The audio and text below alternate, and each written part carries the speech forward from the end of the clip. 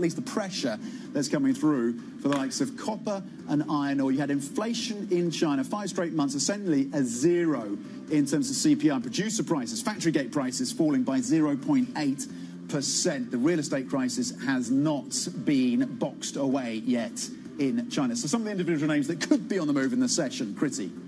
And what is the rate they're going to be into that market open? Specifically when we're kind of monitoring some of that geopolitical overhang, that does mark the market open. The opening trades, I should say, across Europe, right out of the bat, you are seeing the FTSE 100 kind of dragging that line, really straddling that line between positive and negative territory. The DAX right out of the gates, even over in Spain, the IBEX, you are seeing some positivity. So that future story is holding over. We are, of course, waiting for the French index to really open and get all those trades going. But remember, this is important as we talk about that geopolitical overhang. Is this that buy the dip moment for France as we wait to see what a coalition government may actually look like? Remember, in the last 24 hours, we have heard that France's Socialist Party reaching out to Emmanuel Macron's party to try to make some sort of movement together in terms of policy, of course, defeating Le Pen in the election. And of course, the French index open now as well, higher by 0.2%. So, Tom, Lizzie, we are seeing green across the screen in those opening trades. Yeah, not catching up in terms of the losses that came through for the French market yesterday. We saw losses of what?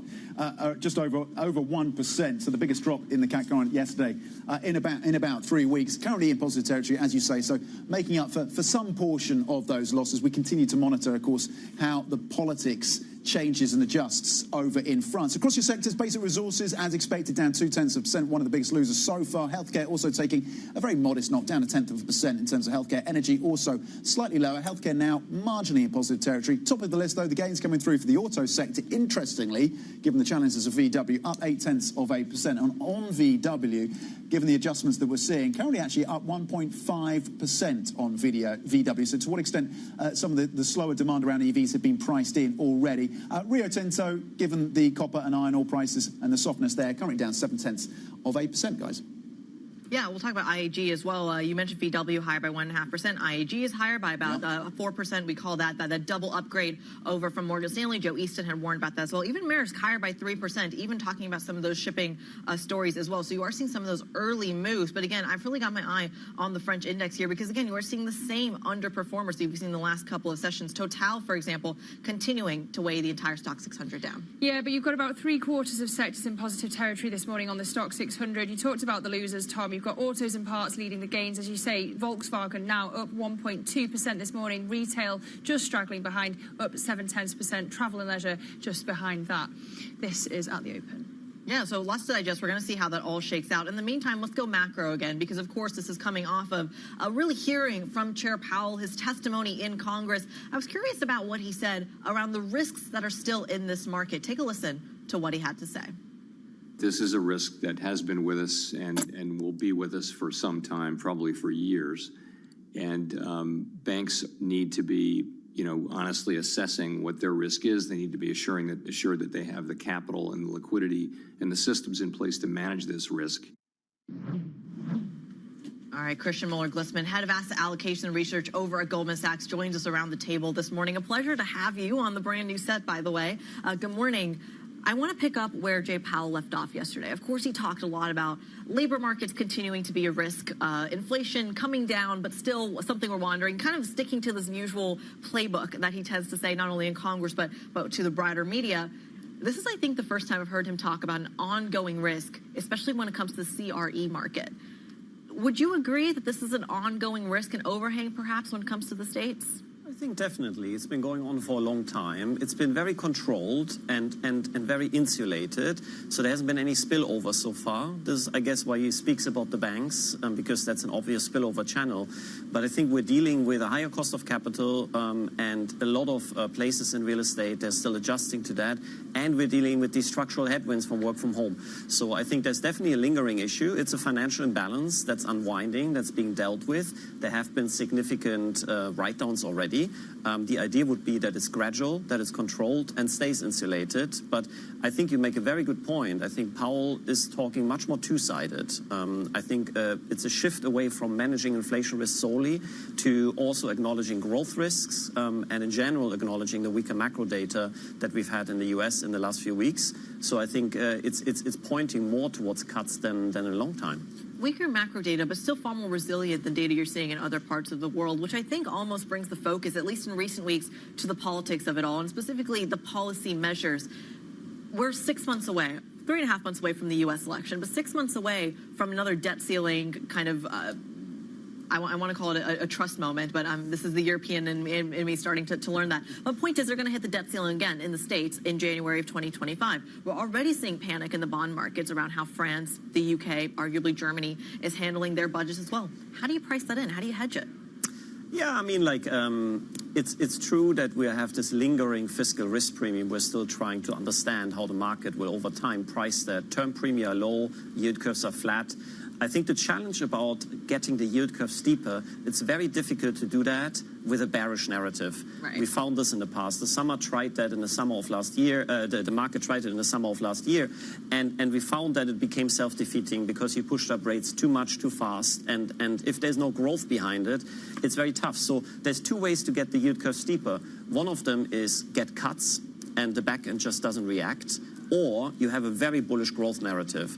And I think the kind of cuts is probably going to be the most important driver. So we will build that fiscal risk premium in the next quarters, in the next years, as the central bank is cutting rates in the front end.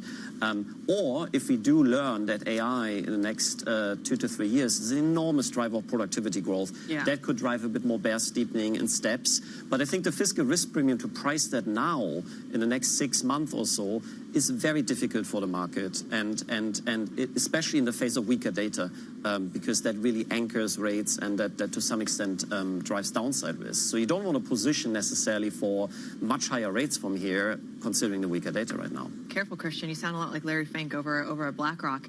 Tom, it's interesting that he's talking about the steepener trade, especially in light of the fiscal deficit, because when we talk about the Trump trade, it's the same trade, even though it's two different fundamental stories, arguably. And the question is as to whether or not the Trump trade, or at least the prospect of a Trump presidency, is inflationary, whether or not the markets have really taken account of that, given you have to take him at least partly at his word when he comes through with his policies, wanting to drastically cut down on immigration. That's inflationary. The 10% tariffs, the tax cuts, stimulatory. So to what extent is there complacency in these markets about the prospects of a Trump president? I think, we're entering the hot phase. I think we know that the market is struggling to price political risk too early on, because political risk in general is something that, as investors, you don't want to put too much weight on. You don't want to shift your portfolio around too much unless you get a bit closer to the event. It's very tough to position around the event. It's very tough to understand the policies before they actually get announced. And yet France reminds you that you can get burnt if you don't position. Absolutely. And I think what we've seen from clients is definitely a preference for the dollar, because the dollar seems to be a bit of a winner in a lot of the scenarios. If you get like a reflationary shift via lower taxes, if you get trade tariffs, if you get like geopolitical uncertainty picking up, the dollar has been popular for people to kind of diversify portfolios, you could say. And a lot of people are long the dollar anyhow via their equity exposure, which is still a large proportion. But I think we're definitely going more in the weeds. In the last few weeks, there's been a big focus on the tariffs. And our economists have done some very detailed work on that. And it starts to open more questions than answers. For example, if you introduce like a 10% blanket tariff, they're saying it could add like 100 basis points to headline CPI. But at the same time, it could actually stagnate or kind of subtract a bit of growth, like 40, 50 basis points. So it's like a stagflationary shock. And then the question is, what actually dominates? Is it the inflation that pushes up rates, or is it actually the growth impact that lowers rates? And that's not 100% clear to us, because you could argue if it comes at a time where the US economy is already growing a bit less, you could say that the growth impact dominates. So there's a few question marks, but what we've been recently focused on is inflation pricing. To potentially look at break-even inflation as a hedge if you're worried about these tariffs. And the market only 2 weeks ago started to price higher break-even inflation. Okay, they're really interesting questions to be asking, even if you're not acting on them yet because of all of the uncertainty around the politics and the geopolitics. But then for now, where does it leave the 60-40 split in your portfolio? I think, listen, as you might remember, we've been quite worried about 60-40 at the end of 2021. We wrote the Balanced Bear research. We said, be careful about that very well-known, well-positioned type strategy.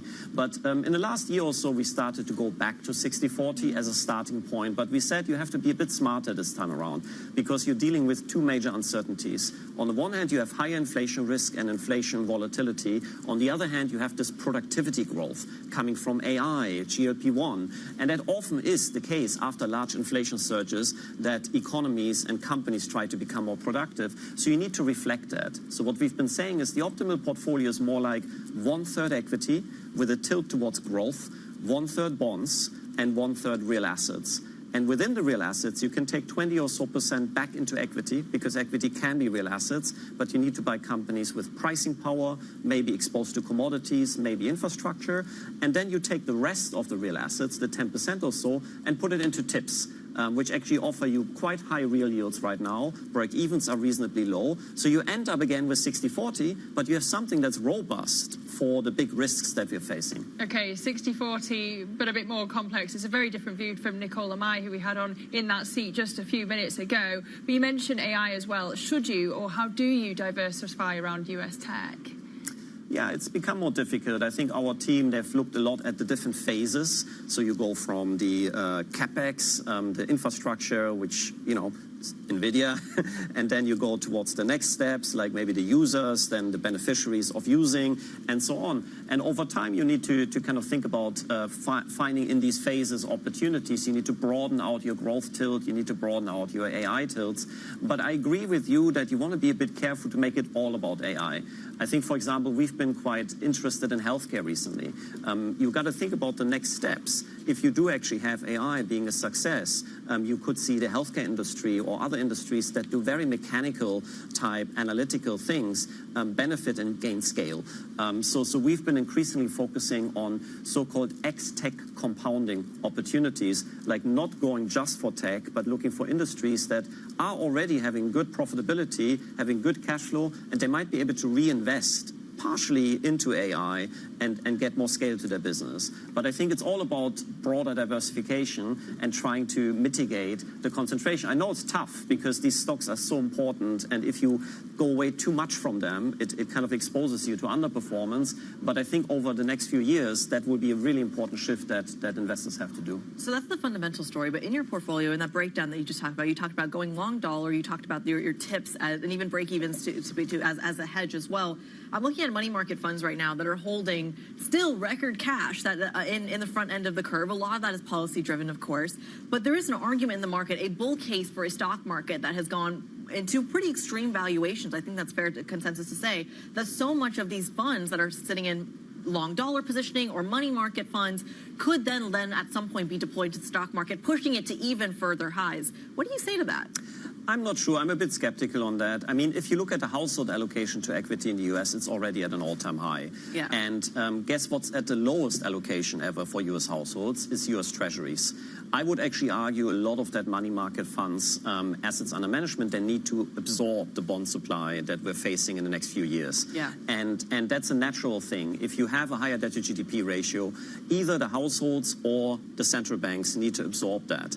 And I think central banks have scope with inflation normalizing in our base case to kind of absorb, but they obviously like to absorb bond supply only in crises, like via QE. Yeah. So the primary absorption channel and the most stable one, as Japan has shown, which has a very high debt to GDP ratio and households own a lot of the bonds, Yeah. the most stable absorption channel is the households. So I would say a lot of these money market funds, especially if they're from households, they will, as the yield curve steepens, steepens, they will extend duration and absorb bond supply. Not much of that might go to equity. So we're hearing about this pool of excess bond supply, arguably, whether it's coming from U.S. households not absorbing it, or whether it's even coming from foreign demand, for example. We were talking about the fund flow coming out of China and into Chinese bonds, for example. But how does that square with some of the data we're seeing in terms of Treasury liquidity specifically, where the yield error has just been on a 6-month kind of climb? How do you square those two? Yeah, I mean, listen, I think we have obviously the change in QT, and that has helped put liquidity back into the system. Tax receipts have been a bit bigger as well. I think net, you're dealing with enough liquidity as it seems. Currently, there's not a liquidity concern. As you were mentioning, there's a lot of money market funds as well. Yeah. So I think to me, the kind of technical aspects of liquidity are less concerning. The most concerning thing is still, as you were saying, fiscal risk premium, term premium being too low, and that occasionally can scare the market, and you have these episodes where the curve bear steepens. We don't think that these type of episodes are likely to be sustained. They will be self-defeating because you need growth to properly bear steepen, and it's much easier to bull steepen. So we're still leaning with that.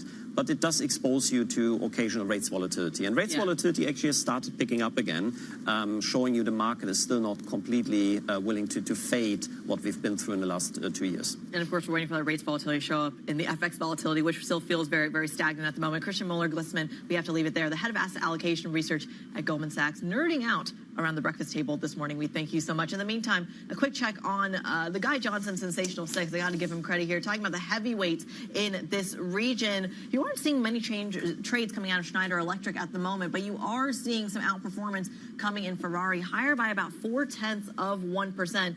The rest of the companies, Nestle, Novo Nordisk, even ASML, only higher by about 1 to 0.2% in either direction. So it feels like maybe the large caps, dare I jinx it, a little bit of a snooze fest. Let's see if there's more excitement in some of the other individual stocks on the move. Joe Easton has that for us. Joe? So one place where there is excitement today is in the shipping space. This Hapag-Lloyd forecast upping their guidance by around €1 billion really is feeding into positivity in the market. Hapag rising 6%, AP Moller Maersk gaining 1.4%. We're also seeing moves in Canaan and DSV, some of the other big shipping companies today. I have just read a contrarian call from analysts over at Warburg, though, and they say that potentially if the Houthi rebel attacks stop in the Red Sea this year, that would then see the shipping rates collapse, and this might actually reverse in terms of the earnings. But for the moment, it's positivity in these shipping companies today. Another area of positivity is defence stocks. There's a company out of Norway giving a pretty positive update. That's Kongsberg gaining 7%, the best performing stock on the Stock 600 this morning. They make defence systems for the Norwegian army and also around Scandinavia as well, and that is a bit of a positive one. The defence peers, meanwhile, they were higher when I punched them in earlier, but they are now coming down a bit. We have had comments, of course, from Joe Biden about Ukraine and also the situation over in the Middle East as well, so keep an eye on that sector today. Then in terms of autos, this one perhaps one of the more surprising moves, although analysts were a bit mixed on their views. Volkswagen actually slightly higher today. Analysts said that downgrade to their guidance was potentially priced in, given they knew that this factory over in Brussels wasn't actually as strong as they had expected before. That's an EV plant that they are shutting down, and they are booking a charge, but that probably priced in. Brought up Porsche as well, because Porsche still own around 32% of Volkswagen, so keep an eye on those two today.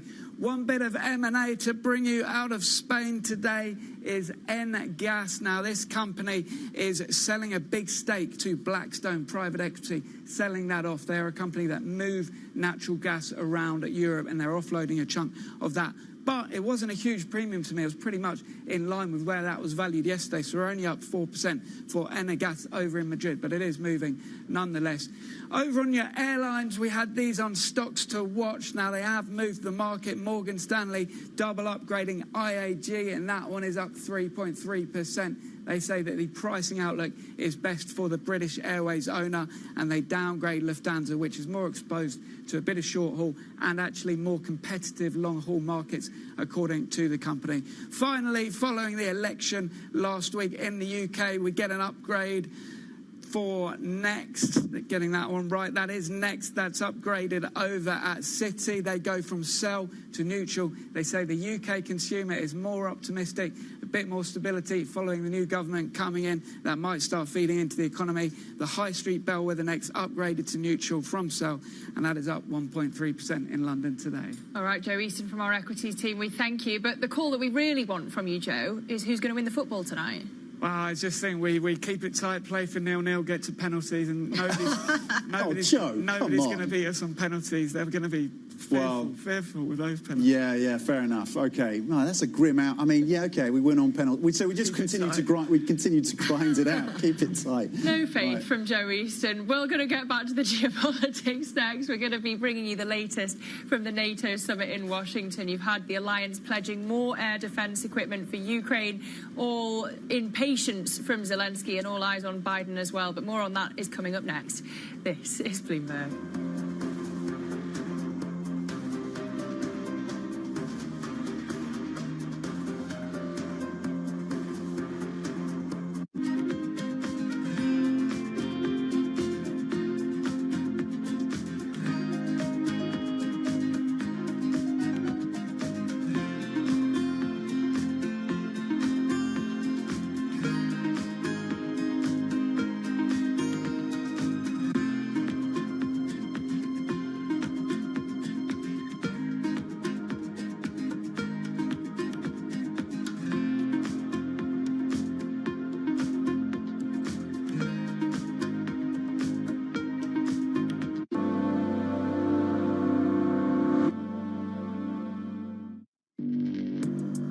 Access the financial world on demand. Hear from leading economists, policymakers, and industry experts via live and on-demand webinars, only from Bloomberg. Start exploring to see what's moving the markets. Visit Bloomberg.com/webinars.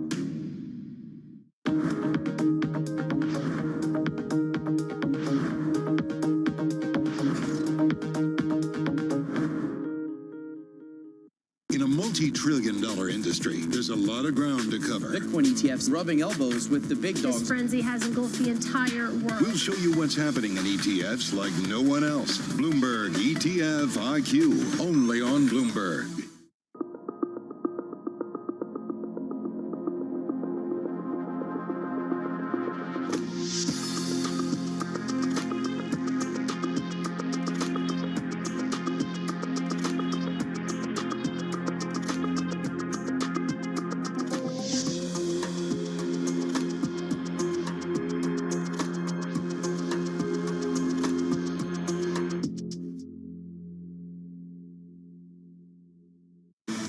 Bloomberg Surveillance covers the latest in global markets and the political events that influence your world.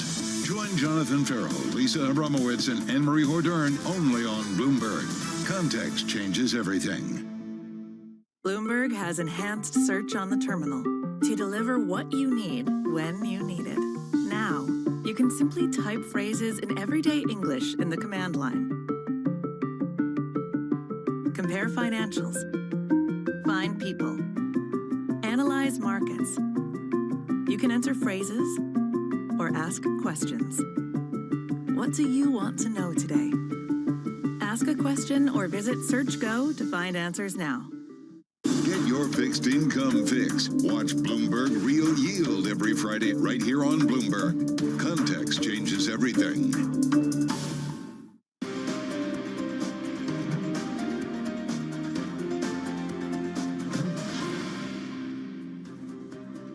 Welcome back to the opening trade. We are 22 minutes into Wednesday's session. European stocks grinding out some modest gains of just shy of 0.2% so far in the session. To the geopolitics now. NATO has opened its summit in Washington by promising 5 long-range air defense systems for Ukraine. The fresh show of support comes even as the alliance resists offering Kyiv a clear path towards membership.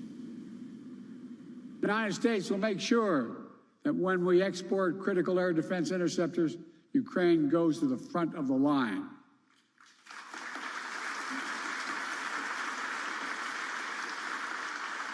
That will get this assistance before anyone else gets it.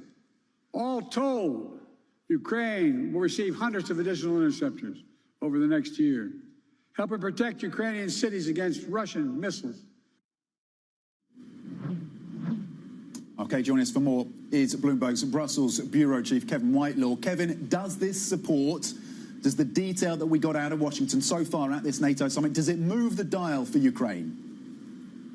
Look, I mean, Ukraine needs every last little bit of air defenses it can get. We saw that again this week when Russian missiles got through and obviously killed a number of people, including an attack on a children's hospital. So Ukraine is looking for everything it can get.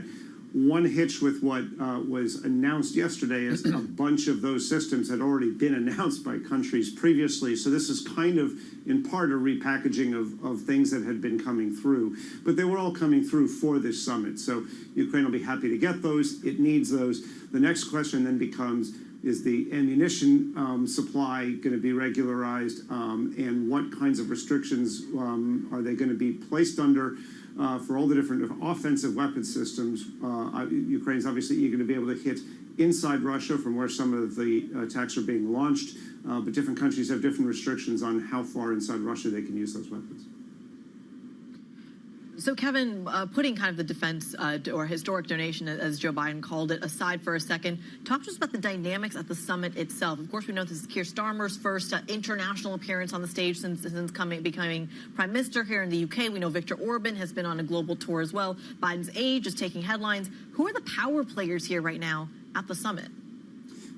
It's a good question. I mean, I think obviously Keir Starmer comes in as one of the sort of ones who's riding high at home. He's the new face. Everyone's going to want to meet him. And he sort of comes in with a little more sort of political strength than really almost any of the other major leaders there. Emmanuel Macron is obviously a little distracted by what's going on at home. I still think, really, as you say, all eyes are going to be on Biden. Everyone's going to be trying to figure out, you know, how is he doing? What's his health like? Is there any chance he can win re-election? Is there any chance he's going to step aside? For Ukraine, that is an existential question because the prospect of a Donald Trump victory is something they need to be extremely concerned about when it comes to the continued supply of U.S. aid, U.S. weapons, U.S. money to Ukraine. And Kevin, you mentioned Keir Starmer. He's playing the hawk, but how long can he get away without giving the detail on when that 2.5% of GDP defense spending target will actually be met? I mean, you know, he has only been in office for a handful of days, so he probably has a little bit of time to try to lay out a plan. But, you know, I think like with all these things, he's going to have to strike fast before, you know, some of that political momentum starts to fade. So I think everyone's going to be looking for those to see whether he's able to achieve that. But he probably has at least a little bit of time to get that done. Well, you can forgive my impatience. It's shared by Volodymyr Zelensky, of course. Thanks to Bloomberg's Brussels bureau chief, Kevin Whitelaw, for the analysis of the NATO summit, which is, of course, ongoing in Washington. 32 leaders from around the world there. But coming up on the opening trade, you do not want to miss our interview with Rhian Marie-Thomas. She's CEO of the UK government-backed Green Finance Initiative and chair of the National Wealth Fund Task Force, which, of course, is expected to be crucial to Keir Starmer's vision to grow the UK economy. That conversation coming up next. This is Bloomberg.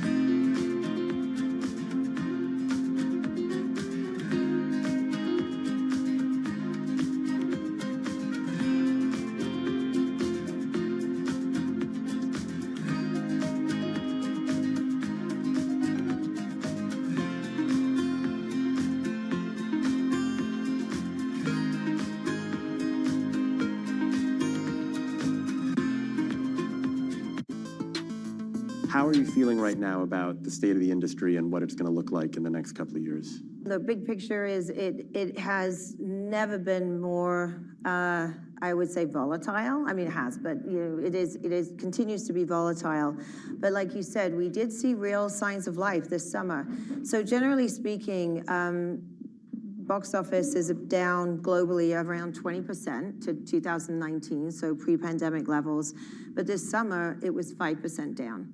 right? So it would suggest that even though there were winners and losers of this summer, and obviously we had the two big juggernauts with Barbie and Oppenheimer, you know, movie-going begets movie-going, right? So when there's a season filled with, you know, good movies that people want to see, you know, I was made to feel pretty optimistic about what we saw in the summer. It's the world's second largest economy with a growing influence in global affairs. But geopolitical uncertainties, deflationary pressures, and questions about foreign investment linger. Bloomberg, The China Show, brings you the unmatched expertise you need to keep track of breaking news, in-depth market analysis, and the most influential newsmakers in and around China. Bloomberg, The China Show. Weekdays around the world, right here on Bloomberg. Context changes everything.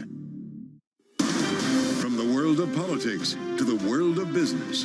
Every weekday on Bloomberg TV and radio, hosts Joe Matthew and Keely Lines deliver news, insight, and analysis from and about politics' biggest power players. The president has been clear that is non-negotiable. I mean, this is going to be an ugly, ugly year. Balance of Power, live around the world every weekday, only on Bloomberg Television and Radio. Context changes everything.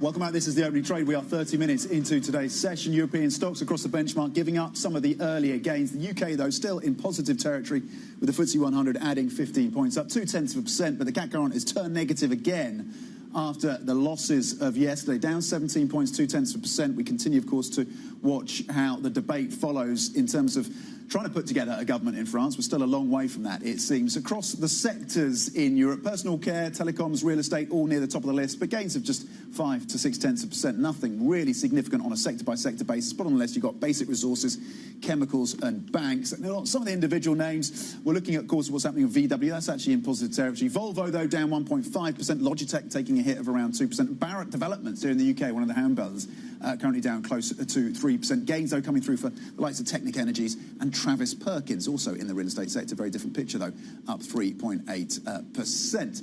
Now, talking of the UK, there is a task force that's being put together. There's a national wealth fund that's part of the plan with this new government. I know you've been looking into this, Lizzie, the significance and to what extent our firepower around this national wealth fund has been constrained by the fiscal picture that we face. Talk to us about what's being considered, what the government is trying to put together, why it's significant, how it ties into the green revolution, all that stuff. Yeah, the whole point of this is that the government's going to stump up about £7 billion, the new Labour government, of course, and then it wants to try and attract private investment to try and build jobs, green jobs, and then boost growth. And economic growth, of course, the key theme for this government. And the point is that that growth would spare the Chancellor, Rachel Reeves, a difficult choice between tax rises and spending cuts. That's the hope. But you've had this task force on the National Wealth Fund making a report, doing a review at how best to run this thing, and it's concluded that even if they stump up £7 billion, it's going to leave a £35 to £57 billion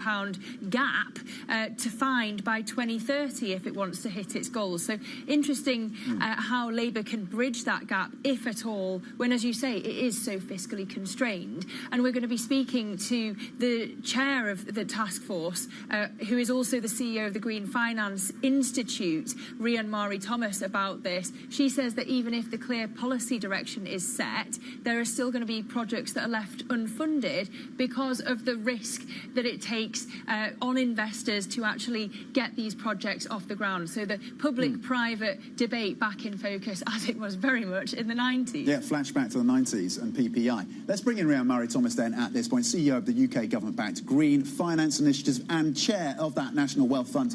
task force. Really great to get you on the show, Ryan. Thanks for joining us. Let's start with that question then. The report suggesting that about 57 billion pounds is needed between now and 2030 to kind of implement the changes we need to see, far more than what the government's got at hand, 7.3 billion or thereabouts. Where do you see the rest of that capital coming from? So thank you so much for having me on. 7.3 is obviously a significant figure, especially given the fiscal headroom we have at the moment. But the answer to your question is this is all about private capital mobilization. So the 7.3 is very much a strong signal of the industries that the current government want to see growing, the new industries of the future. But as you say, 7.3 pales into insignificance compared to the 50 billion that the Climate Change Committee has said we're going to need, and 57 billion, I think the Bloomberg numbers say we're going to need per annum. So the key here, this is all far too big for the public purse. Public purse needs to be used in order to catalyse private capital. And that is why the National Wealth Fund has been set up. And I think we should probably think of it more as a sovereign-backed green catalytic fund, although I think it might be a little too late to change the name at this point. But a catalytic fund that's able to provide guarantees, that's able to provide off-take support, that's revenue certainty mechanisms that will be able to bring that private capital to bear. Okay, the Green Catalytic Fund. There we go. That's the headline. You've just rebranded it for us, Rhea Murray. In terms of getting that capital on board then, and you say, look, the state funding is going to be that catalyst to bring in the private investors, give that assurance that these are going to be less risky bets. What are you hearing from private capital? How much appetite is up there? Because there is an urgency around this. Absolutely. So, everything that we've put into the report, into recommendations that led to the launch yesterday, was all about focusing on private capital mobilization. And obviously, the task force comprised leaders of a number of leading banks, leading pension funds and large investors. And we consulted more broadly, obviously, than just the task force members themselves. The private markets are, in theory and in principle, committed to investing in these industries of the future through their net zero targets. But as I think your colleague was mentioning earlier, there are still risks, particularly when it comes to first-of-a-kind technologies and some of these larger infrastructure projects that really do need to be for the government's account in order for us to actually get over that initial investment hurdle. We have a fantastic example in the UK of how we did this a number of years ago with building the green offshore wind industry, which now employs tens of thousands and is financed through institutional investment, even though initially it was seed funded through the Green Investment Bank, which is obviously a government-backed vehicle. Okay, so you may need to give confidence to private investors to go into those sectors. Just coming back to that £7.3 billion figure, Rhea Murray, when you compare that to the oodles of cash that sovereign wealth funds in the Middle East and the Nordics are throwing at these projects, how does the UK even compete on the global investing stage? And I think, and you're right to make that comparison, but I think in order to attract finance, it isn't purely around the actual catalytic capital that government's putting forward. It's also to do with planning and electrification of the grid and meeting the skills gap and making sure that we've got the supply chains in order. And already we're just seeing in the first few days of this new Labour government an intention to tackle a number of those things. And so this is a powerful signal in order to mobilise more of the private capital, but it cannot be done in isolation. We need that holistic approach. And Tom mentioned the concerns around PFI, the Private Finance Initiative back in the 1990s. It had this bad rep for being bad value for taxpayers. How do you stop this becoming PFI 2.0 and having all that reputational image as well? Well, I think one, learning the lessons of the past is obviously a key thing. And secondly, making sure that we've got the private investors and we've got the right caliber of people involved right from the outset, people that have got experience of investing in these types of industries, into infrastructure, into first of a kind, that have done that perhaps in other jurisdictions. But this is genuinely a call for real collaboration between the public sector and the private sector. so that we can create these new industries, create new asset classes, and create opportunities for investment. I think it's a pretty exciting day. So much of that, though, is based on the idea that private funding is actually going to come through. When Rian, Mari, I have to mention that when we look at the economics of this all, this is only works. Private markets only work and are only thriving right now because the consumer globally is looking very resilient. There are risks to that, and even in the private capital markets, there is real concern about whether all that snaps in just 6 months' time. How can you be so sure that that funding is going to be there in 6 months' time? So you're right. There are obviously geopolitical and macroeconomic concerns that will impact all investment. But what we do know is against that backdrop, there is now the race to net zero has become a race for investment, as we've seen. In the US, 22% increase in clean energy investments over the last year, and obviously the 700 billion or so that Bloomberg New Energy Finance have indicated that China spent on this agenda last year. And you see the European Union with their Green Deal also making sure that this is now a race for those industries, for those jobs, for the route to prosperity. So your concerns are absolutely valid, but sitting back and not actually trying to take these proactive steps to actually attract that capital into these industries, into the UK, I'm afraid is not an option. What about attracting talent to the NWF? How are you going to make sure that they get the caliber of people needed to get this mission over the line? Has the government said that they're going to relax the pay and procurement constraints to get those people in? Well, you've seen that is one of the recommendations that is in the report that was put forward to government.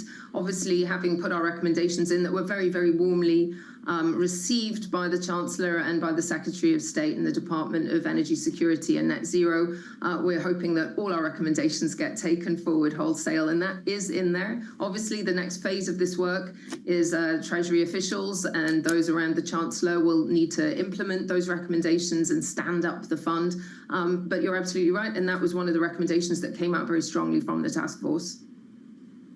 Okay, Rian Murray-Thomas, Chief Executive of the Green Finance Institute. Great to have you on the programme as we look towards that policy agenda of the Labour government, hitting the ground running with an absolute blitz of policies in just the past few days. We thank you for coming up on the opening trade. You do not want to miss our next interview. It's with Matteo Renzi, the former Italian Prime Minister. That's coming up next. This is Bloomberg.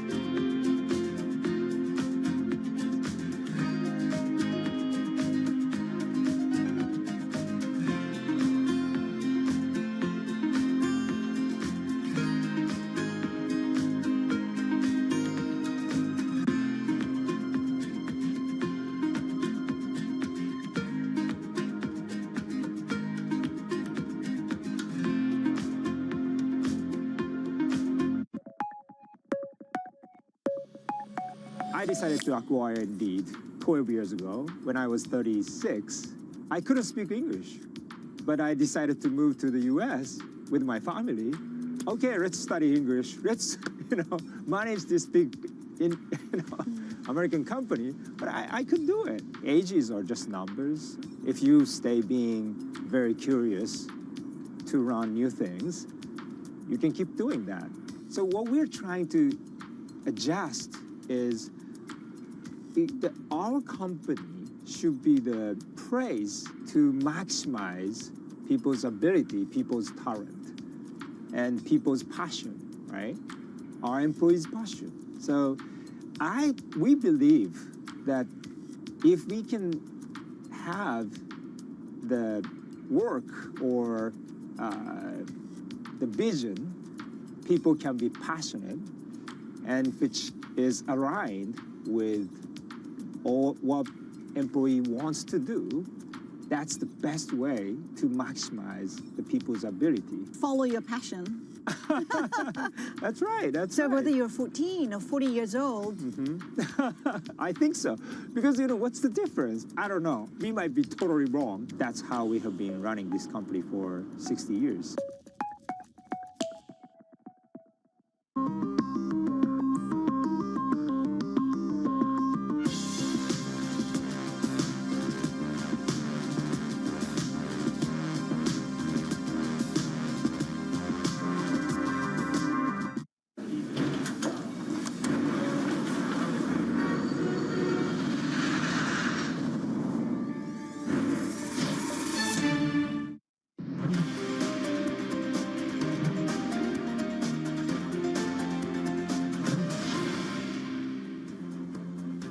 Welcome back to the opening trade. We're about 43 minutes into today's session, seeing a little bit of a mixed picture when you look at what the indexes are doing. Some outperformance right here in the K and the FTSE 100, but it feels like right now, as we're navigating some of these policy implications, even the monetary policy as well, it really is the geopolitics that are an overhang over it all. We have the perfect guest to talk about just that. Joining us now, Matteo Renzi, former Italian Prime Minister and leader of centrist political party Italia Viva. A pleasure to have you around the table this morning. Look, I'm tempted to ask you about the States, but we'll put a pin in that for just a moment.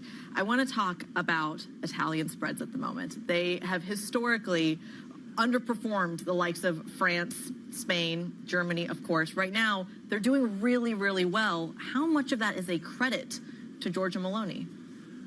I believe there is a stability in Italy, and that is very strange because usually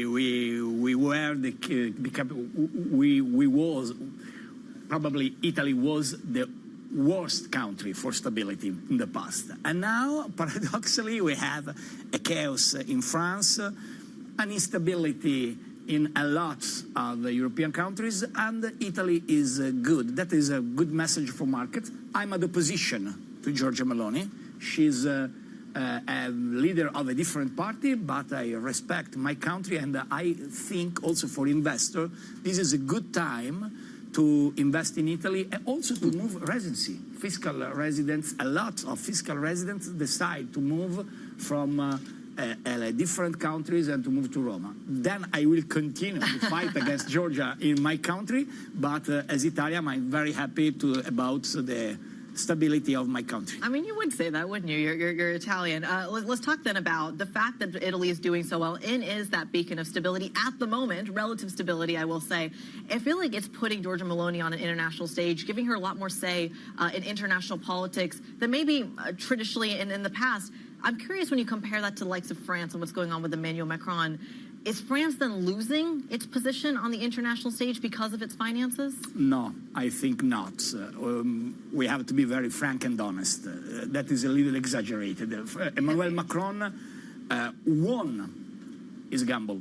A very complicated, very chaotic situation in France, but Emmanuel Macron decided to accelerate the call early elections because that was the only solution for him. Because in case of September, if without this decision, the risk for Macron was lose the majority in the Assemblée Nationale in September for a complicated rules of the French situation. So now Macron won with a very Machiavellic, if we think about Italian history, it's a very Machiavellic operation. It was great in that. Now there is a government, not easy to do, but there is Emmanuel Macron very strong in the international stage. For Giorgia Meloni, the problem, she have an alliance in Europe very wrong. And for that, she was out of the top jobs in the European Commission debate. So she's stable in Italy, but she's not so strong and relevant in Europe. Has she charted a path, though, Meloni, for the right? She's shown how it can be done. She's been elected with that strong mandate domestically in Italy, with that right-wing rhetoric and those policies. Then she's adjusted. She has shown the playbook for how the right can follow. I believe in Europe, right lost are traditional family, because Orban and other friends of Orban decide to create a new parliamentarian group, and Meloni was isolated, absolutely alone. It's interesting to understand why that happened. That happened because Orban, Salvini, Vox, and others have a platform very near to Russian positions, and Meloni maintained a position very pro-USA and pro-Western alliance. So I think the decision of Giorgia Meloni in this case is absolutely correct. But today, if you look at the numbers of European Parliament, the far right is so divided, and I believe if you look at the results of European election, a lot of journalists and also politicians, now it's time of far right new government. No, in Europe everything remains exactly as last time. You don't feel lonely as a centrist? The centrists, it's complicated. Centrism is the key to win the elections. Also in the time of extremists, also in the time of populism and sovereignism. But the problem is the way. For example, in UK, when Starmer decided to have a different platform with respect to Jeremy Corbyn or Ed Miliband, he won election. 34% of the vote. Almost 70% of the vote went elsewhere. And the reason of victory in UK is the change of platform for Labour, and at the same time, I think the presence of Nigel Farage in a position who reduced the number of votes for Conservative Party. But that depends on the single electoral law. And for that is important to be Machiavellic, because if Emmanuel Macron won his gamble is exactly because he used the second round. In the first round, Marine Le Pen won, but in the French system it's different. Meloni won in Italy because there is only one system.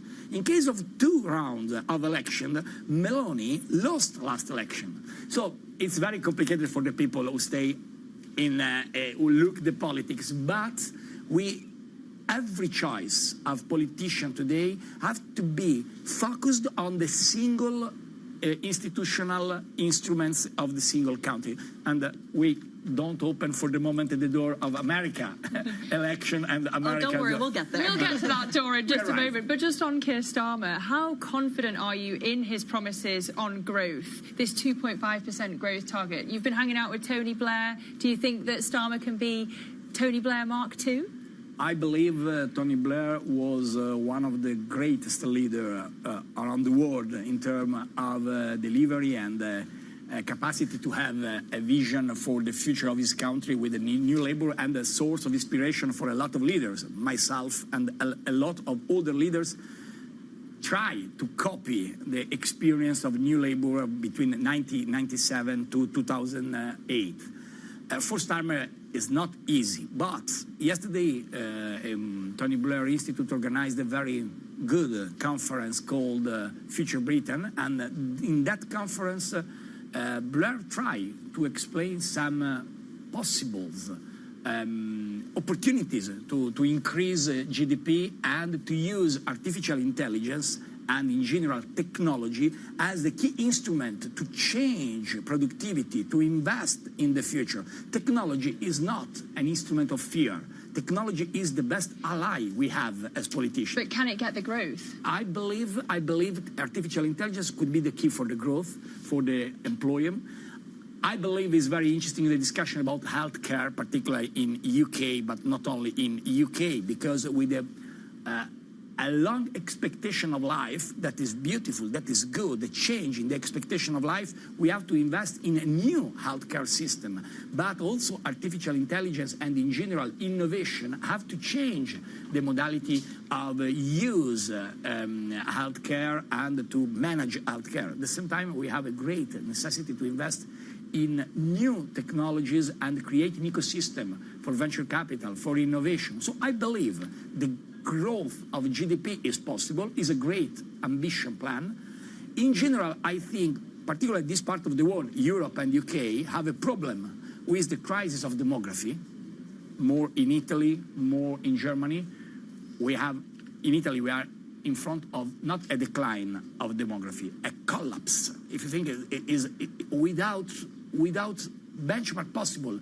When I was born in 1975, 1.1 million of new babies born every day. Now, 0.4 million. 1.1 million. Are you suggesting more immigration for Italy is needed? I believe the real problem of Italy is not immigration. Also, if the far right continue to push in this direction, the problem is immigration. The people who leave Italy, the young people who stay now in London, who stay in the United States, after graduation, after they finish all the studies, they decided to leave Italy. That is our problem today. And I think we have to change the modality to give the message about Italy. Italy have to become a lab and not a museum. But the immigration conversation that you're talking about, the demographic conversation you're talking about, is something that applies in every part of the world, including the United States. You've been very vocal, and I have to bring it back to this conversation for time. You've been very vocal about what the possible result of this U.S. election may look like. You've worked with Barack Obama, you've worked with Joe Biden in your time in office as well. You've publicly said that Joe Biden doesn't have what it takes to win this election. Who does? I have great friendship and admiration for Joe Biden, for his personal life. Yeah. I believe he was a great man in terms of public service. I have I pay a tribute of gratitude for the job he did when I was prime minister and he was vice president. So I'm friend of Joe Biden. I think that it's time for him to leave because we know, particularly after the terrible debate on CNN 10 days ago, 2 weeks ago, I think it's clear the message. The people don't look the reality, don't look the facts, don't look the quotes of President Trump. The people look the situation, the physical situation of Joe Biden. But and for that, I think he have to leave. Who does he leave in favor of? Kamala Harris, Gavin Newsom? Is there a name that you would replace him with? I think I'm the last one who can give him a name. But if you ask me about a skill and an idea, I think for Democrats, in case of in case of not new candidature of President Biden, the only possibility, for my humble opinion, is choice a man or woman out of the box, not Kamala, because also polls show a business leader. Then you're maybe why not? Like a Democratic version of Trump. If you think about if you find a leader of financial world, business world, also governor, able to give a message very, very strong. I'm ready to defeat Trump in economy. That could be a great asset for the electoral campaign. Of course, we have 5 weeks before the convention in Chicago of Democrat. And I'm not sure that could be possible. I'm not sure that there is a you specified the economy. I'm putting you on the spot here, 20 seconds. Would Trump be good for the economy? Trump, of course, the problem of Trump, the only thing predictable with Trump, is unpredictable, his presidency. Because Trump is able to do every type of agreement. Yeah. You know what he did in the foreign politics. He's ready to do everything he consider right in his mind. So I'm not in condition to have a prediction, but I believe nobody could predict what Trump could do. And that is not necessarily a good thing. Matteo Renzi, we'll leave it there. Former Italian Prime Minister and leader of centrist political party Italia Viva, giving us his thoughts on the geopolitics around the world. That does it for the opening trade. The Pulse is up next. This is Bloomberg.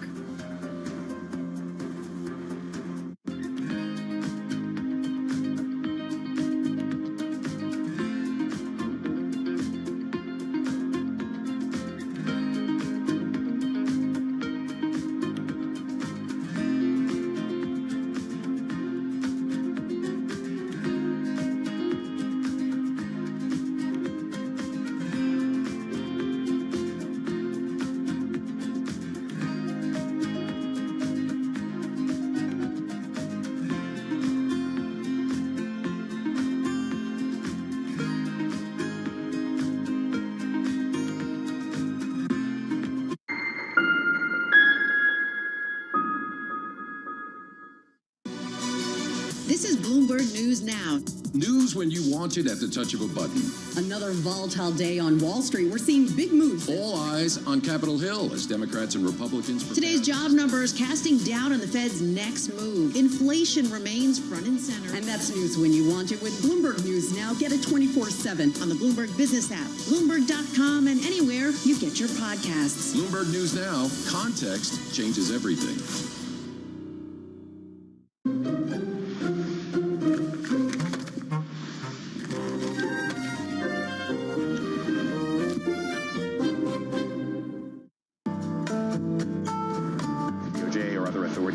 Could face bigger challenges next. It was going to keep rate World Cup. This is a 3 as the economic picture covering the intersections of Hollywood, Silicon Valley, and beyond.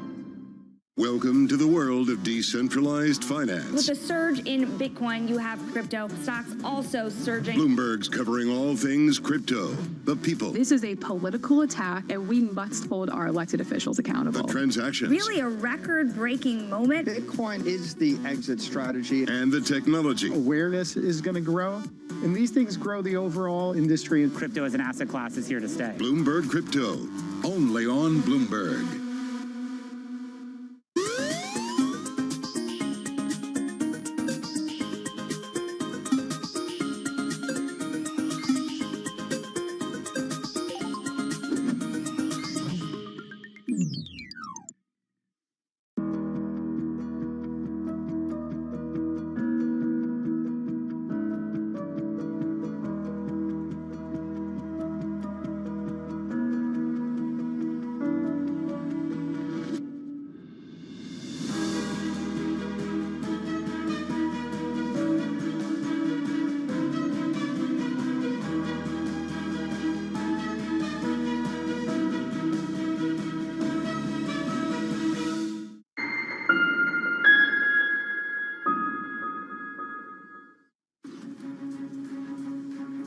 Jay Powell tells Congress that Fed officials are increasingly wary of potential risks to the labor market and warns inflation is not the only challenge facing the central bank.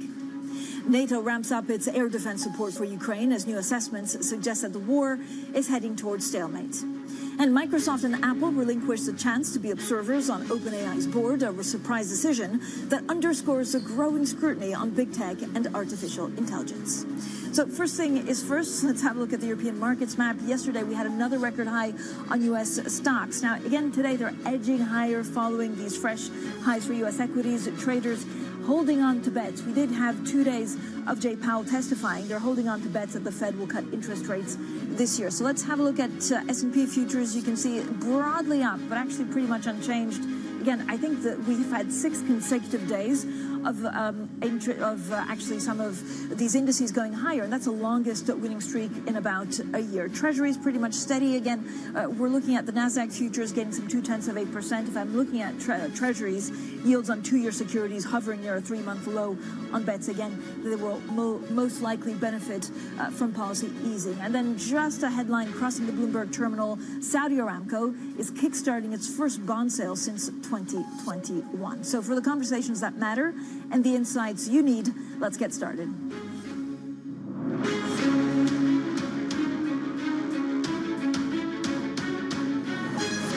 Newsmakers and market movers. This is The Pulse with Francine Lacqua. Well, good morning, everyone, and welcome to The Pulse. I'm Francine Lacqua here in London. So we've got a host of top guests this hour, including Noubar Afeyan, the founder of Flagship Pioneering and co-founder of Moderna. Plus, we're also joined by Giuseppe Lavazza, the chairman of the Italian Coffee Roaster.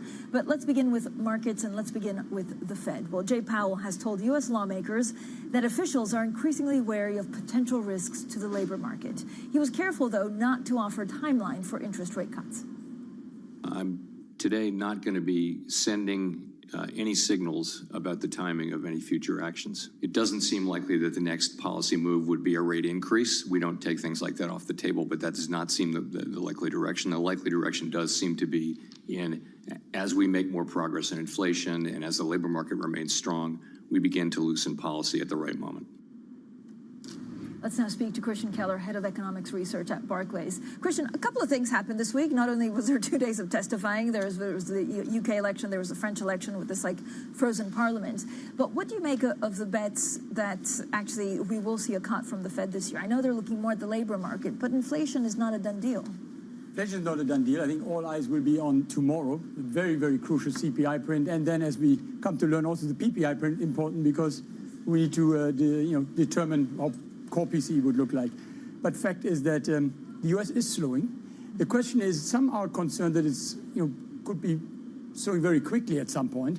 We are more of the view that this is a cooling and to some extent moving into an equilibrium, in particular on the labor market. But it does give the Fed now the room to say, look, inflation is moving into a path where we could try to cut. And Powell, while he has been careful not to say when they would cut, but he has been emphasizing the dual mandate. He has been emphasizing unemployment already for some time. That's at 4.1 now. That's up from 3.6 at some point. So it looks as if September is truly live for a first cut. Is that also because of the election? Actually, they have a smaller window because of the U.S. election November 5th to try and calibrate it. Frankly, we don't think the election plays a big role. It is on everyone's mind. So everyone who's on the committee, on the FOMC, does know that there's an election. But if you look at the path, a cut in September, cannot really help the real economy anymore. If they had wanted to do that, they would have had to cut much earlier. So we think they will not. It will not depend on the election. It will depend on the data, really, in the coming few months, the prints on CPI and PCE. Christian, I love your global research note called Voters and Workers, because basically politics remains central. It's extremely difficult, though, to weigh through it. When's the right time to start assessing some of the possible Trump policies and what that does for tariffs, the U.S. economy, and the globe? That's a very fair point, because markets look at this. They know the 5th of November is very crucial, but they don't know yet how to price it. I think for the market there are, as you mentioned, there are 3 key policies. It's the tariffs, it's migration, and then the third one is the fiscal.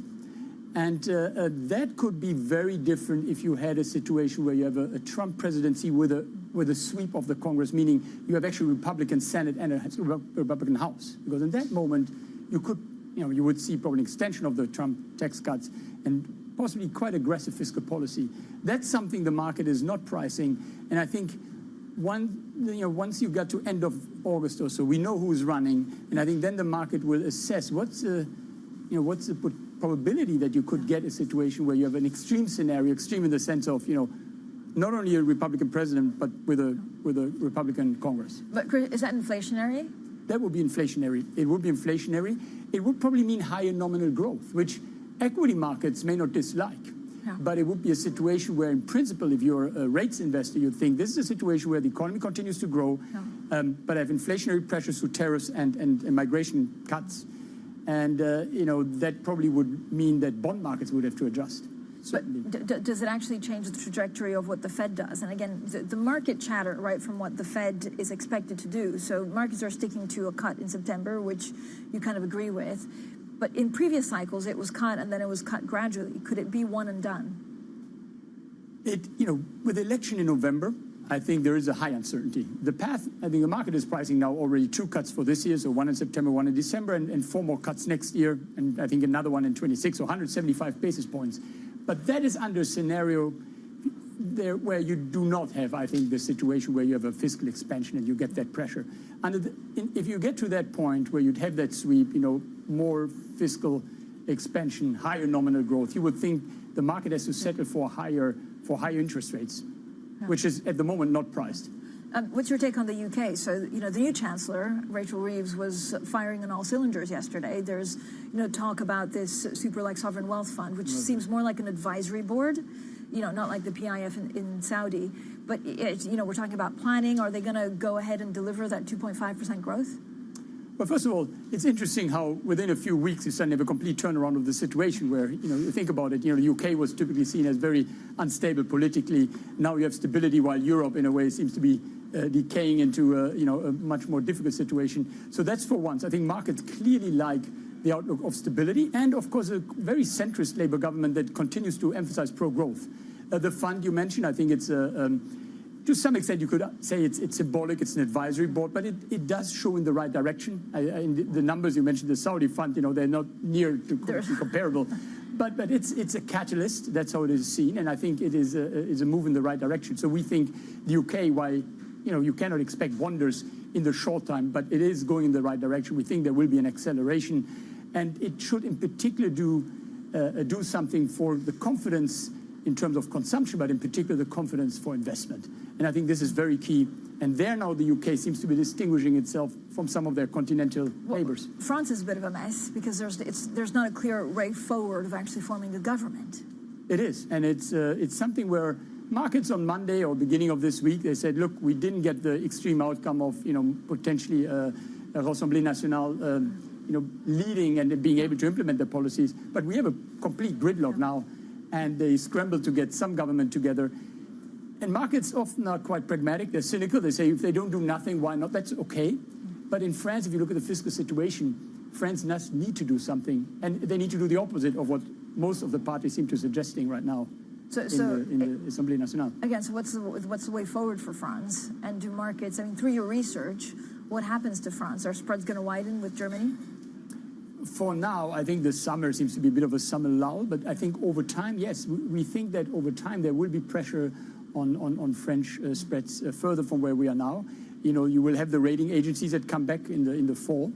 And already if you talk to markets, there's some people saying, look, French and Spain spreads are very close. Why should Spain not trade inside of France?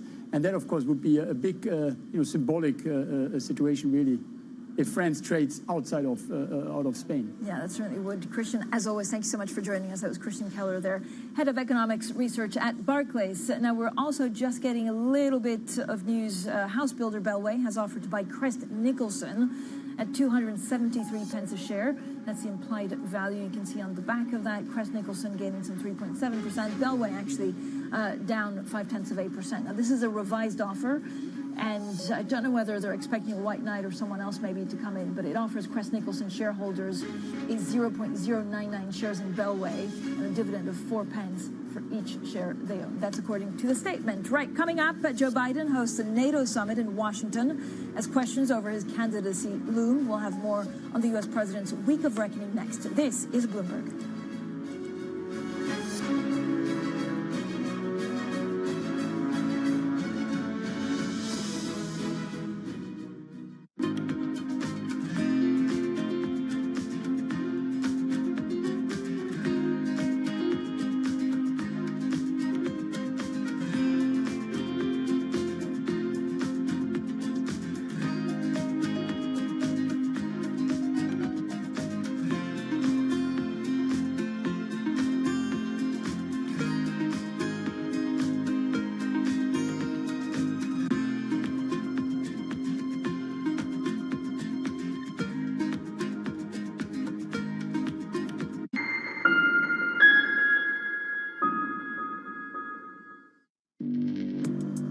Access the financial world on demand. Hear from leading economists, policymakers, and industry experts via live and on-demand webinars, only from Bloomberg. Start exploring to see what's moving the markets. Visit Bloomberg.com/webinars.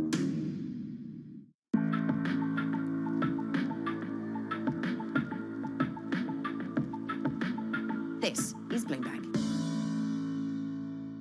Always on the heartbeat of the tech spread across global markets. The real-time data aspect is going to be important. We're going to bring you expert analysis on that. Sure. Don't miss Bloomberg's interview with the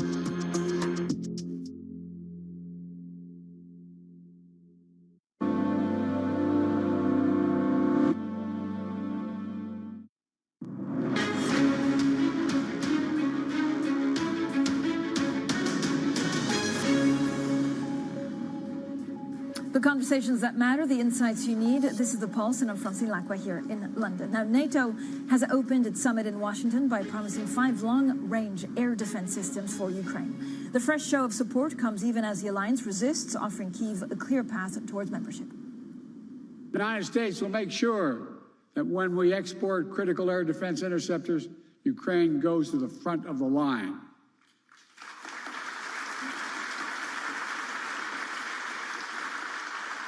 They will get this assistance before anyone else gets it. All told, Ukraine will receive hundreds of additional interceptors over the next year, helping protect Ukrainian cities against Russian missiles. Now, speaking ahead of the NATO summit, Latvia's foreign minister has told us Ukraine must define its vision of victory in the war. Take a listen. NATO is a defense alliance. It has a particular meaning. It's a political military alliance, the only of its kind. So the primary purpose of that is, of course, the defense of allies. So there is a lot of change that is happening with Russia's attack on Ukraine. So we have moved from out-of-area operations where we had choice of sending people to Iraq, for 6 months and then rotating them again, to a collective defense, back to collective defense, what we had in the Cold War times with General Eisenhower establishing the basis of that after the Second World War. So defending allies, having troops in place, having capabilities, having command control in place, ability to reinforce and so on and so forth. So that package is the most important outcome. It goes hand in hand with support to Ukraine, obviously, because what Russia is doing in Ukraine is something that is considered a threat to all allies. So supporting Ukraine in its liberation fight is crucially important. They are fighting for freedom. That's what we all are there for. We all want freedom, right? So winning Ukraine is very important for all of us. And then, of course, working with a wider range of partners from Indo-Pacific, for example. They will be here for the summit to address other challenges and threats, such as, challenges from China, constant cyber attacks you would have seen, trying to change the balance of power globally. So that is also important for all of us, because it's not just about Russia's conventional war, it's also about the challenges to all of us, to who we are and how we function as democracies. There's a conversation, of course, in Europe right now about levels of commitment when it comes to Ukraine, but also NATO more broadly as the alliance. Because of your border, you're on the front lines of protecting democracy as a NATO member. Do you worry about a fissure in European politics, having seen elections recently when it comes to this issue? Well, NATO has had a borderline with Russia since it was established in Norway and other places. So now it's longer. Now it's Finland joins. The Baltic states have been bordering Russia since we were established 106 years ago. And since we joined NATO 20 years ago. So we are all peaceful countries, but we want to continue being peaceful countries. So that's why we established that defense capability together with the US. And US is an essential member of that alliance, so that link is crucially important. Well, that was Latvia's foreign minister on NATO's priorities as world leaders meet for the Washington summit this week. Coming up, expect coffee prices to keep rising for at least another year. That's the view of the chairman of one of the world's leading coffee roasters. We'll speak to Giuseppe Lavazza next, and this is Bloomberg.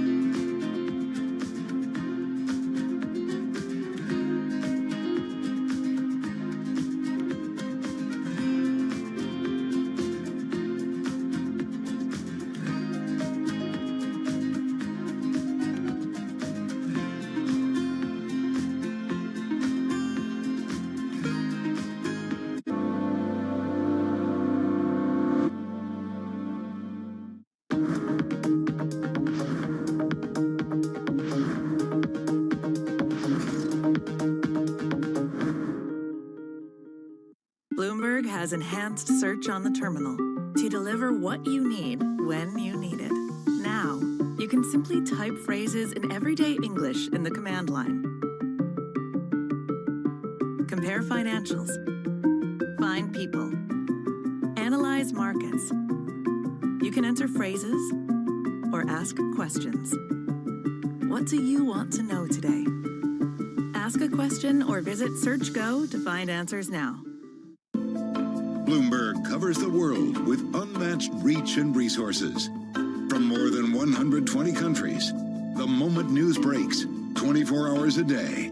Bloomberg, context changes everything. It's the world's second largest economy with a growing influence in global affairs. But geopolitical uncertainties, deflationary pressures, and questions about foreign investment linger.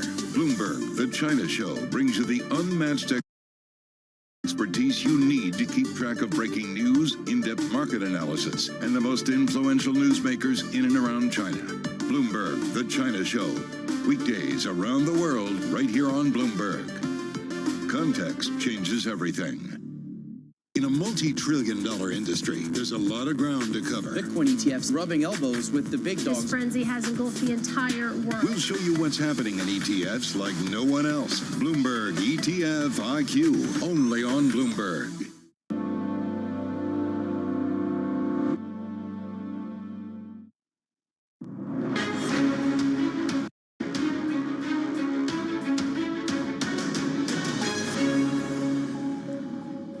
So coffee roaster Lavazza says bean prices will keep rising until the middle of 2025 due to supply shortages from key growers. Now, with new deforestation regulations also taking effect, European consumers are set to pay even more for their caffeine hit. Now, joining us now is Giuseppe Lavazza, chairman of the Lavazza Group. Giuseppe, as always, thank you so much for joining us. Disclaimer, I'm the hugest coffee fan, probably this side of London. Are you selling the same amount of coffee around the world, or have higher prices meant people are holding back? So far, until the end of 2023, our volumes are stable because we are able to adopt a strategy that mitigate the effect of cost increases, just reducing our margin. So far, good in volume, good as well in value. But for example, in UK, last year, the market grew about 6% in value and dropped 4% in volume.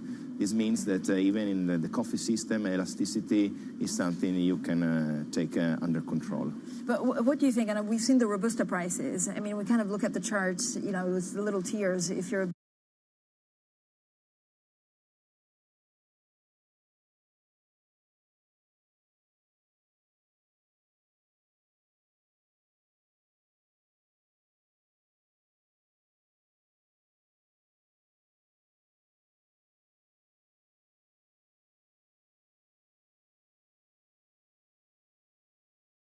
big coffee drinker, Arabica also looks like it's going to a 10-year high.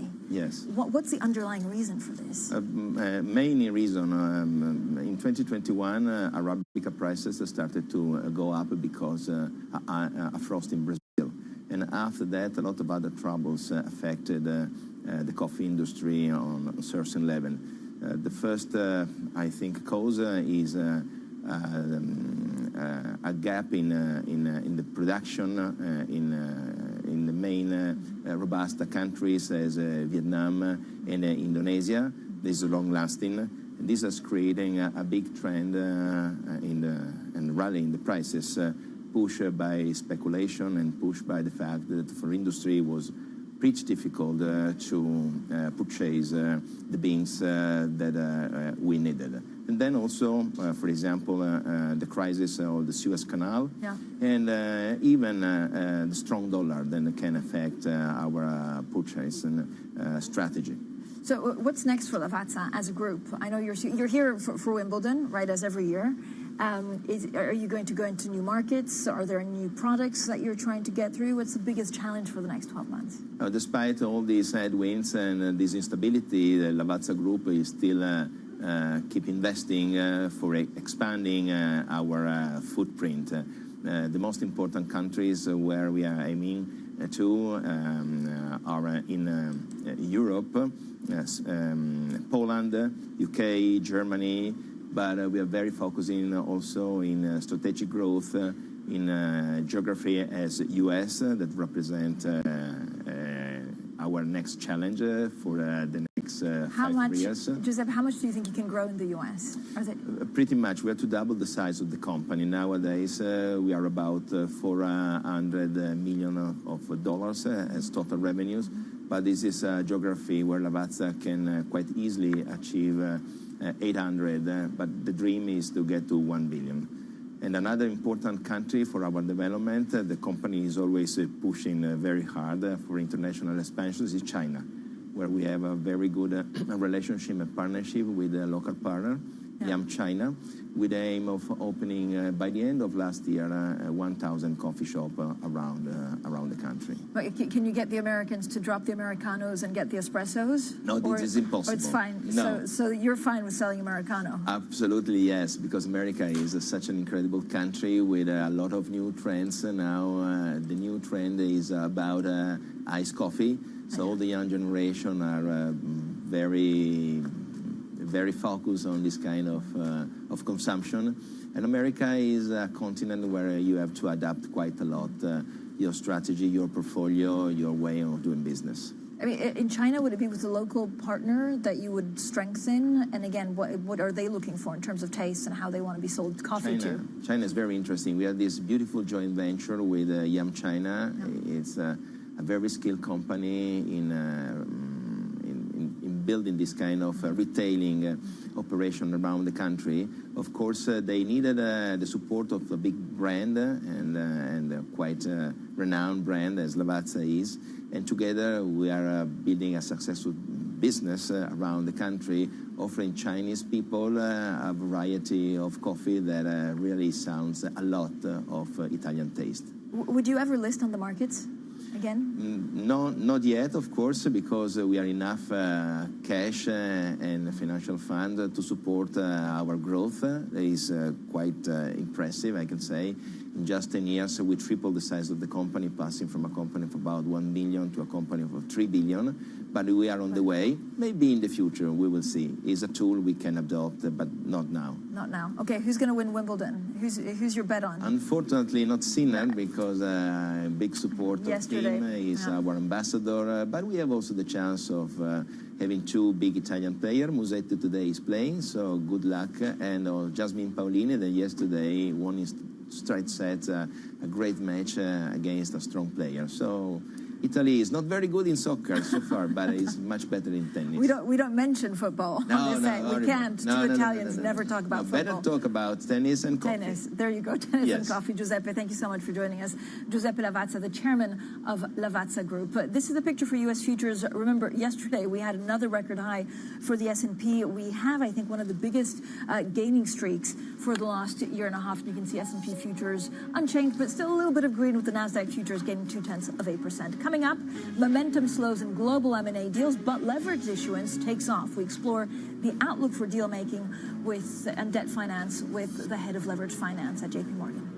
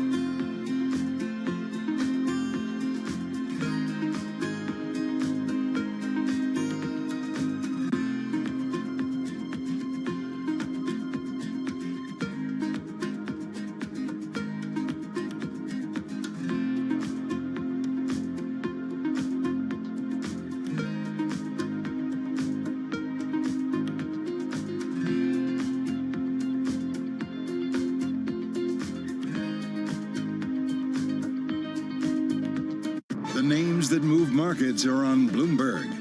You know, with all due respect and thoughts and empathy and sympathy for the people who are suffering at the moment, and there are plenty. It's not just Ukraine and Gaza, it's in many other corners of the world as well. But I'm constantly surprised by the level of resilience and the capacity to actually bounce back from those traumas.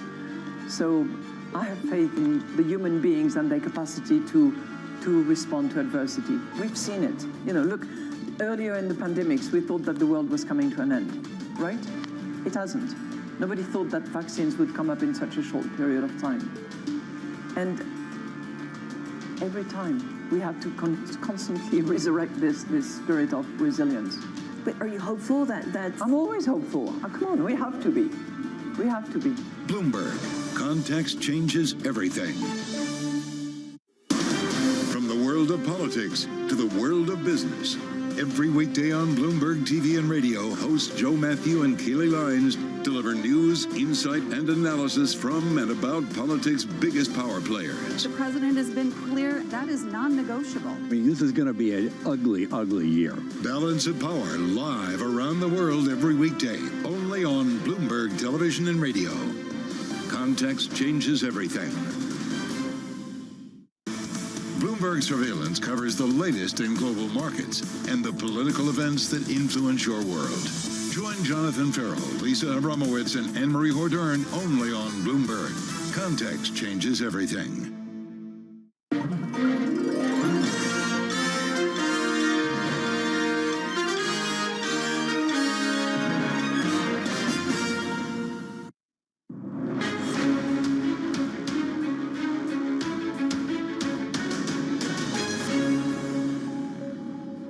Well, good morning, everyone, and welcome to The Pulse. I'm Francine Lacqua here in London, and these are your top stories. Jay Powell tells Congress that Fed officials are increasingly wary of potential risks to the labor market and warns inflation is not the only challenge facing the central bank.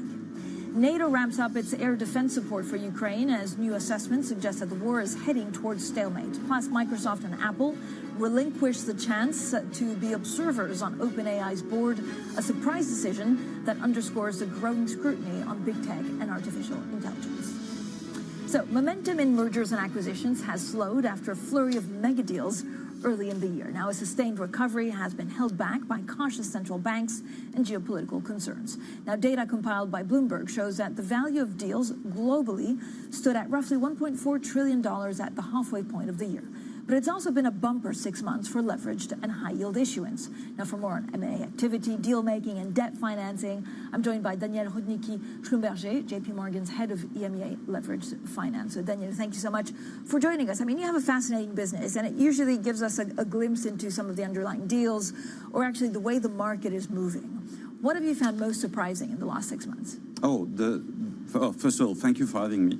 We just came out of an extraordinary 6 months, actually the busiest 6 months ever in leveraged finance. We had more than 170 billion of leveraged loan and high yield priced. Why is that? Leveraged issuers, borrowers, have rushed to the market to refinance, extend their maturities, lower their cost of debt, take debt to pay dividends, improve their cost of capital, refinance direct lending into cheaper syndicated loans. It was really a flood of issuance.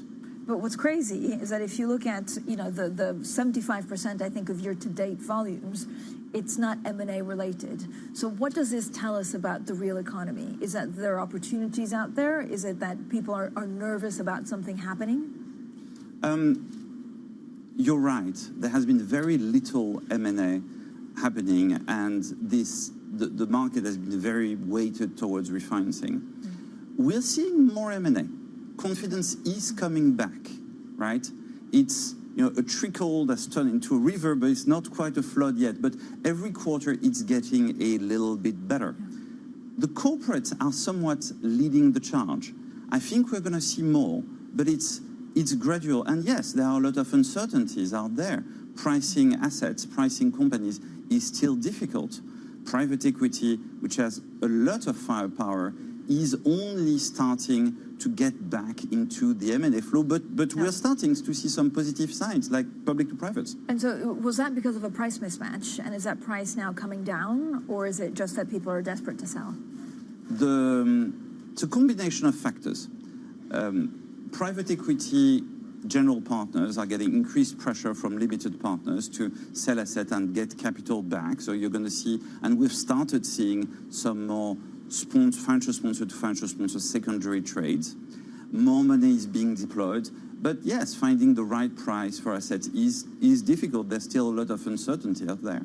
Danielle, talk to me about that. I mean, this refinancing, how much, there was a concern that some of the distressed assets would not be able to refinance. I know there was a lot of talk about commercial real estate. Is this refinancing good refinancing, or does it spell trouble? Because interest rates have gone up quite high, and actually not many have lowered them yet. So let's start with interest rate and cost of debt. Cost of debt today is actually not that high. If you look at spreads in the high yield market, they're about 200 basis points lower than their long-term average. And defaults are a little bit higher than their long-term. Long-term average is about 1%. Today they're more around 2-3%. So the excess spread, what you get over the risk, is actually not that high. So a lot of issuers and borrowers are thinking, well, it's actually not a bad time to try to refinance. The maturity wall you were talking about is being worked on actively and is a lot less of a concern today for the market in general. Of course, there will be certain issues who have idiosyncratic issues that we'll need to deal with. So what's being refinanced the most? Is it an industry? Is it a region? Is it a type of asset? It's across the board, And for most leveraged borrowers today, you've got an opportunity to lower your cost of debt. Now, the other question is, how long does it last, right? Because today, this is driven very much by a technical imbalance between a lot of demand for leverage assets. For example, CLO creation. CLOs are the largest buyers of leverage loans. CLO creation has been the highest ever for the first half of the year, right? So there's a lot of demand, and as we said, there's very little M&A, right? So there's very little new money supply. So there's a technical imbalance. Yeah. Question is, how long does it last in an environment that is, well, still very uncertain? You were talking with previous guests about elections. Elections, geopolitical environment. Our strategies, our credit strategies are actually expecting spreads to widen before the end of the year. So what does that mean for the appetite of refinancing and M&A? The UK seems fairly stable, right? You have a big NATO summit in Washington with all of the leaders of the NATO alliance, and actually Keir Starmer has a strong mandate that lasts 5 years. Do you think there'll be a flurry of activity here in the UK? There could be more activity in the UK. There could be more activity in Europe. Our hope is that we're going to see a bit more M&A activity, gradually more M&A activity for the rest of the year, and maybe a little bit less refinancing activity. We've just done so much for the past 6 months. It may not continue at the same pace. So what would be a switch for that? I keep on hearing, look, once the Fed cut rates, that's it, it's the animal spirits are unleashed. I mean, it seems unlikely that if a small interest rate cut could change everything. I agree with you. It's going to be gradual and very situation specific. So have you hired more bankers to deal with the increase in activity in your department? We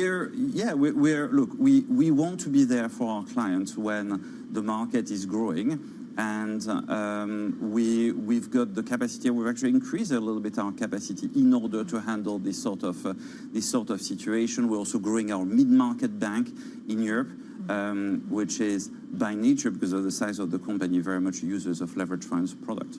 Danielle, what are you expecting in France? Are we going to see more refinancing and more, distressed assets if this political situation doesn't get resolved? So for now, the markets are not drawing any short-term conclusion. The stalemate, in a way, means that so far it's business as usual. Let's see how things develop. Danielle, thank you so much for joining us today. That was Danielle Schlumberger, the JP Morgan head of EMEA Leveraged Finance. Coming up, we'll also be speaking to Noubar Afeyan from Flagship Pioneering as it announces a $3.6 billion for new ventures in biotech. That conversation on AI's role in pharmaceutical development is next. This is Bloomberg.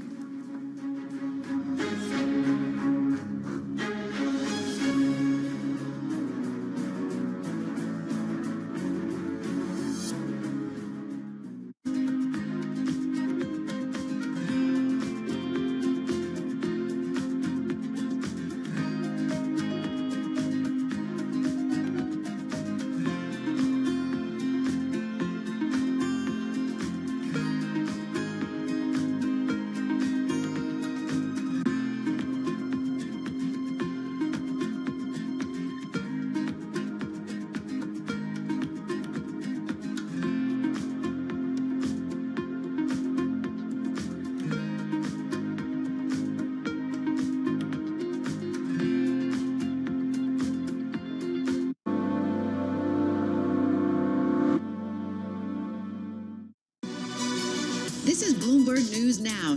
News when you want it at the touch of a button. Another volatile day on Wall Street. We're seeing big moves. All eyes on Capitol Hill as Democrats and Republicans prepare. Today's job numbers casting doubt on the Fed's next move. Inflation remains front and center. And that's news when you want it with Bloomberg News Now. Get it 24/7 on the Bloomberg Business app, Bloomberg.com, and anywhere you get your podcasts. Bloomberg News Now. Context changes everything.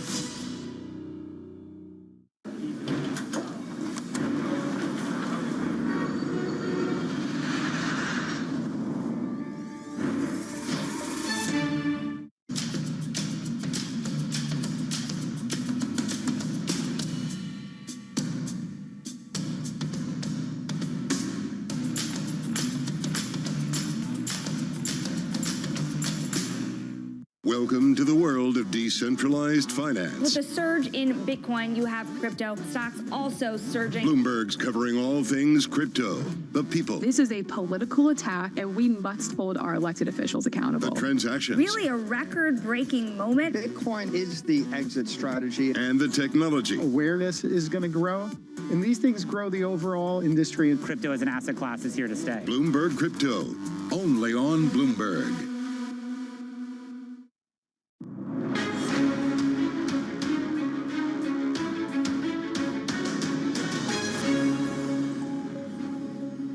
The conversations that matter, the insights you need. This is The Pulse, and I'm Francine Lacqua here in London. Now, biotech company Flagship Pioneering has raised $3.6 billion for ventures in health, sustainability, and AI. With $14 billion of assets under management, it ranks amongst the top biotech investors globally.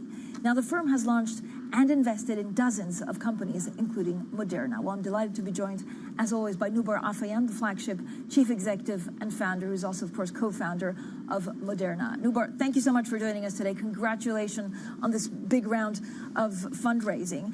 As a mainstream biotech VC, how do you see AI actually impacting drug discovery, but also, development in healthcare in general, of which you want to be part of? Well, Francine, first, thanks for having me this morning. It is indeed an important milestone because, in our type of business where we're creating new companies and helping them grow, kind of every ending is a beginning. So this is a beginning of a new wave of innovation and potential to impact healthcare and sustainability.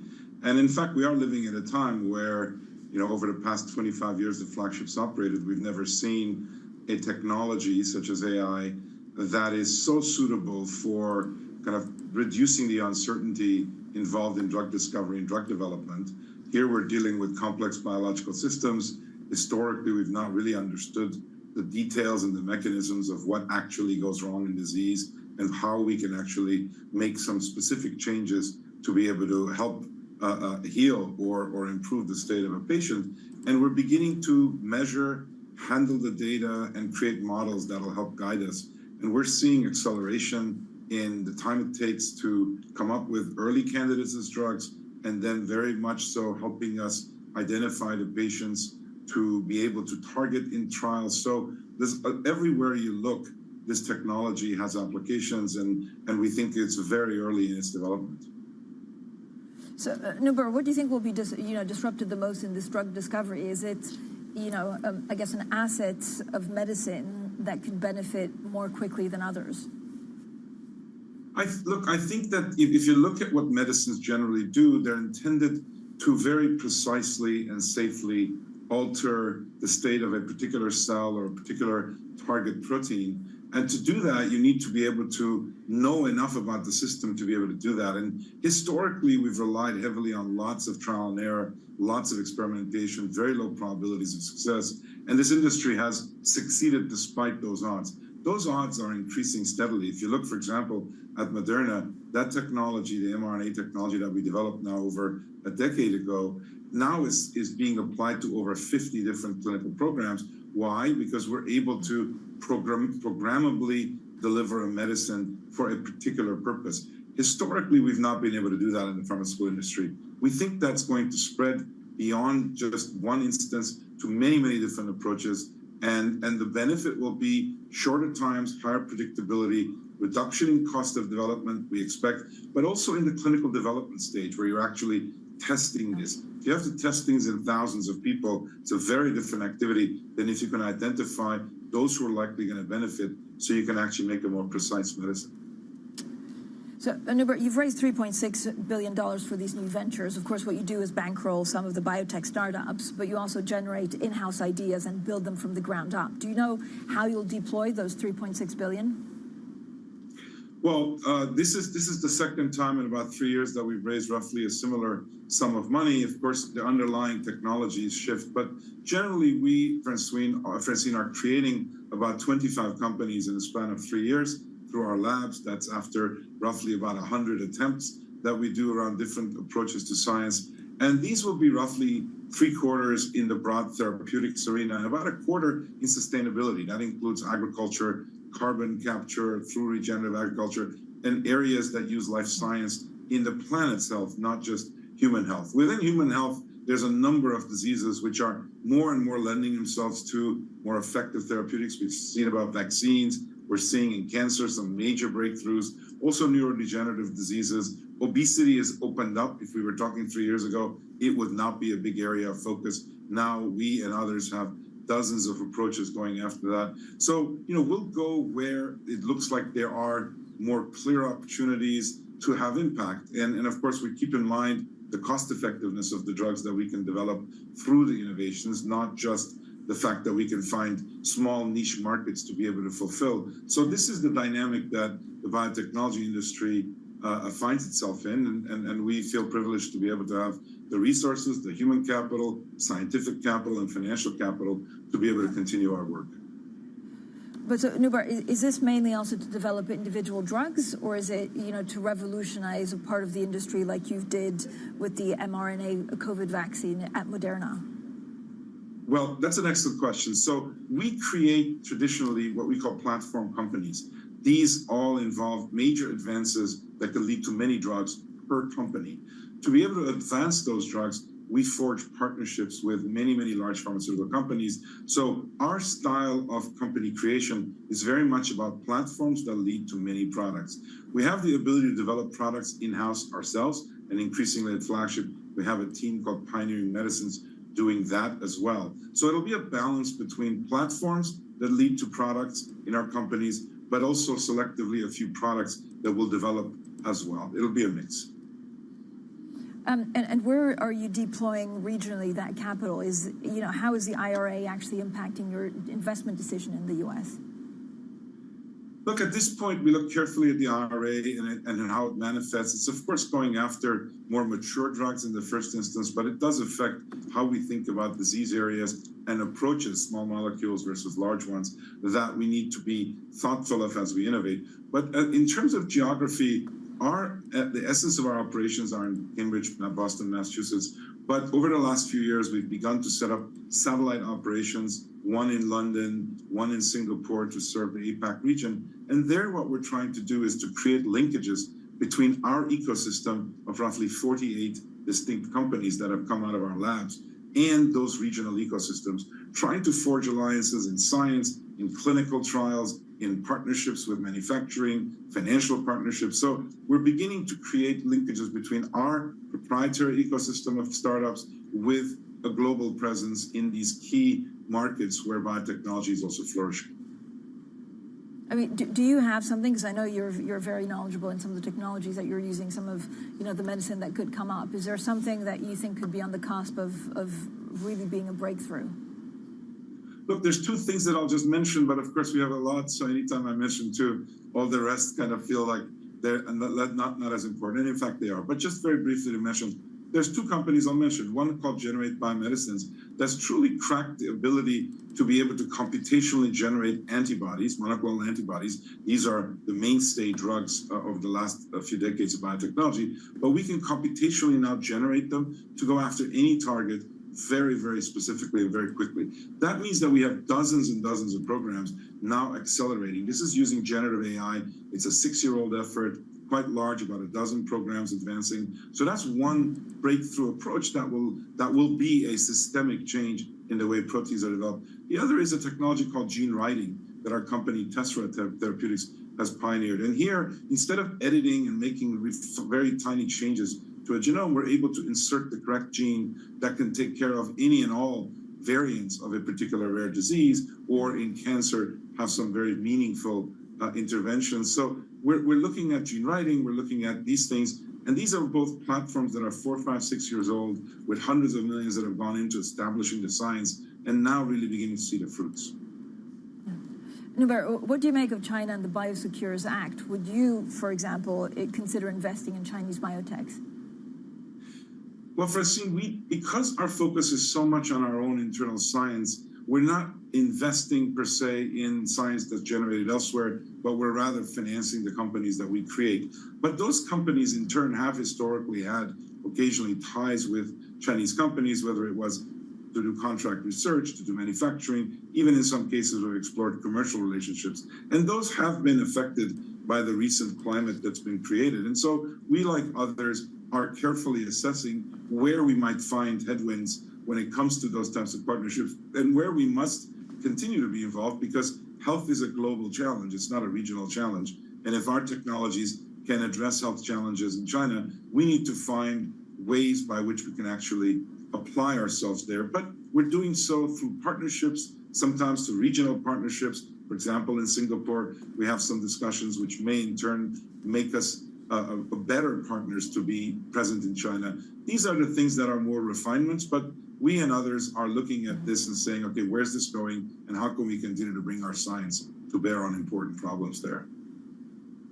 Noubar, thank you so much for joining us today. That was Noubar Afeyan, the co-founder of Moderna and, of course, chief executive of Flagship, pioneering after fundraising some $3.6 billion for new ventures. Coming up, Microsoft relinquishes a seat on the board of OpenAI as scrutiny of big tech's clout and artificial intelligence grows. More on that next, and this is Bloomberg.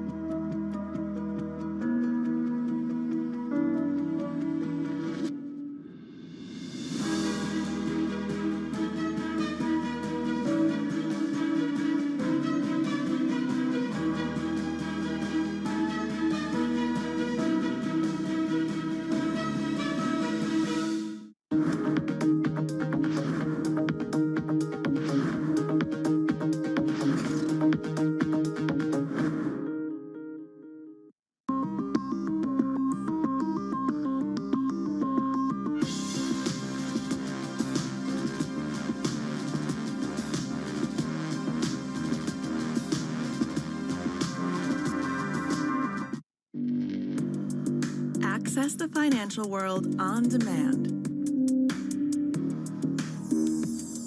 Hear from leading economists, policymakers, and industry experts via live and on-demand webinars, only from Bloomberg. Start exploring to see what's moving the markets. Visit Bloomberg.com/webinars. Get your fixed income fix. Watch Bloomberg Real Yield every Friday right here on Bloomberg. Context changes everything.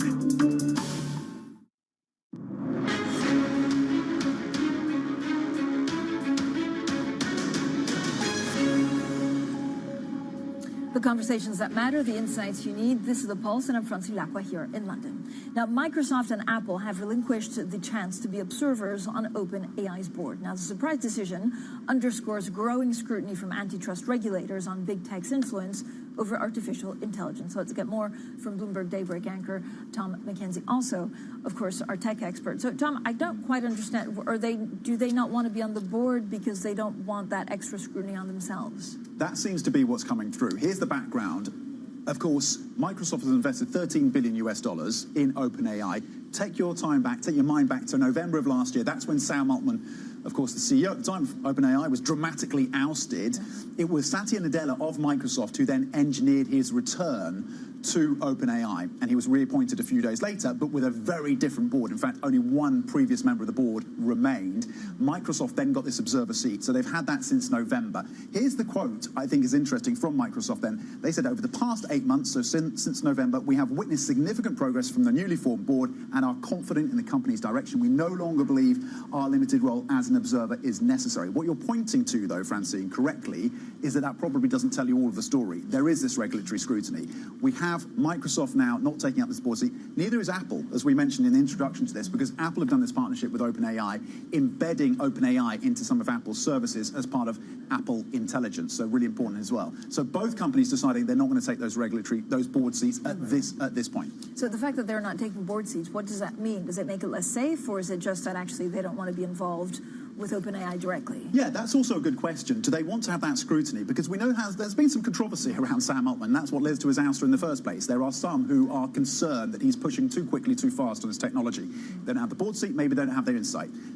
OpenAI say they're going to have a different structure to keep their major investors and Microsoft and Apple informed. So they say, don't worry about that. But in terms of the regulatory scrutiny, it's coming from both sides, Europe and the US. So the US are looking at an antitrust consideration when it comes to Microsoft and its dominance, the alleged dominance in terms of generative AI. In Europe, they are also looking at the extent to which competitors of Microsoft are feeling the pressure, particularly as Microsoft starts to embed some of OpenAI's abilities. It's a symbiotic relationship between Microsoft and OpenAI. Microsoft are using OpenAI's abilities in things like Windows and Copilot. OpenAI are using Azure, Microsoft cloud service, to build out their models and their products. We are also getting a bit of scrutiny in the US over Microsoft's deal with Inflection as well, when they absorb part of that team. So it's a reminder, this is a land grab for resources, as land grab for talent, and regulators are paying close attention. Tom, thank you so much. Daybreak anchor there, Tom McKenzie. Now, we'll have plenty more throughout the day. Up next, Bloomberg Brief with Daniel Manis. This is Bloomberg.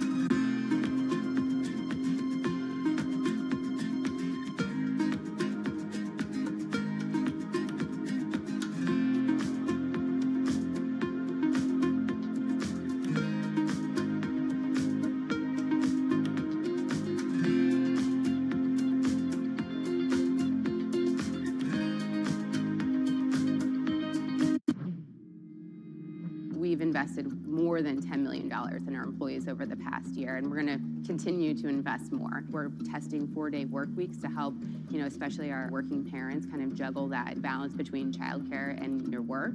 I know I deal with that all the time. This is really a people-first company. Even in an inflationary environment, you're going to see us continue to lead with our people. Do you worry at all about a price wage spiral, not just here, but in the industry, in the economy? Yes, and I think that, this is something that, many business leaders are focused on, and, time will tell kind of how all of this lands. I think the wage price spiral continues for quite some time, and I think we probably have been a lot less aggressive than we can be, and than many other companies have been. In terms of raising prices? Yes, we've taken our time. If you look at the 20-year history of pricing in this company, we've taken about 2% a year on average. We've never taken what we could We've always taken what we should. We have to pay people more. We have been and will continue to do so. We'll take a little bit of a margin compression on that as we've had to, and I think that's the right thing so that for the long term, Shake Shack continues to be what we're building, which is the next generation's burger joint.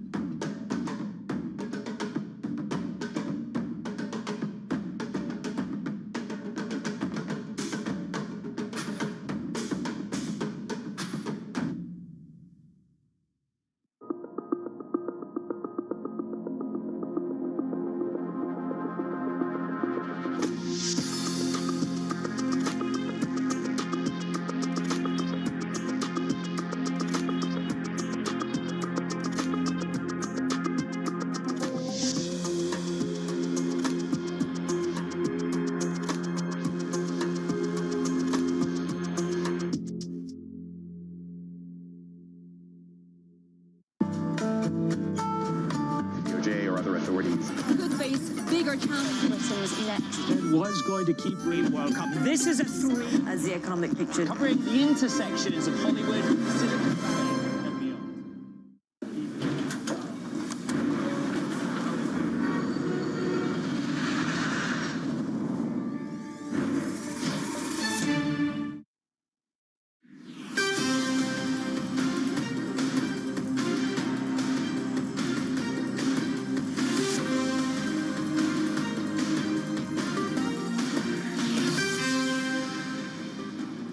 Good morning from London. I'm Manus Cranny alongside Danny Berger in New York. You're welcome to Bloomberg Brief. Let's set that agenda. Another day, another record for Wall Street as Fed Chair Powell emphasizes two-sided risk. Day 2 of his testimony starts today. The Veep stakes heat up. Trump teases his running mate. Meanwhile, Biden gears up for the NATO summit as rifts emerge in his party. Turning down OpenAI. Microsoft and Apple give up their observer seat on the company's board as antitrust scrutiny grows. Manus, good morning to you. You've left me for London this morning. It's mighty lonely and quiet on the set without you.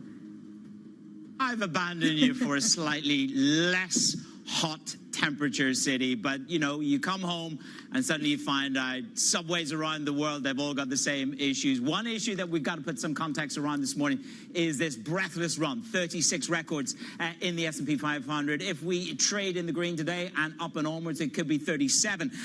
Has Powell really got a trigger-happy finger for September? BMO, we're talking about the possibility even of July in terms of the rhetoric. We'll talk more about that in just a moment. BlackRock say you want to broaden your AI trade. TSMC, of course, trading through $1 trillion, and their sales being the fastest since 2022, has had a lovely reverberation around the rest of the market. To NVIDIA, a normal market check for you. No real movement on Microsoft or Apple as a result of them stepping back from the board seats. There are the bonds. 428 is where we are. Look, $36 billion worth of tens went fine. That went grand. Powell wants more good data. And as we say, there is term premium now in the bond market. Is this your opportunity to pick up if they do pull the trigger for September? I thought we'd just genuflect to iron ore, Danny, down 3.7%. Can we break the $100 level? We have that disinflation narrative in China and the overhang in the property market. It is still very, very live and very prescient. Danny. Manus, let's get into the Powell rhetoric. What stood out to me was a ever so slightly more dovish Powell saying that elevated inflation is not the only risk we face. That the most recent labor market data do send a pretty clear signal that labor market conditions have cooled considerably. Yes, that's kind of dovish, but here's the problem for this market, Manus. We're already pricing into cuts. That's already one more than the dot plot suggests. So for a bond market rally, doesn't really have legs when a slightly more dovish Powell is perhaps only in line with what the market is already priced in. Well, he wants more good data. I just wonder to what extent the CPI later this week can perhaps invigorate that. And we've had this sort of breathless run, not just in the Mag 7, but also in those steepeners. And the question is, of course, will Biden stay? What will happen if there's a GOP sweep? And what happens to that Fed in that case, Danny? And Powell avoided basically every chance to comment on it. Maybe the most clear he got was a question about immigration. And he said when it comes to inflation, it's neutral. In labor market, it's short-term positive. He did, though, emphasize the independence of the Fed. He made it very clear in his opening statement, something he usually doesn't do, potentially trying to get ahead of the election, Manus. Well, certainly if you listen to Adam Posen, there's a whole other world for the Fed to consider in the back end of 2025. Let's just reflect. We're counting down to the CPI number. The Chair Powell told lawmakers that he wants more evidence of that cooling inflation. The most recent inflation readings, however, have shown some modest further progress, and more good data would strengthen our confidence that inflation is moving sustainably toward 2%. We continue to make decisions meeting by meeting. We know that reducing policy restraint too soon or too much could stall or even reverse the progress that we've seen on inflation. Joining us now in our London studio is Peter Oppenheimer, Chief Global Equity Strategist at Goldman Sachs. Good to see you in the flesh, back in London. Look, if you reflect on Powell yesterday, trying to thread this needle ever so delicately, inflation, the disinflation story is in train, but what is it that hangs over the Fed? So is it a 1980s risk of a new politics, the Reagan politics of the 1980s, and having to do a hard pivot? What is the shadow that hangs over the delay in the Fed? Well, I think it's partly because inflation hasn't come down as quickly as they were hoping earlier in the year. And, we shouldn't forget that markets have had to adjust their expectations quite radically about the number of rate cuts because service sector inflation has been quite sticky. And they don't want to cut rates too early before they get that decisive degree of confidence that inflation is really under control. We think it will be, but I think it's also important to mention that the markets have taken sort of bad news on growth as being positive because it's helping to boost the confidence that rate cuts are coming. But we have seen a slowing in the data, and as Danny says, particularly in the labour market. And, there are two-side risks here, certainly, in terms of equities, certainly. And Peter, I know we spoke to you, Manus and I, just before the jobs data of last week. And after the jobs data, there's been a lot of conversation about a certain fairy tale character that likes to eat bear's porridge. And to your point, this equity market has taken that kind of bad news as good news. What needs to shift for the bad news to be bad news, for there to be not just softening, but something that's really soft and worrisome for corporate growth?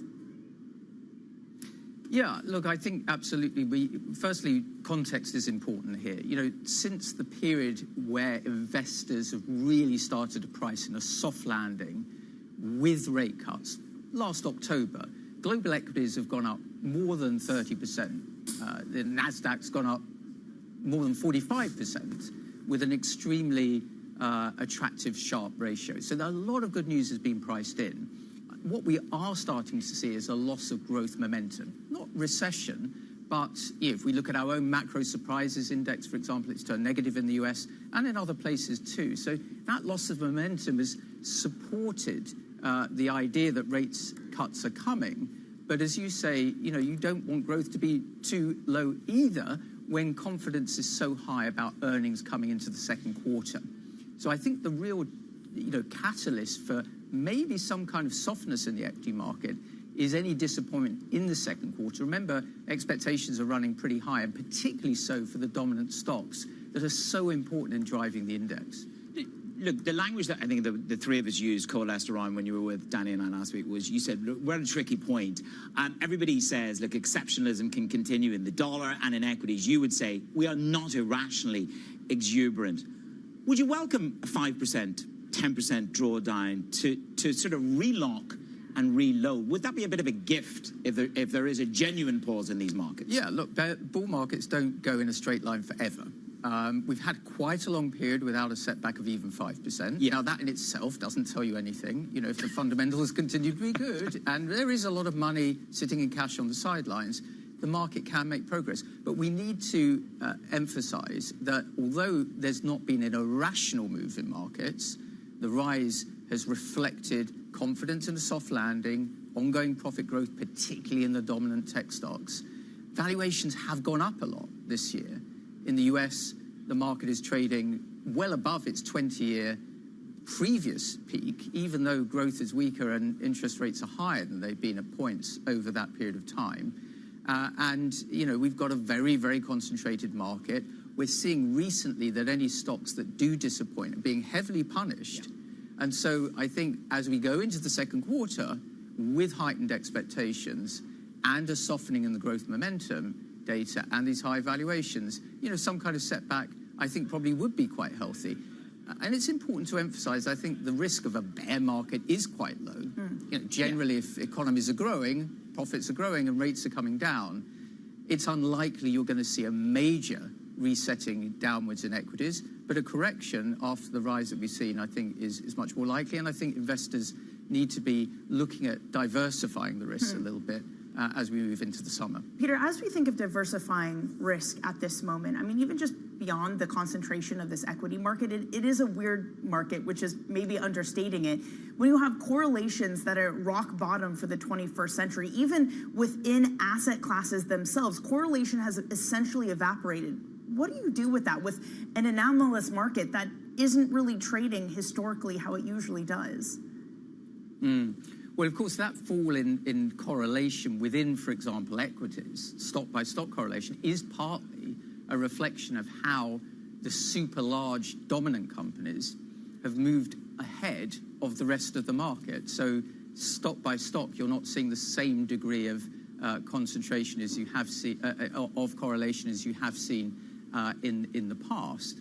And that's true not just in the US, but other markets like Europe as well, where the dominant group of companies that we call the granolas, have also become increasingly large in relation to the index and having a disproportionate effect.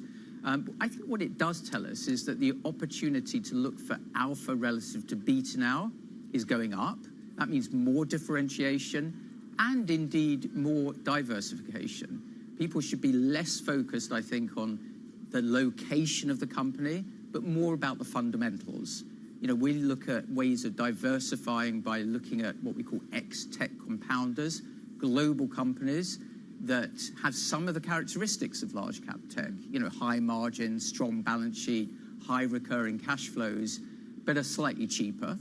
And we would also balance that a little bit with some deep value. It's a very interesting market. There's been a very long time, for example, where you could say that large cap US tech has performed very strongly alongside things like European banks.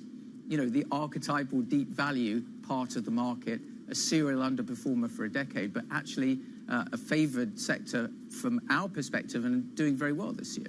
I know that you've done some work around volatility between the US and between Europe. I mean, Europe is lit up with unexpected politics. How to avoid a phone call from Goldman's communication department? I'm going to ask you a question about politics, but we're debating whether Biden remains on the ticket, whether there's a mounting possibility of a Republican sweep. Everybody's talking about it. Everybody's talking about how you prepare for that, in the bond market. Right.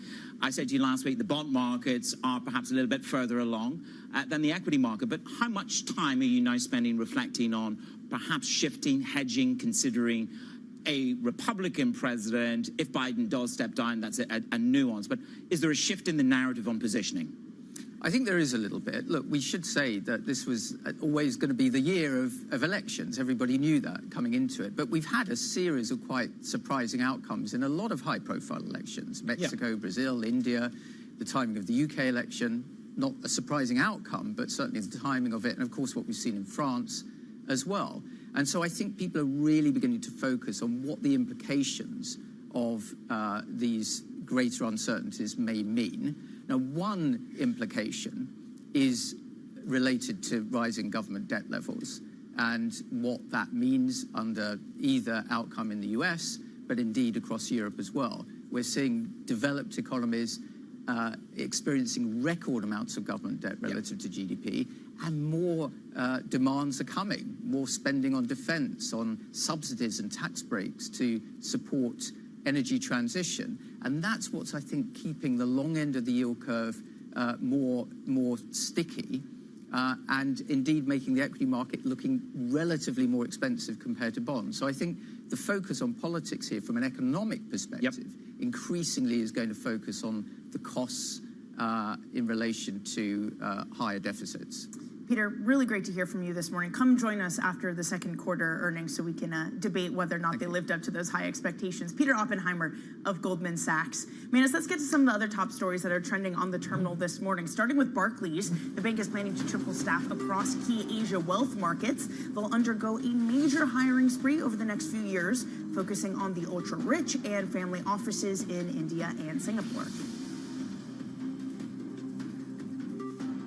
Vladimir Putin is on a diplomatic role at home and abroad. The Russian leader has held more than 20 meetings with leaders from Europe, Asia, Africa, Latin America, and the Middle East.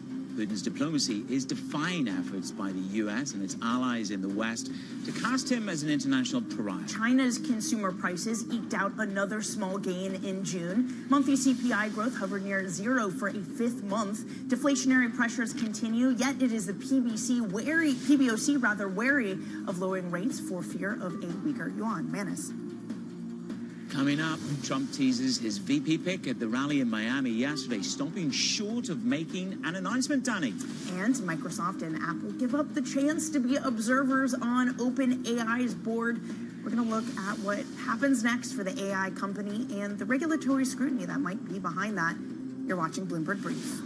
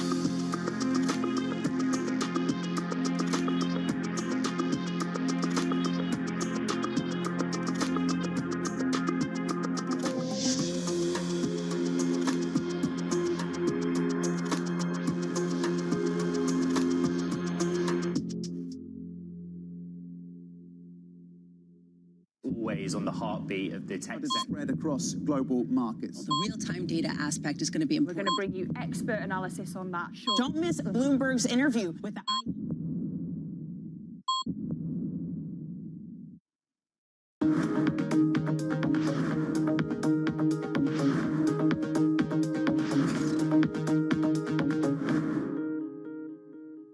Bloomberg has enhanced search on the terminal to deliver what you need when you need it. Now, you can simply type phrases in everyday English in the command line. Compare financials. Find people. Analyze markets. You can enter phrases or ask questions. What do you want to know today? Ask a question or visit SearchGo to find answers now.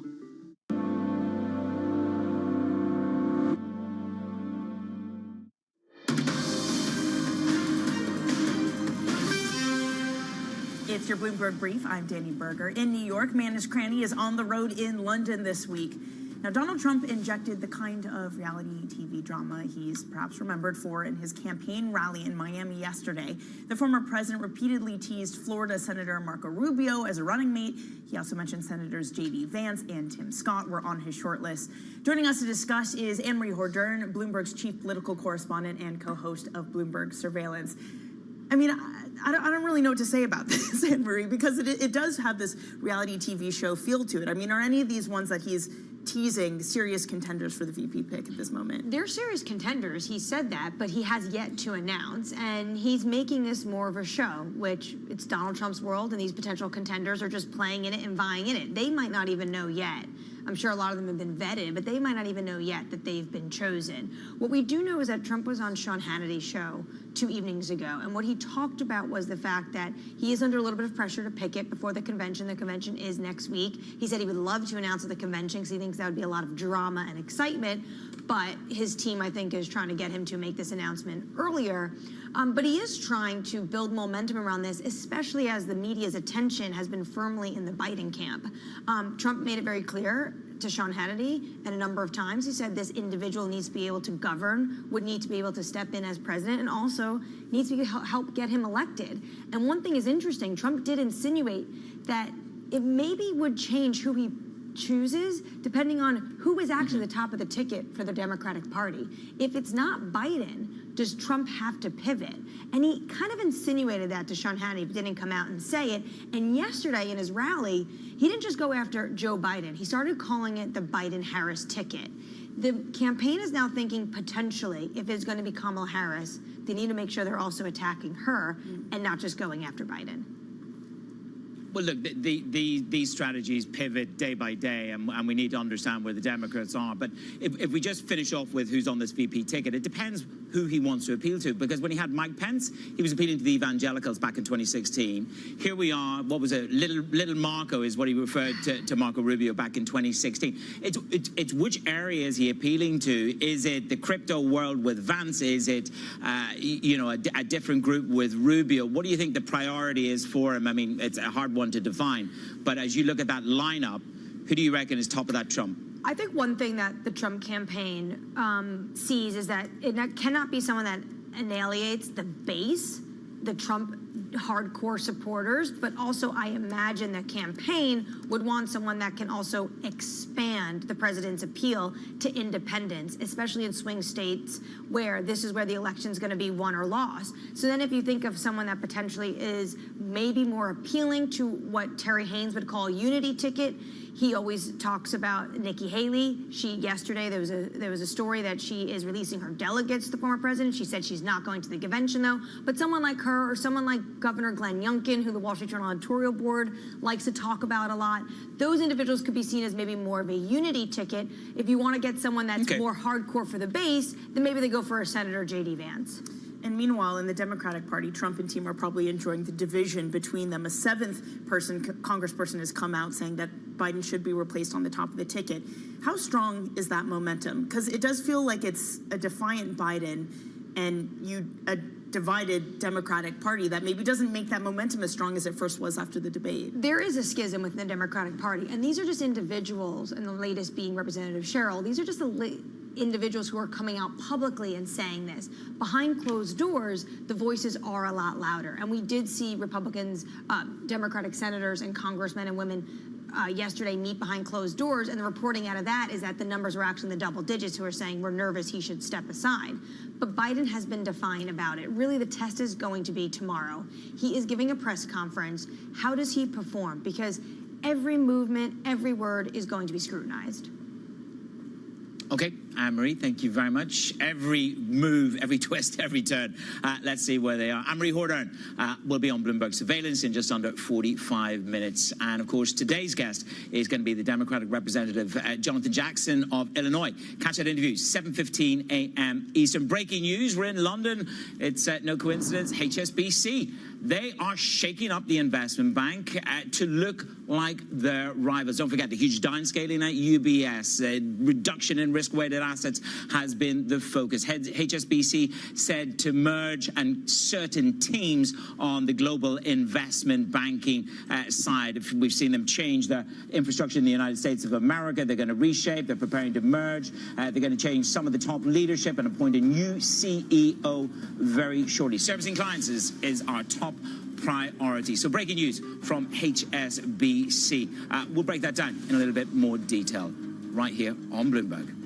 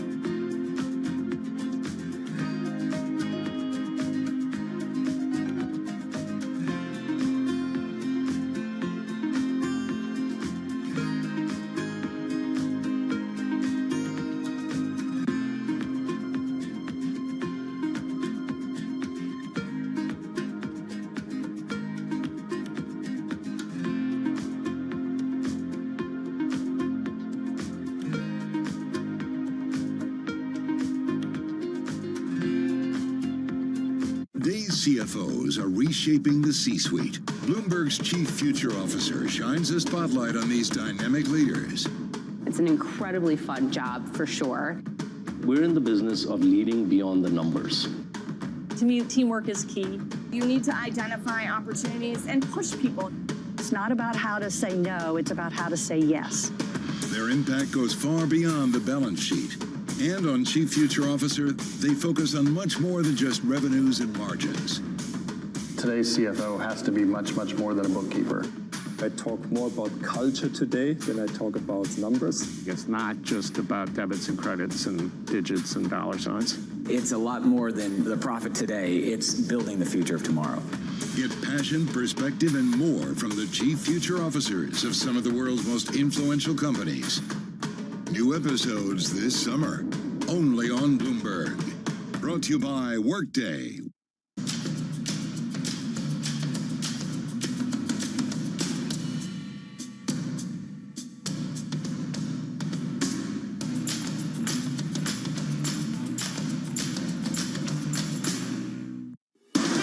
From the world of politics to the world of business. Every weekday on Bloomberg TV and radio, hosts Joe Matthew and Keely Lines deliver news, insight, and analysis from and about politics' biggest power players. The president has been clear that is non-negotiable. I mean, this is going to be an ugly, ugly year. Balance of Power, live around the world every weekday, only on Bloomberg Television and Radio. Context changes everything.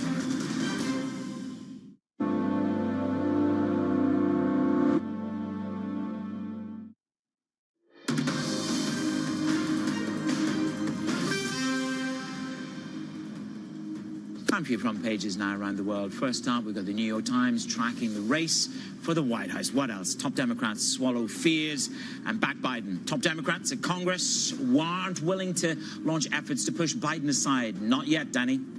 And meanwhile, in the Washington Post, they're writing that Moscow, Modi, and Putin embrace close ties. Modi described Putin as a dear friend. They apparently gave each other a bear hug. This is the Indian leader's first visit to Russia since the Ukraine invasion in 2022. And Danny, New York City has a penthouse up for sale, $135 million. Now, the question is this going to be one of the priciest deals? Will it close since 2022? $10,000 a square foot, Danny. Heck of a penthouse. This is the thing, Manis. This space is unfinished. They literally have to finish building it out for $135 million. I mean, you'd hope the whole thing would be done. I don't know. I don't know how good of a deal this is. Yep, you're right. Nick Candy's is up for sale here in the UK, $175 million.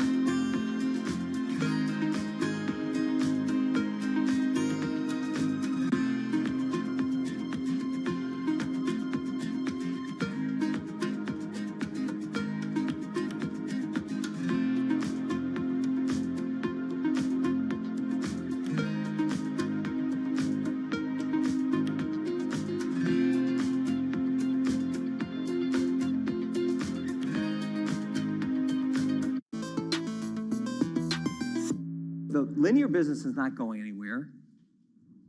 The sports business is moving is going to figure itself out between digital and linear. It's an unbelievably healthy market. They all have to be in it. They all want to be. Every single one of the players want to be in it because of the audience. We have two assets in the sports business that don't have are year-long, don't have a season. I don't believe prices are going down. You're going to figure out the bifurcation of the rights and give things up, not give things up. How long do you think it is before Netflix actually jumps into sports? You know, they're in sports right now, but they just do the shoulder programming. Yeah. I think their point of view, and you'll ask Ted tomorrow, is we build up the, we don't want to be in the bidding of rights and then not have any long tail. So I'm not sure. They did bid on Formula One, but ESPN got it. So I think that was a smaller package, meaning smaller economics. So we'll see.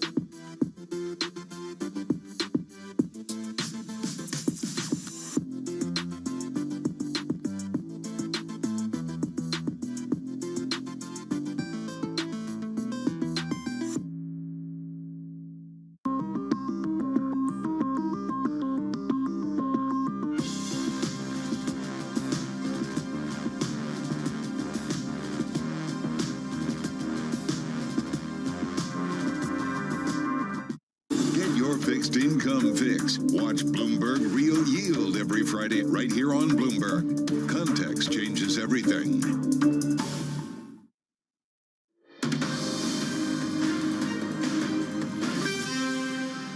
Welcome back to Bloomberg Brief. I'm Danny Berger in New York, Manish Cranny on the road in London. Let's set your agenda. Another day, another record for Wall Street as the Fed Chair Powell emphasizes two-sided risks. Day 2 of testimony kicks in. The Veep stakes heat up. Trump teases his running mate. Biden gears up for the NATO summit as rifts emerge in his party. And turning down OpenAI, Microsoft and Apple give up their observer seat on the company's board as antitrust scrutiny grows. Danny, good morning. Can we make another record on equities?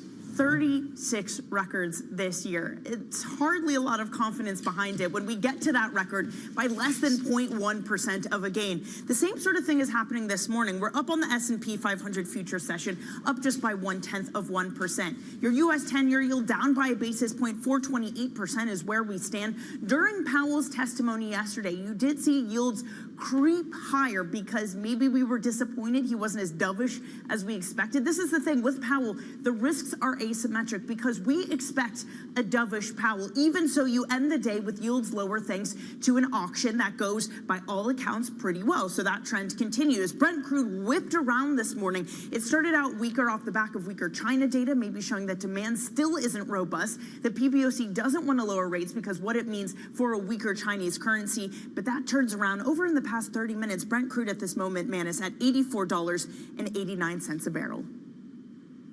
Look, Danny, there's no doubt about it. It's day 2 of testimony from Powell, and that's going to be the key focus for markets. I mean, he focused in on the jobs market, strong but not overheated. The labor market conditions, they've cooled considerably. So there are nuances here really pushing the dual mandate, Danny, rather than necessarily focusing on that inflation. We've covered this a number of times. I was surprised when I read BMO's note that they felt it was a modestly dovish skew and even raised the possibility, Danny, of a July cut, which I think is maybe on the right tail risk.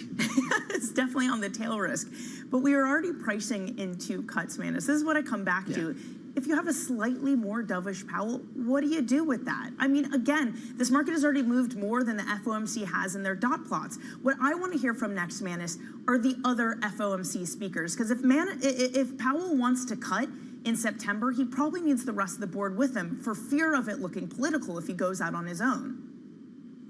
And look, I think this goes back to the conversation you and I had yesterday morning, which is, as you said, look, there is this narrative. The doves are being handed a much stronger mandate to be much more vocal. And we saw that just last week with a couple of them. But the question is, what's the haunting shadow that hangs over them? Is it the 1970s or is it the 1980s when we had that Reagan administration and then they had to pivot, the Fed had to pivot? So that's, I think, on the back of their minds. The problem is the fog of 2025. And part of that, Manis, is politics. Right. Jane Foley of Rabobank writes this: if Trump were to move to enact large tariffs early in a second presidency, the Fed's rate-cutting cycle would be cut short. Ironically, this implies that a second Trump presidency is more likely to be associated with U.S. dollar strength versus weakness. And Jane joins us now, who is head of FX strategy at Rabobank. Jane, great to see you this morning.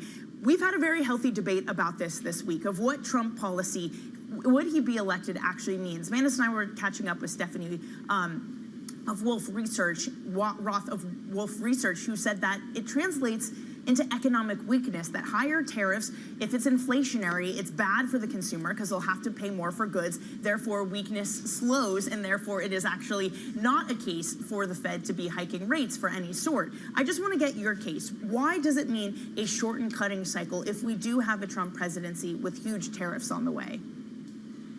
Well, I think the Fed is part of that equation, really. We'll get a slower economy, and partly because the Fed will have to react because of the inflationary risks. So, you know, you enact large tariffs so that the goods that you are importing, say from China, are now more expensively priced. And so you have an inflationary shock to which the Fed will therefore react to. And therefore, yes, you do get slower growth, which isn't great, but the immediate reaction will be, oh, higher inflation, and the Fed's cutting cycle will probably have to be cut short. And so initially, if we assume that there is still an interest rate cutting cycle going on in other parts of the G10, initially the dollar could benefit from the interest rate differentials. But yes, further out, it means a weakened growth outlook for the US economy, and therefore that adds different parameters and maybe a softer dollar over the longer term. Let's throw the left tail risk at you, Adam Posen. Good morning. Good to see you in the flesh. It's been a while since I've been in London. Adam Posen has been on the show with Danny and has been on the show with the surveillance team, and he talks about the probability of a near-term cut from the Fed, but then you have an inflationary tariffs and immigration, etc., and that the Fed would have to pivot, and pivot pretty darned hard in the back half of 2025. Do you see a case for that if there is a Republican sweep, that we may have this pivot? And that it's almost like a double support for your narrative on the dollar, isn't it? Yeah, you know, I think that's quite likely. I mean, there's a list of potential impacts from Trump policies that could have an inflationary bias. And you know, you mentioned immigration being one of them. You know, shortages of workers, for instance. You know, adding up to more pressure on wages. All of this is potentially inflationary. You know, it's ironic in a way, because if we look back into, you know, the first Trump presidency, we look at the rhetoric of Donald Trump, he went against what's been a Treasury policy for a long time, and that's a strong dollar. He would want a weak dollar because he wants to reset the trade balance. And that is what perhaps, you know, fueled that Wall Street Journal article some months ago, that a Trump presidency, if it came again, Trump would want to have a little bit more control on the Fed. Now, I'm disregarding that, because, you know, the chaos that would assume in terms of, you know, Fed credibility policy, you know, I think would be so disastrous. I don't think Trump's advisors would allow him to do that. But, you know, that is another tail risk, which I think would really create a lot of downside pressure from the US for the US dollar. Yeah, and even Team Trump has came out after those reports and said, don't believe it unless you hear it from the mouth of Donald Trump himself. And you continue to get this pushback, which again, Jane, leads to the point of confusion and fog for 2025. As we head into that, we had New Zealand Central Bank, for example, today saying that they're holding and we're getting closer to cutting rates. You hear from Powell, as Manus and I were discussing, holding, getting closer to cutting rates. How much can you trade that at this moment, at a time when you continue to get these head fakes, when the data is bumpy, and you have a Fed that seems hesitant to move too quickly for mistakes that they've made in the past? You know, I think there's a common denominator really through many of these G10 economies, and that really is the labour market. That is coming through into services sector inflation. That's a parameter that's really a worry, a constraint perhaps, and has been for some months for several central banks. I mean, we can talk of that in the context of the Fed. We can certainly talk about that in the context of what's perhaps been keeping the Bank of England back, and also, you know, for the ECB going forward. Maybe if it wasn't for high service sector inflation, you know, the ECB could be cutting again a little bit sooner. So that is a concern, the services sector, and that comes back to labour market shortages really across most of these markets. So again, common denominators, you know, are a theme here. I just pulled up euro dollar for 10 days. Drive on. Nothing happened. Absolutely nothing happened. But I want to get your perspective on the euro. I was looking at euro-Swiss volatility, and I was really surprised. Obviously, there was a haven trade. Swiss went bid. Euro tanked. Some would say the worst scenarios are contained on the left and on the right, and you have this appalling cohabitation, which is a state of, in Ireland, we say a state of chassis rather than crisis. So it's this sort of stalemate. When you look at the euro and the collapse in volatility in Swiss, is that the right reaction function? Because I don't think the worst is past. No, and I think that's that's really the clue here. I think that's the crucial thing. The worst may not have passed. There may be another French election, say in a year's time. The Parliament can't be dissolved twice within a year. That may bring in the far right. Meanwhile, in the coming 12 months, can the French government, if one is able to be put together, put in a budget which is going to satisfy Brussels?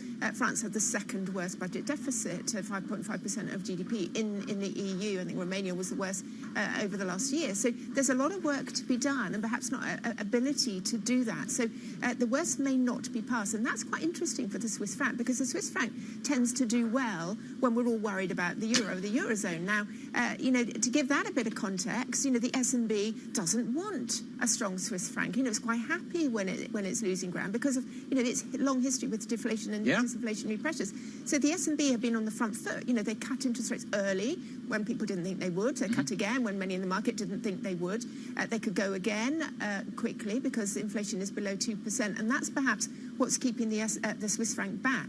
But I think if we are in 3 months, 6 months, or 12 months' time, very much worried about the budgetary situation in France and maybe Italy as well, I think the euro could certainly have more downside pressure and the Swiss franc could move higher. Okay, despite those cuts, a lot of work to do at the S&B. Jane, good to see you. Thank you so much for joining Danny and I this morning. That is Jane Foley of Rabobank. Let's just circle back and focus in on geopolitics. It really is top of the agenda. NATO has opened its summit in Washington by promising 5 long-range defense systems for Ukraine. Here's what Biden had to say yesterday. The United States will make sure that when we export critical air defense interceptors, Ukraine goes to the front of the line.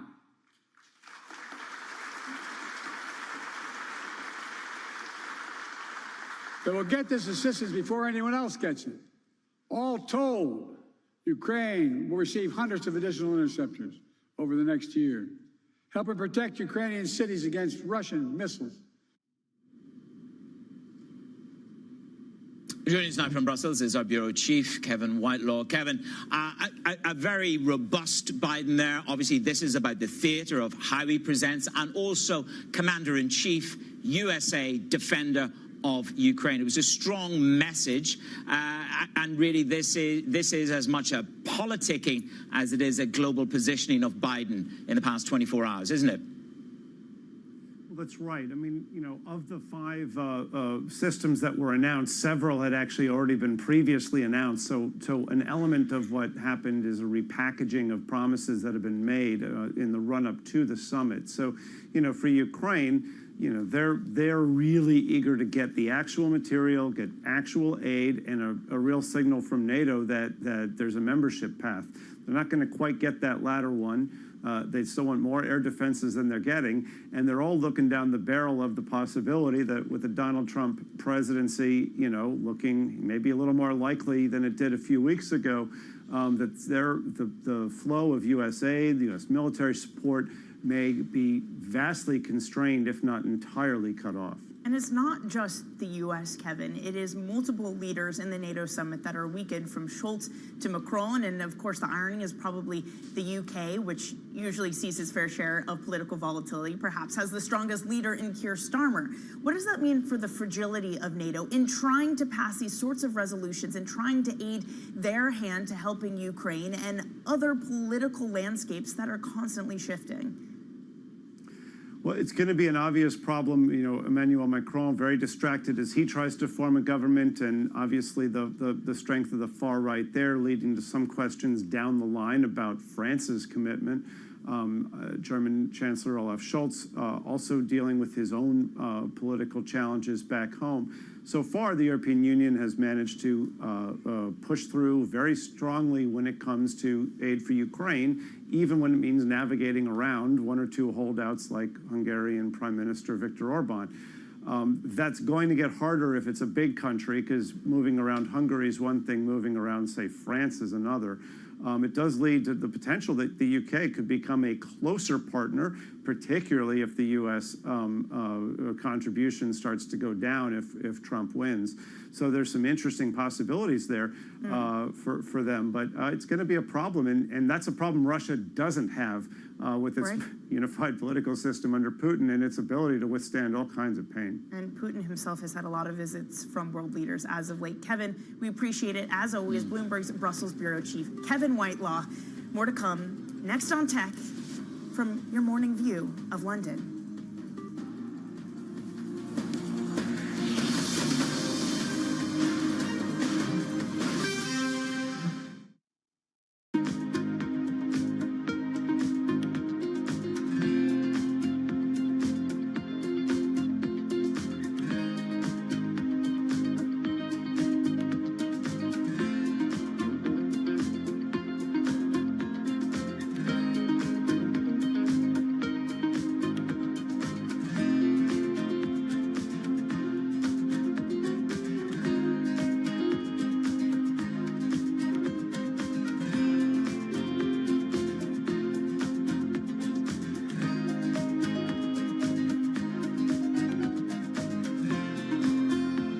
Welcome to the world of decentralized finance. With the surge in Bitcoin, you have crypto stocks also surging. Bloomberg's covering all things crypto, the people, This is a political attack, and we must hold our elected officials accountable. the transactions, Really a record-breaking moment. Bitcoin is the exit strategy. and the technology. Awareness is going to grow, and these things grow the overall industry. Crypto as an asset class is here to stay. Bloomberg Crypto, only on Bloomberg.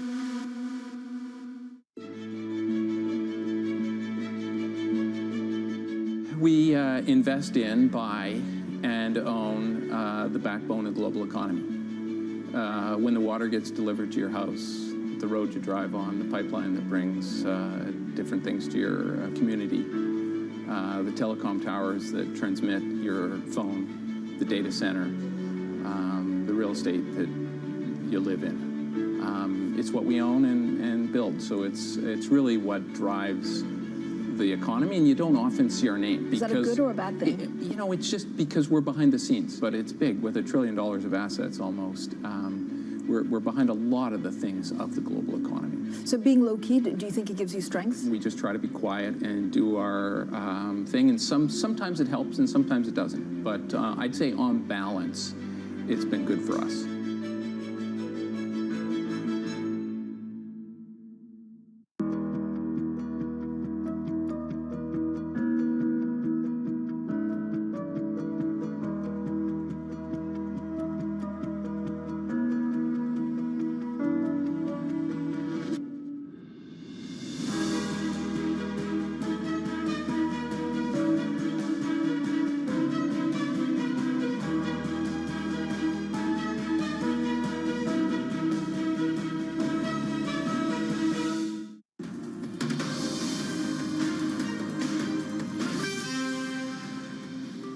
It's Bloomberg Brief. I'm Manus Cranny in London. Danny Berger in New York.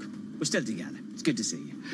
So a pair of tech titans, Danny, we're going to talk about this. They, passing on a board seat on OpenAI. Why? Microsoft announced its withdrawal from the board. Apple declined to take an open seat. And the move comes as global regulators look into big tech's clout in AI. Tom McKenzie is around the desk with us this morning. Tom, good to see you. Yeah. They put in how much? Microsoft put in what? 13 billion? 13 billion. 13 billion. They must have a lot of faith in Sam that they don't need to be on the board. Yeah, maybe their statement is a little disingenuous. Look, you'd expect that they might want some oversight. And they are going to get that. OpenAI says, look, when we come up with a different structure, we'll keep our main investors, including Microsoft and Apple, informed and updated. Because we know that Sam Altman is a controversial figure. You go back to November, he was briefly ousted, of course, from OpenAI as CEO. But it was Microsoft, it was Satya Nadella, given that $13 billion investment, that led him back to that key role as CEO of OpenAI. They rejigged the board completely. Only one member survived in terms of the previous board, reworked it. They had this observer role. Now they say after 8 months, we have witnessed significant progress from the newly formed board and are confident in the company's direction. That does not tell the whole story, of course. Apple as well, really interesting, given their partnership with OpenAI. They've embedded it into their services. Part of Apple Intelligence, they are also not taking the board seat, and part of this is certainly down to that regulatory scrutiny. Tom, taking a step back from OpenAI to all of AI, because we're about to enter earnings season when so much is riding on the big AI names. We got maybe a little taste in TSMC sales this morning. What did it tell us? Yes, very interesting. So obviously a main foundry, the manufacturer, the key manufacturer, of course, for NVIDIA's GPUs, for Apple's chips, as well as a host of others. You cannot progress and make these chips without TSMC, based in Taiwan. So they came out with expected sales numbers higher than expected. And it just shows, it just reminds us that the demand is still there for this AI hardware, for the chips that are embedded into the data centers on which you can build and train these models, these foundation models, on which you can then layer these AI services that are customer facing. So TSMC is really important, not just an individual corporate story. The stock is up, as you can see, close to 90% year to date, but as that litmus test, as that indicator in terms of the demand for generative AI. And on their sales numbers, at least from today, that came through earlier this morning, then it suggests that demand is still pretty red hot.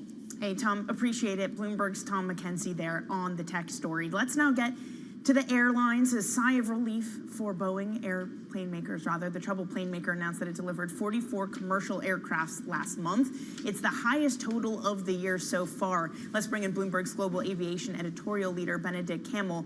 Benny, some rare good news for Boeing. Yeah, you're absolutely right. Good news and Boeing aren't words you typically hear in one sentence, at least for the last 6 months. That's not been the case, but we got a fairly good set of numbers from them yesterday, late yesterday, on the monthly orders and deliveries. So they, as you said, managed to ship 44 aircraft, most of them the 737 MAX, so the short-haul plane that's been sort of at the center of attention because of that January mishap. The question really is, will they be able to maintain this kind of cadence? Will they be able to increase it even? And the same goes for Airbus. If you look at the two companies side by side, Airbus had its numbers a day earlier. They delivered 67 planes, so there is a bit of a delta there in terms of the delivery numbers. But both companies still have quite a bit of room to improve here. Boeing is somewhat restrained because the regulator has told them you can only produce a limited number of planes because we want to make sure that you're getting your process in order, your factories in order. So they are more limited there, but as you said, some good news there. At least the numbers didn't go down. Do you know what I'm having a look at? Danny, be proud of me now. I found a function. Always dangerous when I re-find a function from 15 years ago. SPLC, that's supply chain, the feeders in and the feeders out.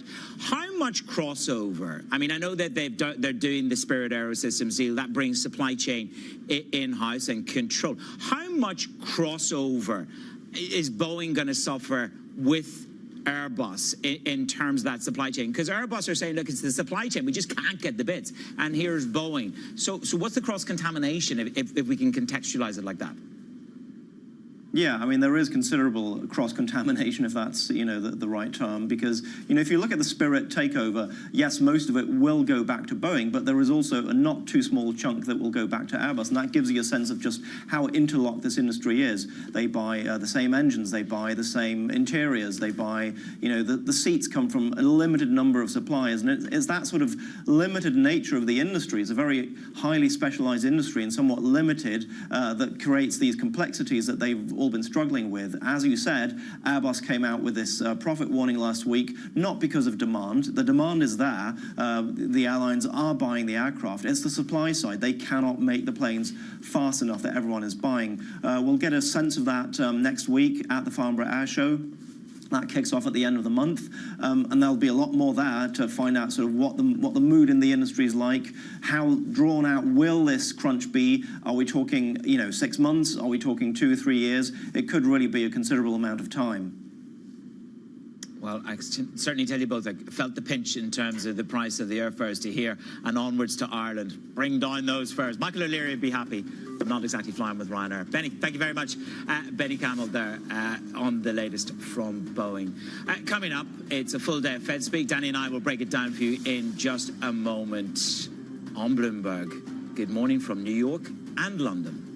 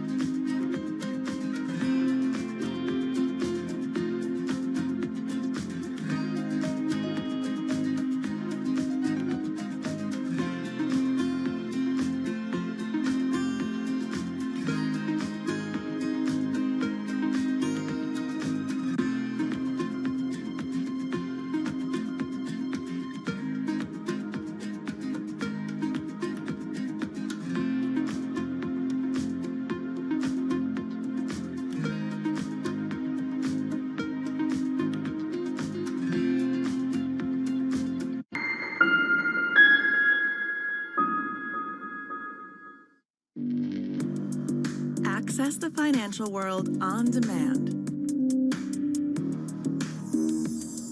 Hear from leading economists, policymakers, and industry experts via live and on-demand webinars, only from Bloomberg. Start exploring to see what's moving the markets. Visit Bloomberg.com/webinars.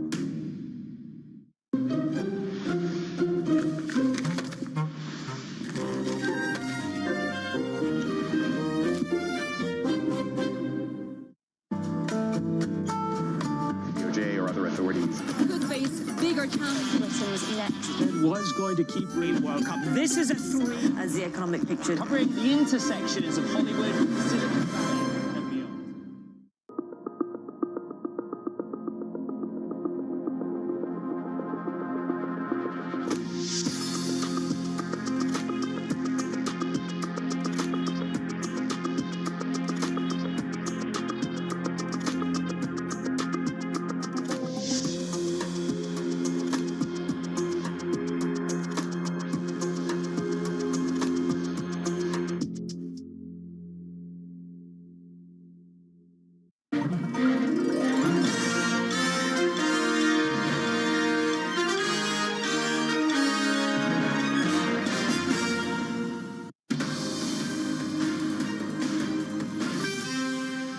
It's your Bloomberg Brief. Let's get you set up for your trading day on this Wednesday. It is day 2 for Fed Chair Jay Powell as he testifies before the House Financial Services Committee. That's at 10 a.m. Eastern. Then we'll hear from Chicago Fed President Austin Goolsbee and Fed Governor Michelle Bowman. They'll deliver remarks at 2:30 p.m. Eastern. And then more Fed speak on the docket.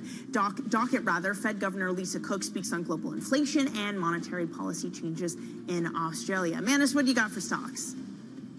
Danny, got you a little bit of tech, never far from our minds. NVIDIA rising after the supplier TSMC. Their sales surged past expectations, the fastest pace since 2022. That's how we started the show. That's how we ended. Apple is bid an eighth of 1%, and Microsoft also relinquishing their opportunity to sit on the boards of OpenAI. But that's more about sort of batting back against the regulators, Danny, isn't it? There's no doubt about it. The bond market is in focus. I think I got it the wrong way around. It said that the 10-year auction went grand at the start of the show. Of course, it was a 3-year auction that went grand yesterday. It's $39 billion of 10s coming down the pike today. More good data, apparently, Danny. That's what Powell is waiting for. The bond market listened to Powell. It was maybe ever so slightly disappointed because yields moved higher as Powell was speaking because we've already baked in so much dovishness from the Fed chair. But it was that bond auction going well, Manis, that allowed us to dive back into this market. There are just so many currents push and pulling between auctions, Powell, and politics. It is the fog, I'll say it again, of 2025. I've got to say, that line, that is the truth. No, there's the fog of politics, the fog of inflation, and the fog of unemployment. But is there enough term premium to buy bonds? We'll do it all again tomorrow from London and New York.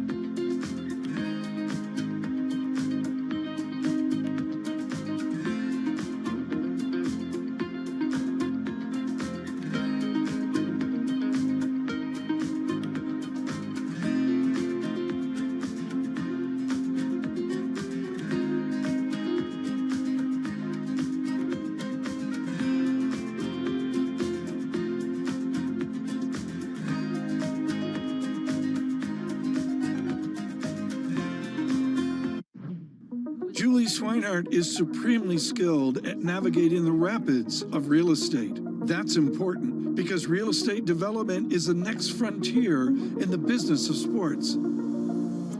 Fenway Sports Group has a blockbuster project in the works. We have 5 acres to play with here. And when all is said and done, we expect 2 million square feet across residential, commercial, retail. Given the track record of Messrs. Henry, Werner, and Gordon, the Fenway Corners plan comes with high hopes of success. That doesn't mean it will be an easy lift, especially right now. What have you learned with the dynamic move of the interest rates? Do you go fixed structure or floating structure, much more like what they do in Europe? Yes and yes. We have a mix currently. It's a little bit of a different model than what I was used to in the public company space. Say in some ways we provide ourselves with a natural hedge, leaving some of our debt floating and some fixed. Julie Swinehart took me on a walking tour into the future. This is going to become the true entrance to Fenway Park, and that's part of the attractiveness of this project is the age-old recipe of increasing dwell times, bringing fans to the park, bringing in businesses, maintaining what's here and preserving some of the historic nature of what you see around you, but making it even more accessible, making it more fan-friendly. In a multi-trillion-dollar industry, there's a lot of ground to cover. Bitcoin ETFs rubbing elbows with the big dogs. This frenzy has engulfed the entire world. We'll show you what's happening in ETFs like no one else. Bloomberg ETF IQ, only on Bloomberg.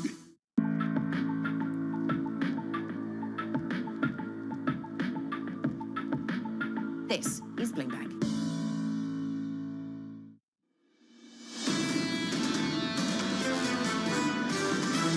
This is a market that we still see as fairly constructive. We believe the equity market rally can continue to trudge higher. These concentrated moves and these handful of names have really masked everything. With markets at the highs, again, markets don't have to stay at the highs. We get caught up in the broad indices. You look below the surface, markets are only doing okay. It just feels like there's very few bulls out there. Everybody that comes on has kind of a bearish tilt to them. And bear markets don't really start that way. There is an unprecedentedly wide range of outcomes possible. So no longer can we think about investing around a central base case. This is Bloomberg Surveillance with Jonathan Farrell, Lisa Abramowitz, and Anne-Marie Hordern. Live from New York City this morning. Good morning, good morning. For our audience worldwide, Bloomberg Surveillance begins right now, with equity futures positive by 0.1% on the S&P, coming into Wednesday on a 6-day winning streak on the S&P 500, closing yesterday for the 36th all-time high of 2024. Powered by big tech, let's talk about one of those names, Tesla. In the pre-market, just a little bit softer, but yesterday, a 10th straight day of gains. Lisa, over that period, we are up more than 40% on that single name. Tesla shares are up 75% from hitting at 52-week lows back in April, 4% almost yesterday. Why? This is really the key question, right? What is the raging reason you can come up with for why Tesla ripped yesterday? People saying maybe what they reported on July 2nd about maybe company vehicle sales, maybe the idea of what they can do with robotic taxis. Very unclear to me. I'm not sure what you think of Bill Gross's explanation. Tesla is acting like a meme stock, sagging fundamentals, straight up price action. You could say that about NVIDIA as well. I mean, that's the thing. Yesterday, NVIDIA was up 3%. I think the bigger takeaway here is you haven't gotten a day where all of the Magnificent Seven stocks were acting in tandem. They're kind of acting like pillars that go back and forth, and people are kind of ping-ponging from one to the other, figuring out, is this going to be safer? Is this going to be safer? There is a feeling that maybe valuations are getting high, but it's unclear where, and from day to day it shifts. We can attempt to get back on top of the fundamentals a little bit later this morning. So yesterday was day one of testimony for Chairman Powell on Capitol Hill in front of the Senate. A little bit later this morning, Chairman Powell goes in front of the House. There was a standout quote yesterday. This one, I'm not going to be sending any signals about the timing of any future actions, and I think for a lot of us, we turned the volume down and moved on. But then he said something, elevated inflation is not the only risk we face.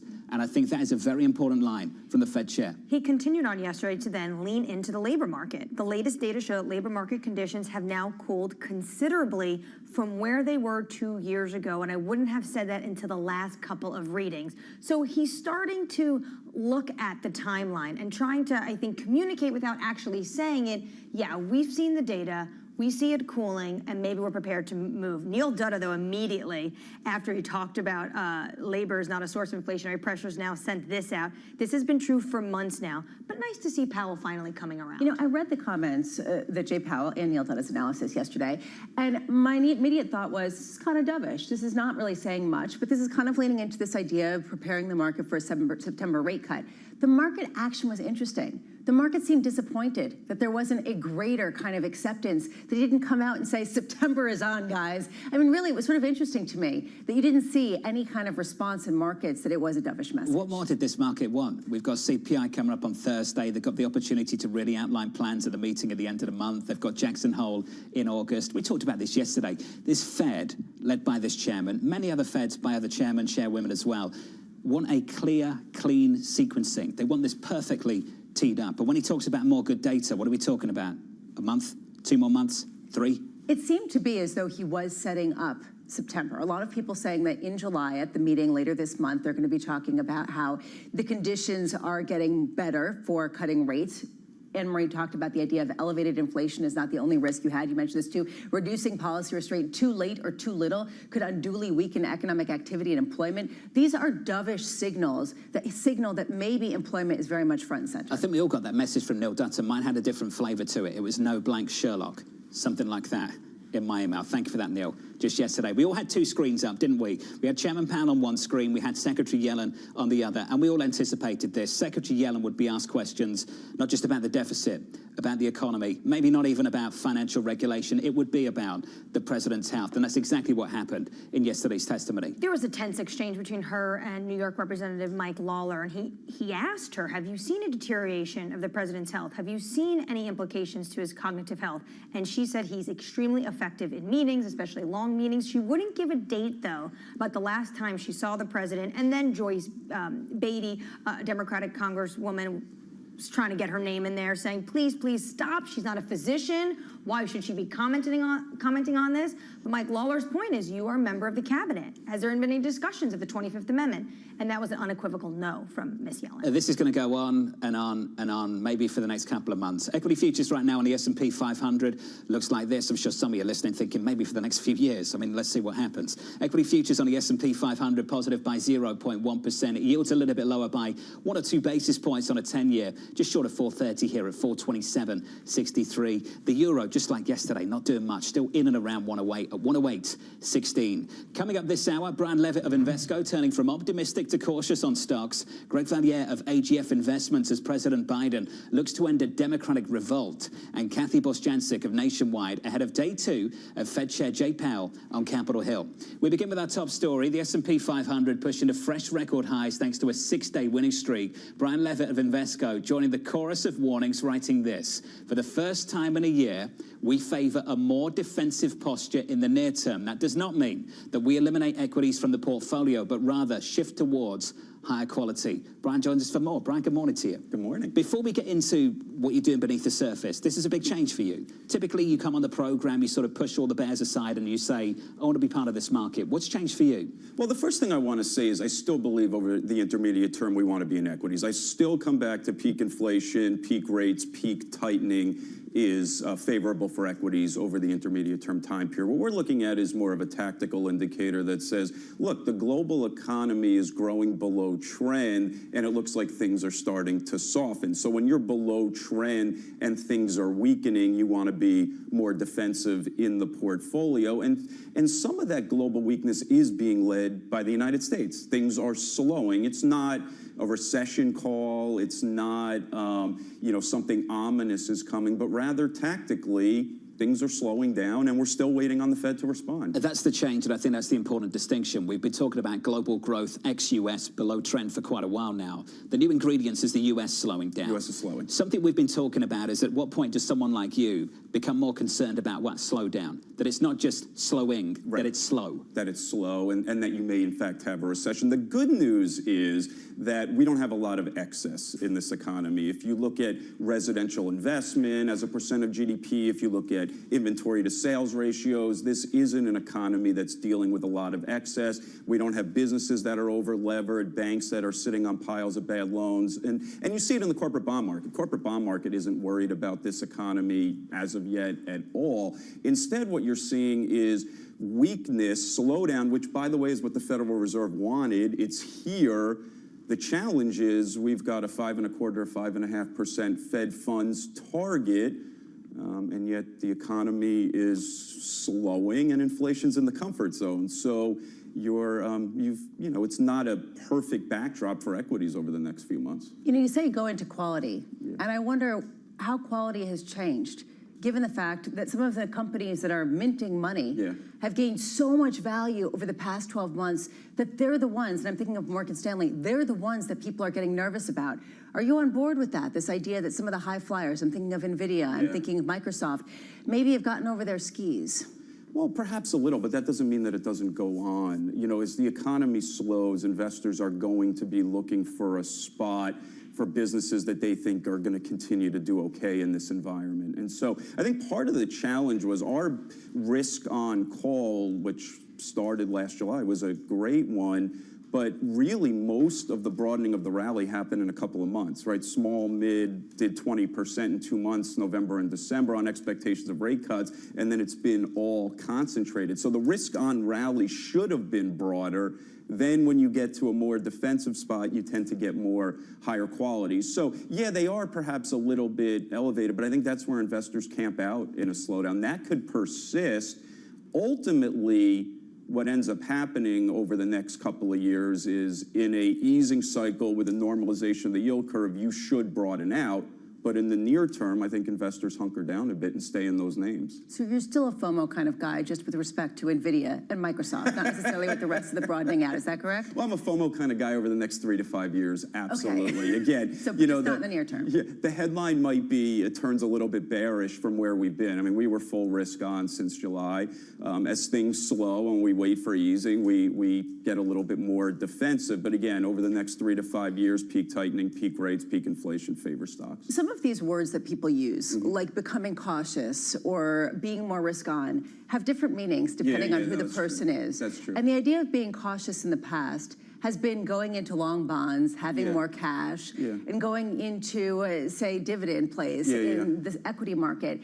What's the new conservative position? Yeah, so the way we think about it is, so if you take a 60-40 portfolio, when we're more risk on, that 40% fixed income is going to be far more credit. Credit tends to do well in more of a recovery, risk on type of environment. We would increase exposure to longer duration bonds, quality bonds. Quite frankly, you can get some very nice yields there these days. And I would be a little bit cautious about sitting out in money markets because those yields will ultimately be coming down. On the equity side, when you're more cautious, you reduce some of your exposure to international and you move into factors like quality and low volatility, and you reduce a little bit of your small cap exposure and go more large cap. So it's not wholesale changes, it's protecting some of the gains you've had in the portfolio and adding some protection in the fixed income market to a portfolio. We had this debate yesterday about whether or not, as an investor, you can look through the noise of politics. Do you find potentially advantages ahead of November, opportunities, or do you think there's setbacks? I look through the noise of politics. If you look back historically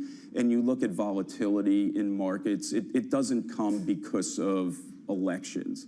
So if you look at October and November of election years, the only years that you see a meaningful increase in volatility are 2000 and 08. And that was clearly for other reasons than what was going on in politics. And if we have time for it, I like to tell investors 3 points on politics. The first one is, since 1957, when the S&P went live, every president has had a positive return over their administration, except W and Nixon, because their terms ended in bad recessions, or they left office in bad recessions. Number 2, Trump's portfolio, over Trump's term, S&P was up 60%. Where's Biden right now? 60%. So it didn't matter at all. And the third point I like to make is, if politics matters so much, then how did Obama and Reagan both have 200% advances in the market during their term? Right? They both had great starting points. You know, I could become president in a recession when the Fed's helping out and probably get a 200%. Are you running? Because I think that's Anne-Marie told me I have 0 chance. So you could head to the convention in August and make a challenge if you want. I think some people might be thinking about that. There have been changes, though, over the last decade. 2016, November 16, we were talking about investment in infrastructure, the Trump trade. 2020, you saw what happened when we started to see signs of a blue sweep and the prospect of more fiscal stimulus coming down the pike. There have been changes, and we're starting to wonder whether there's going to be consequences for the bond market. For 2 presidents, 2 leaders that don't seem to be willing to do anything about the deficit in a big way anytime soon. Yeah. Well, I mean, with regards to the changes, you know, if we do go back to that 2016 moment, it was the hope, I think, from a lot of voters that Trump could unlock growth, could unlock value, and you had very much the same market leadership you had under Obama. So we didn't change the economic environment as a result of simply electing a new president. I mean, they basically get a couple of things done. They don't get to have their whole agenda play out. Now, with regards to rates, I heard this a little bit a week or two ago. You would know better than me, but right, there was a quick move up in the 10-year Treasury rate a handful of days ago, and people were asking me, is this the bond vigilantes? Are they finally here? There's nothing in the bond market that suggests the bond vigilantes are here. This is a bond market that's been moving very much on nominal growth expectations and expectations for the Fed. If the bond vigilantes were here, the U.S. dollar would not be as strong as it is. So no, it doesn't seem as if the bond market views this as a problem, and I've been saying for a long time, Jonathan, I don't think that this is going to be a problem. My clients think it's the biggest problem we have. Yeah. The U.S. debt level. Your job is to provide therapy. Well, I've been doing this for 25 years, and the debt's increased by 7 times. What was it, 5 trillion to 35 trillion, and yet rates are at 4% and the dollar's strong. So, you know, it's the Alfred E. Neumann, what me worry at this point, right? I mean, we're a very wealthy country. Total household net worth is 150 trillion in this country compared to 35 trillion in debt. So I'm not overly concerned about this. Brian, it's good to see you. You too. Brian Levitt of Invesco. Of Invesco for now and heading towards the convention in August. Maybe. Let's get you an update on stories elsewhere this morning. Here's your Bloomberg Brief with Danny Berger. Hey, Danny. Hey, John. China's consumer prices eked out another small gain in June. Monthly CPI growth hovered near zero for a 5th month.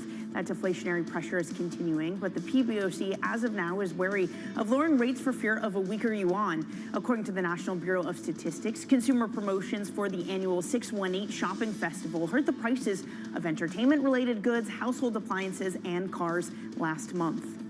Donald Trump is getting closer to announcing his vice presidential pick.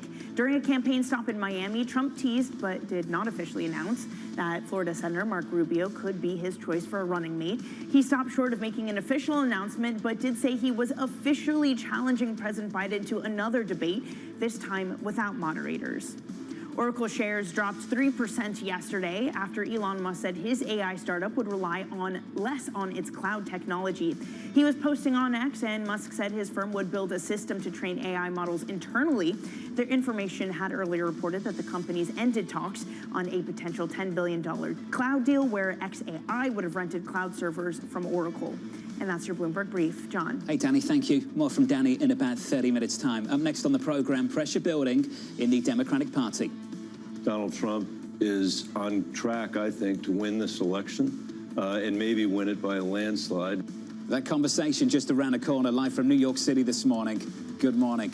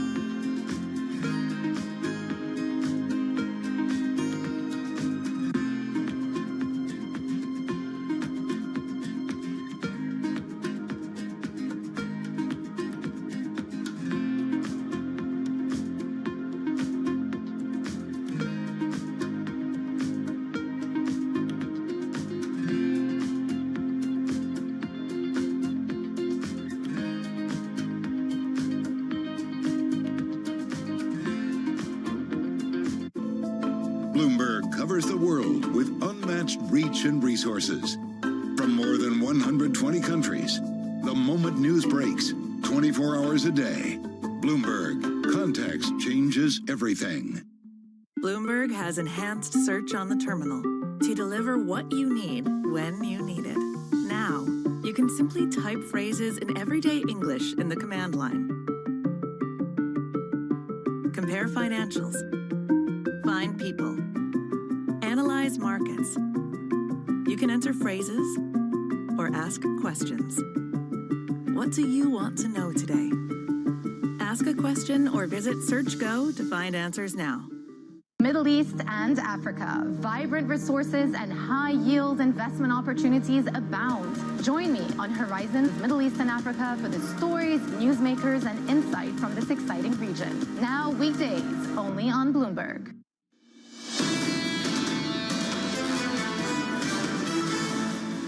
Live from a steamy New York, welcome to the program. Equity futures on the S&P positive by 0.1%. Yields a little bit lower. We're down 2 basis points on a 10-year, 427.63. Under surveillance this morning, pressure building in the Democratic Party. Donald Trump is on track, I think, to win this election and maybe win it by a landslide and take with him the Senate and the House. The White House, in the time since that disastrous debate, I think has done nothing to really demonstrate that they have a plan to win this election. It's the latest. Divisions growing among Democrats over President Joe Biden's re-election bid. Senator Michael Bennet becoming the first Senate Democrat to cast doubt on Biden's chances publicly. Bennet stopping short of calling on Biden to bow out, but 9 House Democrats have now called on the president to step down from the race. Joining us to discuss is Greg Valliere of AGF Investments. Greg, what can the president do to stop the revolt? Well, I guess he'll have to have good press conferences starting tomorrow. But, John, I got to tell you, I think more and more people, at least that I talk to, say he can't serve for 4.5 more years. I don't know anybody who thinks he can serve for 4.5 years if he wins re-election. The other point I would make is that can Joe Biden go from now until November 5th without another stumble, without another gaffe? I sure doubt it. And I think if Biden does make another gaffe or have another disastrous, press conference, he's out. So either way, I'm not high on his prospects. I think it's unlikely that he will be on the ticket on November 5. Greg, we have Mikey Sherrill yesterday, the representative, coming out saying Biden should step aside. But who is it going to take to have to say that for the president to actually take it under consideration?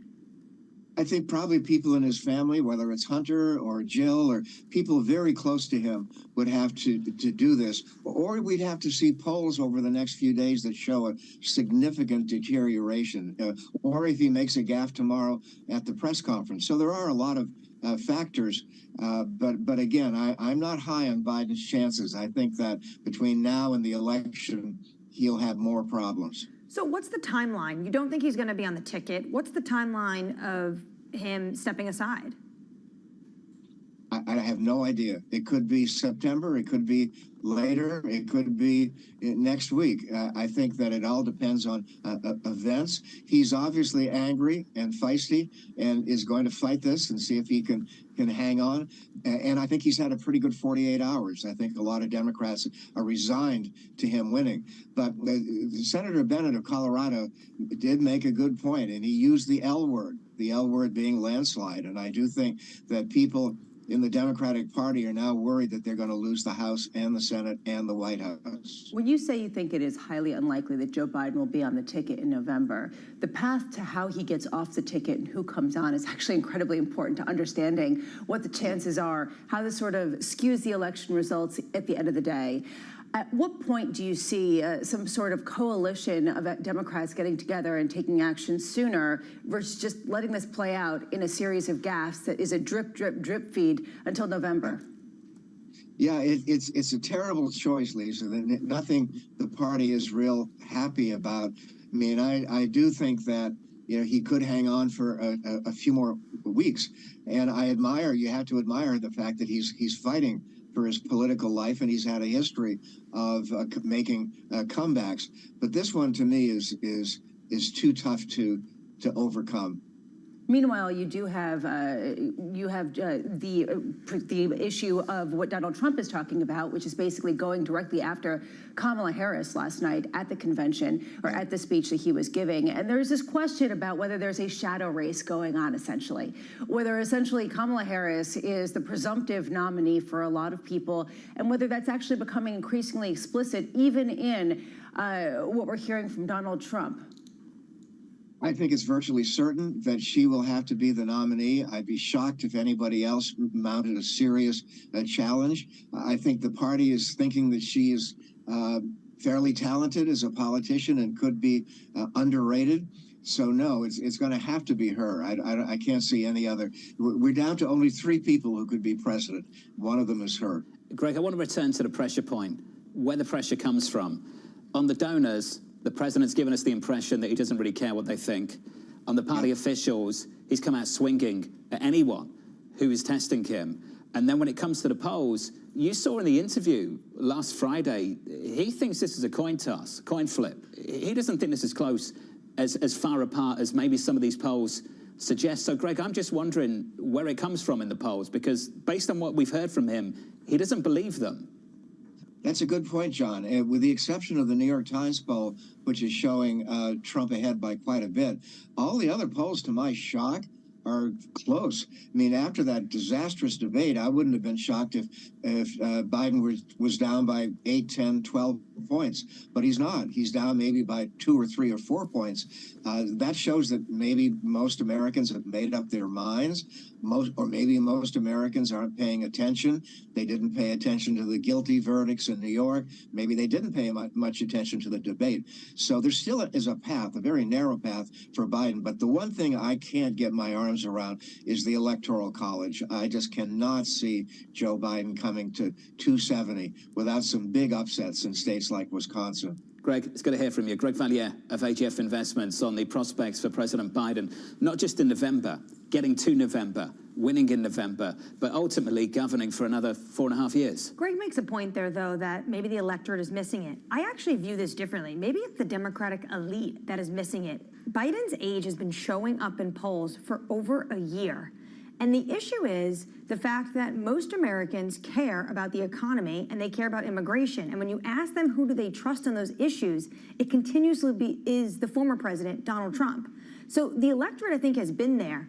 This debate has woken everyone else up for it because you couldn't ignore it. It was right in front of your face. Yeah, I think within what you've just said is quite important. When you listen to Democratic officials, those that have come out against the sitting president, they'll talk about his age a lot, as if that is the only reason that the sitting president lags in some of the polls. And they don't talk about the substance, the policy, some of the issues in this country that haven't been addressed over the last 3.5 years. It's true, which is why it's so surprising to see some of the progressive wing come out and back President Biden to become the nominee, considering some of the dissonance between those two groups. That said, that was all baked in. The wake-up call was very much just his demeanor, his carriage, his age, his mental fitness, and that really is what a lot of people are focusing on now. And apparently a much bigger wake-up call for people within the party and not the general electorate. Coming up on the programme, President Joe Biden looking to return to form and reassure NATO allies. A big week for the president coming right up.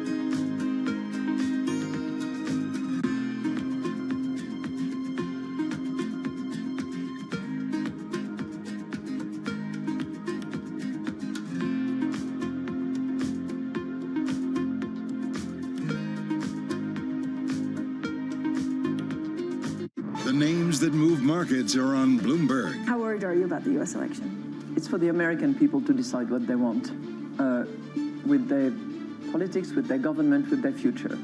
But obviously, we are all concerned about it because the United States is the largest economy, the largest defense country in the world, and has been a beacon of democracy with all its upside and downside. We cannot interfere with their choice. It's their choice, and that's the beauty of democracy. But we have to be extremely attentive and anticipate, just as we do with inflation. You know, we do scenarios. What if, what if, what if? Then what do we do? Where I sit now in Frankfurt, head of the ECB, I think that we have to be strong as Europeans and not assume that we can rely on whoever our friends are around the world, because these things change over the course of time, as we have seen. Bloomberg. Context changes everything. From the world of politics to the world of business. Every weekday on Bloomberg TV and radio, hosts Joe Matthew and Keely Lines deliver news, insight, and analysis from and about politics' biggest power players. The president has been clear that is non-negotiable. I mean, this is going to be an ugly, ugly year. Balance of Power, live around the world every weekday, only on Bloomberg Television and Radio. Context changes everything.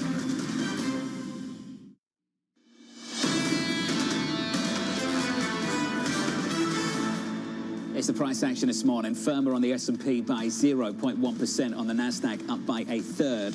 Look out, Tesla, new price target over at Goldman, 248 from 175. I think a lot of people playing catch up. We've had a 40% move over 10 trading days. Phenomenal. I wonder why, though. Again, is it because of options trading behind the scenes? Is it because of fundamental beliefs that they're closer to coming up with a robo-taxi or some sort of vehicle?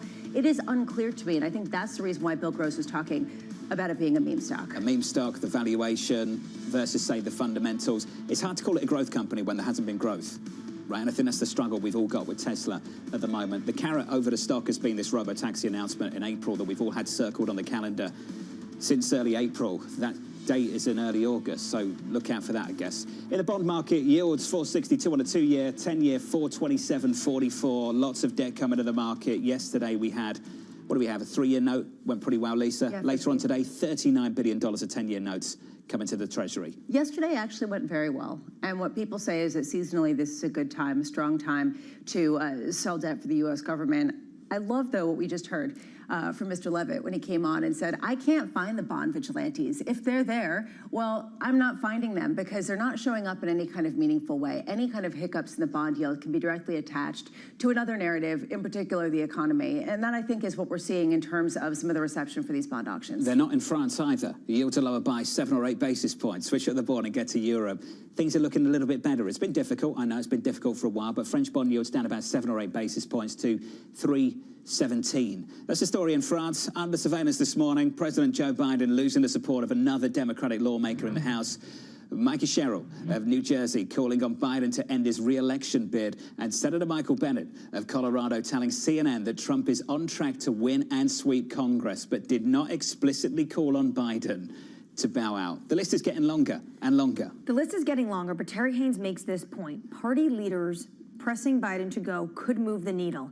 Backbenchers do not. So the party leaders, or potentially his family, could be the Lord Almighty Biden's looking for. Everyone else at this point is just noise. But at some point, do those individuals, does it become so big, this list, that it pushes potentially the Hakeem Jeffries, the Schumers, the Pelosi's, maybe Dr. Joe Biden, to telling him, okay, you have to step aside? Everyone's got to manage their own career risk. And you see that happening right now on Capitol Hill. There is a reluctance to come out on the record and say what they're saying privately, which is why, what's the number now? 9, 10, something like that? It's not a long list of people in the grand scheme of things. It's getting longer. But you know it's much, much longer when you talk about what's being said privately versus what's being said publicly. And you're not seeing that sort of groundswell continue in that kind of scope. Yesterday, we didn't see that many people come out versus the day before. The Washington Post had a story about how in some ways Hill Democrats are divided and many of them are just coalescing around Biden. This is sort of the key question. there hasn't been a real challenge to Biden, in part because of career risk for their potentially being just extricated from the party in some capacity. And you wonder how much that's really holding a lot of people back in a material way. When you're explaining in politics, you're losing. Every day they're explaining that he can govern every single day. That does not set you up well for not just the next 4 years, but and winning in November. Cook Political Report yesterday made 6 changes. These are the 3 biggest ones. Arizona, Georgia, Nevada were toss-ups, and now they're lean R. These are states that Biden should be very competitive in. And right now, what they're saying is these are going to go red. This is why that career risk cuts both ways. That if you lose in a landslide in November and you didn't say anything, then I think you're equally in as much trouble if you did and he wins. In fact, it might even be worse. Well, this is why Greg Vallier's point is really interesting and why we both were struggling to the path of exactly how Joe Biden gets off the ballot. Because is it going to be pressure for the inside group? If, let's say, Thursday is a really rough press conference, is there basically a coalition of Democratic senators, not House representatives, that come out and say, we don't think you actually have it anymore and we don't back you in the same kind of way? Or is there an inner circle that kind of forces him out? These are some of the questions that people have, and it really hinges on just what that threshold is in terms of his performance. The fallout of that debate debacle continues in Washington, D.C. and across this nation. On Capitol Hill, once again, is Fed Chair Jay Powell set for day 2 of testimony. Powell telling a Senate panel yesterday that risks to the labor market are rising and adding that officials are close to agreeing a new term for bank regulation. Powell testifying before the House Financial Services Committee at 10 a.m. Eastern Time. Anything that was missing yesterday for you that you think needs to be addressed later this morning? I thought it was interesting that in his actual prepared remarks, he talked about the Fed independence in this really aggressive way that I thought was kind of interesting. It was a new type of reassertion of that, which raised questions about, you know, what kind of political threats he's under. I think it would be interesting for people to understand exactly what data he's looking for to really gain confidence, although he came out yesterday and said, frankly, he's not going to give any indication. This is not forward guidance. I'm going to say as little as I possibly can. I think it's going to be tricky for them to get anything out of him, but where I would press him is both on the politics of the moment, given some of the proposals, given some of the tariffs and some of the immigration issues, and understanding where they are now and understanding the labor market and just how much it's cooling and what's driving that. Those are some of the things I think could make a material difference. There is the upper chamber, the Senate, and the lower chamber, the House. And I think sometimes people expect a little bit more substance from the upper chamber. The lower chamber of the House, I think you're going to get a little bit more theater on the politics. But Powell didn't bite yesterday. He was asked from Senator Kennedy to talk about Bidenomics, is not going to comment on it. I agree with you. These kind of policy changes, immigration, tariffs, when you're seeing inflation, is this due to fiscal spending? He's not going to make comments on it, but it's important to understand what 2025 looks like. I was surprised by how much they talked about financial regulation yesterday. Yeah, especially because the Chevron doctrine kind of took it off the table to a large degree. So there's a real question about the relevance of his control over it anyway. Look for a repeat of that a little bit later, maybe. Let's talk about this one. President Joe Biden and NATO pledging 5 more Patriot air defense systems to Ukraine. The assistance coming as Biden looks to reassure allies he's fit for the job in a speech marking the 75th anniversary of the alliance. The NATO summit continues today with Biden preparing for his first bilateral meeting with new British Prime Minister Keir Starmer. Bloomberg's Piotr Skolomovsky joins us now for more. Piotr, let's talk about what's on the table today and what the reaction was to that address just yesterday. Hi. So indeed, what we heard yesterday was a pledge of 5 Patriot missiles and other air defense system, and also short-range systems. We also heard that Ukraine will be delivered F-16s finally, which obviously has been pledged. A lot of the pledges that we heard yesterday, although Biden called them historic, they really warm over things that were already promised months ago. What we're going to see today is obviously this is the moment where the summit really kicks off, and there are a lot of bilateral meetings, and obviously Biden's health is front and center of the discussions between the leaders, and also people who are attending the summit. He's going to host a dinner today with heads of states from NATO member states, and it's going to be at 8. So obviously the crucial time at which he actually should be resting. So that will be a moment where people will be really focusing on. And so far, obviously, we also heard yesterday from President Zelensky. He gave a very feisty speech yesterday, not actually mentioning election as such, but he said that NATO summit or NATO leaders, and especially US and the rest of the world, are waiting for November. And instead of waiting for November, they should actually move on and try to help Ukraine right now, provide more help, but also provide a path or commitment that that Ukraine will join NATO at some point. He's not going to get an invitation. Obviously, what we're hearing is that from the people around him is that he's not very happy about that, of course. So more of this will continue today. Also behind the scenes, I know that a potential Trump 2.0 presidency is being discussed. The issue is, can you give us a sense of what people are saying on the ground? Because Trump's rhetoric on NATO has been very hot. But when you look at the 4 years he governed, we had javelins to Ukraine, and we had more tanks to the eastern flank. So actually, the U.S. upped their commitment to the alliance. Is that not correct? Indeed. So obviously, part of it is the rhetoric, especially coming from Eastern European countries, that they're trying to say, well, actually, rhetoric is one thing, and Biden and Trump has actually said he has this plan. He wants to end the war. But we heard, for example, from Latvia's foreign minister yesterday. She was in this studio and she was asked about potential Trump president, and she said she's not worried. I mean, she said we worked with President Trump when he was in office. There was no sense of sort of lack of commitment to NATO, and also, as she pointed out, compared to the time when he was in office, NATO is spending much more, and that's sort of the refrain that we keep hearing all the time. 23 members are already spending above the 2% target. Some are trying to get even above that, especially from Eastern Europe. They're spending even, as Poland, for example, 4% of GDP on defense. So at least on the level of rhetoric, especially Eastern European countries, which are most concerned, they're pointing out there's a huge gap between what Trump has been saying on NATO and what he has done while he was in office. So they seem to be more confident than we're hearing overall. Peter, it strikes me that as NATO members are meeting and talking about the threat of Russia and how to isolate Vladimir Putin just had a bear hug with Indian Prime Minister Narendra Modi. He just visited with Xi Jinping, talked about their increasing alliance. This doesn't seem like an isolated leader. How much is that looming large over a lot of the NATO members this week?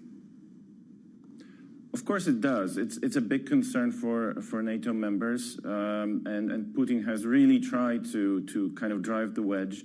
And he was actually helped by one of the members of the NATO alliance who actually visited him just days before the NATO summit, and they talked and they shook hands.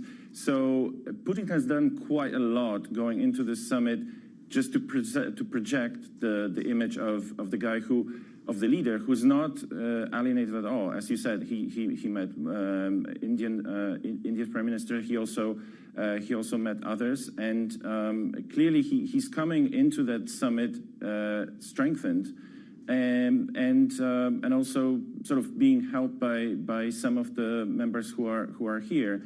Obviously, Viktor Orban is one of the people who is raising certain concerns with EU leaders at this summit.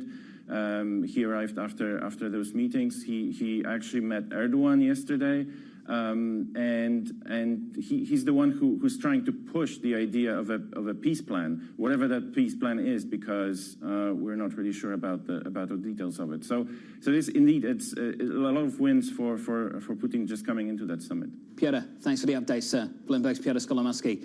Thank you. And coming up on Friday, AMH sitting down with the NATO Secretary General Jens Stoltenberg. Look out for that on Friday morning, following a must-watch news conference with President Biden on Thursday. Let's give an update on stories elsewhere this morning with your Bloomberg Brief. Here's Danny Berger. Hey, Danny. Hey, John. Microsoft and Apple have given up the chance to be observers on OpenAI's board. It comes as global antitrust regulators step up scrutiny of big tech's influence on AI. Microsoft, which has invested $13 billion in the creator of ChatGPT, sent a letter to the startup announcing its withdrawal from the board. And HSBC is reshaping its investment bank, making it look a lot more like its U.S. rivals. The bank will combine several of its industry coverage groups to help with efficiency, according to people familiar. It's a move that Citi also made in recent years. Lenders are shaking up their investment banking divisions to prepare for a world of falling rates that eat into profits. And a penthouse in New York City has sold for $135 million. That is the most expensive home bought in Manhattan since January 2022. It's a 5-story apartment. It sits atop the historic Crown Building on Fifth Ave, now part of the Aman. It was sold as an unfinished space that the buyer is now responsible for building out, a spokesperson for the developer said. The price breaks down to nearly $10,000 per square foot. And that's your Bloomberg Brief. John. Danny, thank you. More from Danny in about 30 minutes. I love that you can drop 100 mil plus on a property and you've got to finish it. Yeah, well, it's 5 stories. Did you see the property? I've seen it, yeah. I spent some time with it. I looked at it this morning. Did you see the wraparound terrace at the very top? You know, it's really sad. What? The chances that no one lives in it after paying that much for it. I was wondering, is this going to be some sort of ambassador's residence that's never going to come? I don't know. I know. I think that's just how you park $135 million these days. I wouldn't know. Yeah, neither would I. Up next on the program, Fed Chair Jay Powell keeping September on the table. The labor market appears to be fully back in balance. The most recent labor market data do send, to your point, a pretty clear signal that labor market conditions have cooled considerably compared to where they were 2 years ago. That was day 1 yesterday, day 2 coming up later on this morning. From New York, this is Bloomberg.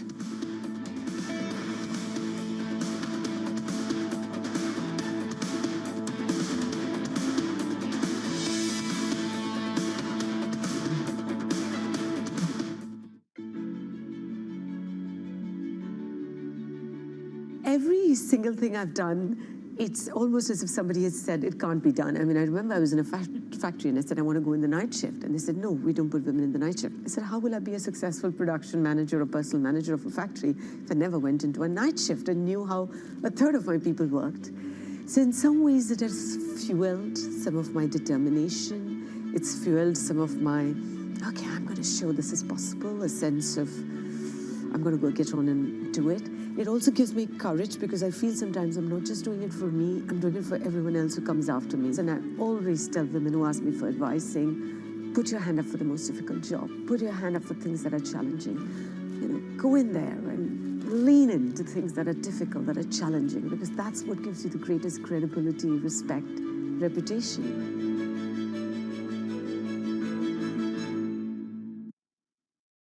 Welcome to the world of decentralized finance. With a surge in Bitcoin, you have crypto stocks also surging. Bloomberg's covering all things crypto, the people, This is a political attack, and we must hold our elected officials accountable. the transactions, Really a record-breaking moment. Bitcoin is the exit strategy. and the technology. Awareness is going to grow, and these things grow the overall industry. And crypto as an asset class is here to stay. Bloomberg Crypto, only on Bloomberg.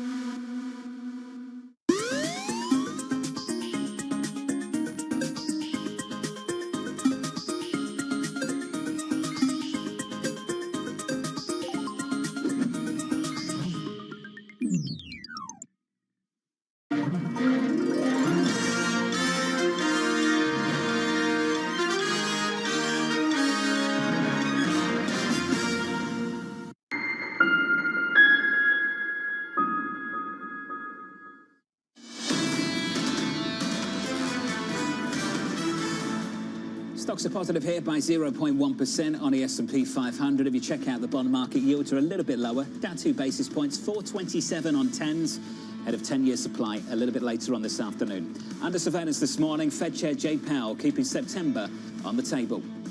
The labor market appears to be fully back in balance. The most recent labor market data do send, to your point, a pretty clear signal that labor market conditions have cooled considerably compared to where they were 2 years ago. This is no longer an overheated economy. This is an economy, as I mentioned in my opening remarks, that is more or less back by most measures to where it was before the pandemic. And that was a strong labor market, but it was not an overheated labor market. Here's the latest for day 2. Fed Chair Jay Powell heading back to Capitol Hill today. Powell is set to testify in front of the House after telling a Senate panel that risks are rising for the employment half of the Fed's dual mandate. Kathy Bosjancic of Nationwide Mutual Insurance joins us now for more. Kathy, what didn't you hear on day 1 that you'd like to hear on day 2? Good morning, John. Well, it would have been great to hear a more definitive guidance from Chairman Powell, but I didn't really expect that. He's, holding his cards close to his vest in a sense. There's CPI data out on Thursday, so you can't really signal that, rate cuts are coming, maybe in September, which is our baseline view, until they get at least one more good inflation report. I did think he was pretty forthcoming, though, on the labor market. There's a lot more recognition that things are fraying on the edges there, and that we have a more balanced outlook now, right? It's not just concerned all just on inflation right now. Is that how you'd describe it? Just fraying of the edges of this labor market, or is it something worse? Well, we're seeing signs of fraying. We do think some, further slowing, maybe some cracks start to emerge. We don't, necessarily think there's a recession on the horizon. We think that, having a soft landing is quite possible at this point, but it really is contingent on the Fed getting going here and starting to cut rates. There are pressures, throughout the economy, not just the labor market, but many, households that rely on variable rates, right, for borrowing, and also some of the, corporations, small and medium-sized enterprises, really feeling the weight of these high interest rates. Kathy, I agree with you. I think that Jay Powell was actually quite forthcoming when it came to his view of the labor market, and it confirmed what market participants have been saying for quite a while, saying elevated inflation is not the only risk we have. Reducing policy restraint too little or too late could unduly weaken economic activity and employment. So why is it, Kathy, that markets seem disappointed by what they heard and didn't increase the chances of a September rate cut? In fact, if anything, the chances went down, and there seemed to be disappointment that he didn't come out and just say September's on. Yeah, I did notice that as well yesterday.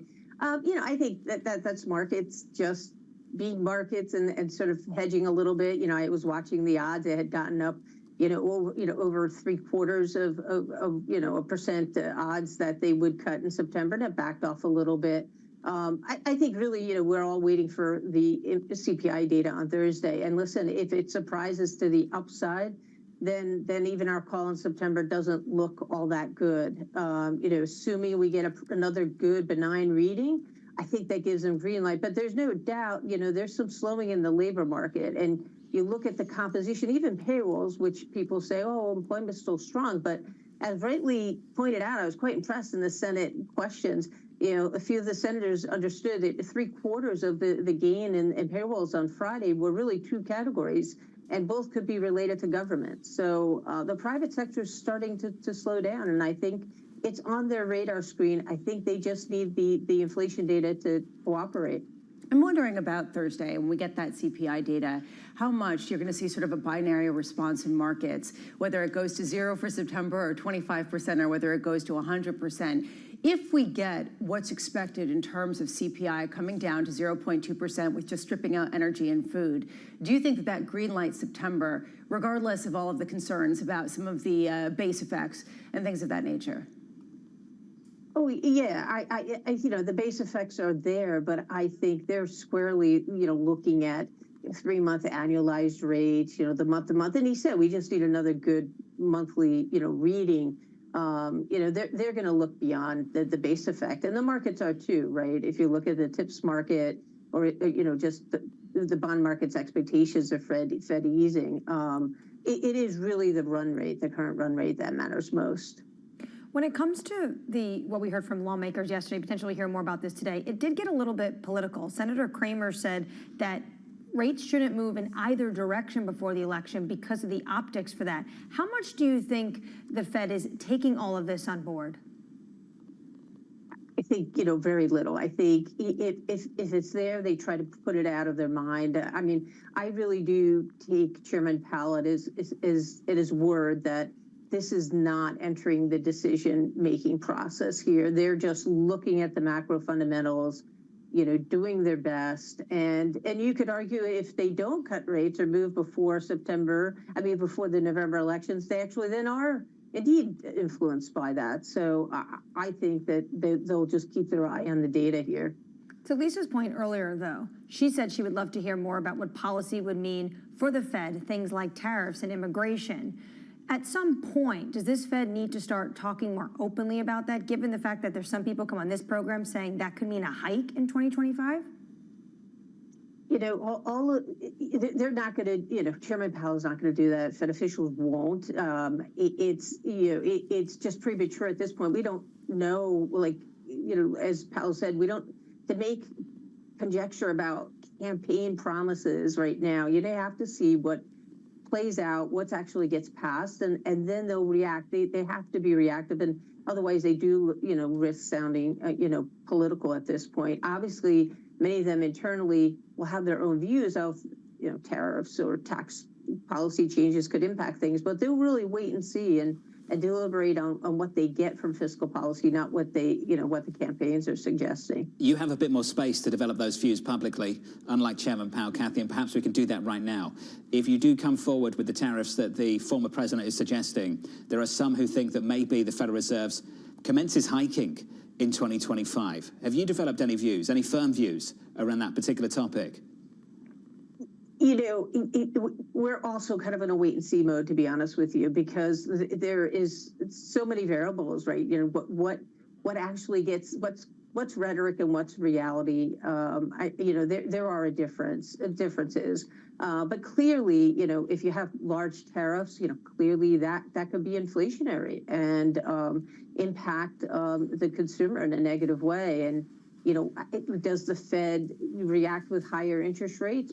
Perhaps, but maybe it's also a tax on the economy and slows things down. So we just don't know, and it depends on the macro backdrop. And if things are slowing down prior to that, right before the implementation, the Fed could be cutting rates regardless. So there's just a lot of uncertainty between now and then. Flying blind into 25, it's a theme on this program. Kathy, thank you. Kathy Bostjancic there of Nationwide. Heard this a few times, that maybe in a short term it's inflationary, but in the longer term it's going to hurt growth. If you think about what inflation is, it's the rate of the price increase over time. If you have some sort of sudden change in policy of where goods are coming from, one argument is it will be a one-time price hike, so prices will go up, people will buy fewer of them, and that will depress growth, and inflation won't keep going at that same pace because it won't just sort of be every year up by that amount. That's one argument for why it might not be inflationary in a way that the Fed would have to counter.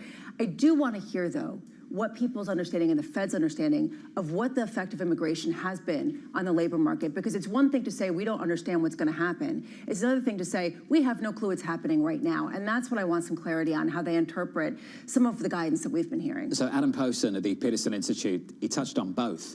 And ultimately where he lands is hikes in 2025. And he was talking about the stagflationary effect of the changes to immigration policy that we might expect coming next year. Given the fact that the incoming workers for this economy have really upheld it and allowed inflation to not go too far. Of course, there is this question of if it allows prices to remain stable, you have to wonder what that means for the effect on wages of people who exist in the nation. I mean, there's just a lot of uncertainties. I just think that we should be, I want to hear more about how the Fed is unpacking some of this and how they're trying to think about it rather than just what they think future policies are, which they can't get their head around and they could easily just punt. I think they're really, really struggling to navigate policy in Washington right now. I would agree. And don't want to step on any landmines going into November. And you could sense that yesterday. Yeah, I want to just... I know, you want to keep pushing. Yeah. And I do too. We'll keep pushing. Up next on the program, Dan Skelly of Morgan Stanley, Democratic Congressman Jonathan Jackson of Illinois, Drew Pettit of Citi, and Lisa Coleman of JP Morgan Asset Management. All of that on a second hour of Bloomberg Surveillance. That's up next.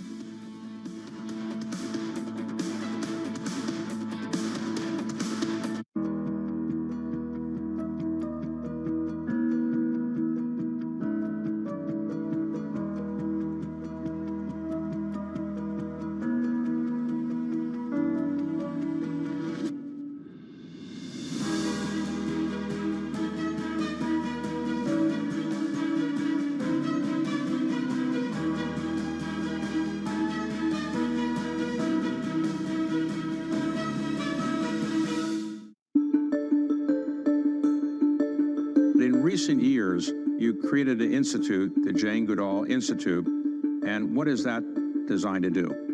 Well, that was started in 1977, when by then I had a little research station, and 4 of my students were kidnapped, and everything shut down. And so some friends of mine said, well, let's start an institute so that this research can carry on. Bless them. So that was 1977, and it was set up to study, conserve chimpanzees and other animals and educate. And it's developed since then. So it's, you know, we've got 27 Jane Goodall Institutes around the world. And then I realized at some point that the African people living in and around chimpanzee habitats right across Africa were struggling to survive. There was crippling poverty, lack of health and education, moving deeper into the forest, being exposed to diseases like Ebola and HIV from the chimpanzees and vice versa. It hit me. If we don't help these people to find ways of making a living without destroying their environment, conservation won't work. Access the financial world on demand. Hear from leading economists, policymakers, and industry experts via live and on-demand webinars, only from Bloomberg. Start exploring to see what's moving the markets. Visit Bloomberg.com/webinars. Always on the heartbeat of the tech spread across global markets. The real-time data aspect is going to be important. We're going to bring you expert analysis on that. Sure. Don't miss Bloomberg's interview with the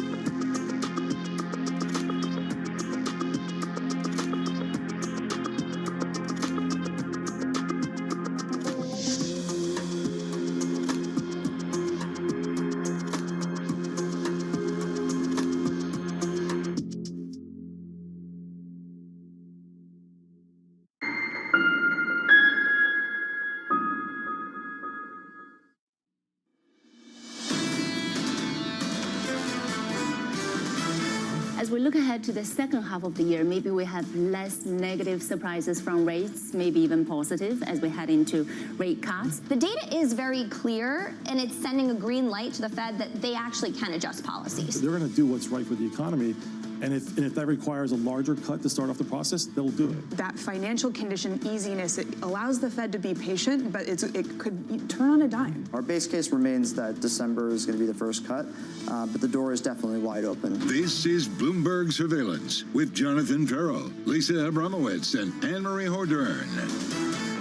The second hour of Bloomberg Surveillance begins right now, live from New York City this morning. Good morning, good morning. Your equity market at all-time highs. Coming into Wednesday, equity futures positive by 0.1% on the S&P 500. Let's get to the day ahead. It looks a little something like this with Chairman Powell speaking at 10 a.m.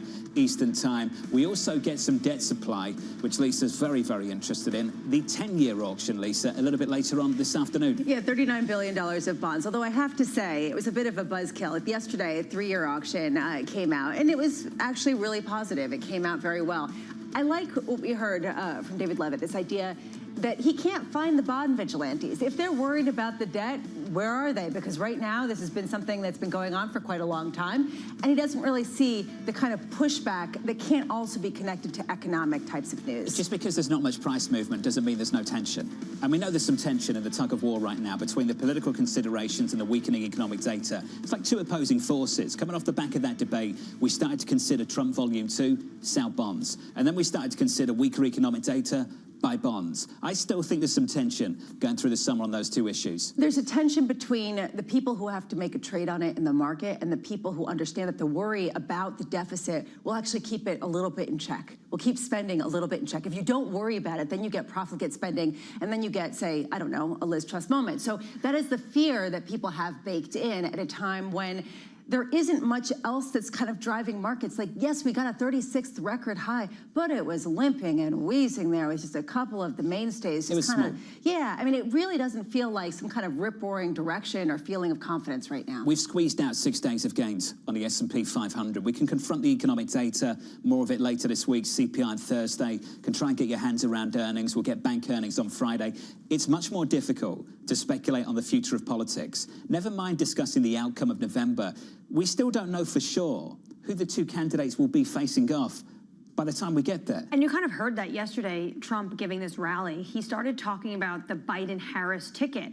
As much as he was bashing Joe Biden, he also started to bash Kamala Harris because there is potential that it could be her at the top of the ticket. And Washington Post has some reporting that the Trump campaign prefers it to be Biden, but they're also going to prepare for Kamala Harris. I'm going to be going down to D.C.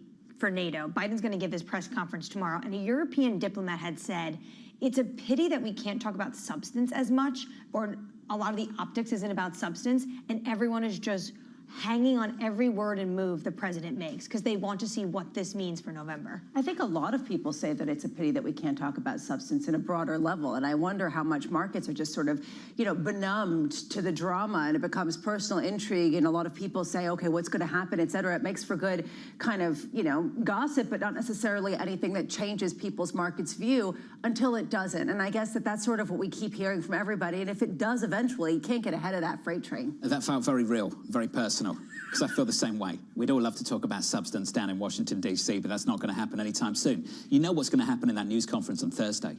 Should be about NATO. Should be about the wars that many countries are engaged in right now around the world. What's happening in Gaza, what's happening in Ukraine, what that's going to be about repeatedly throughout that whole news conference. And I imagine you'll be in the room. We're going to hear it again and again and again.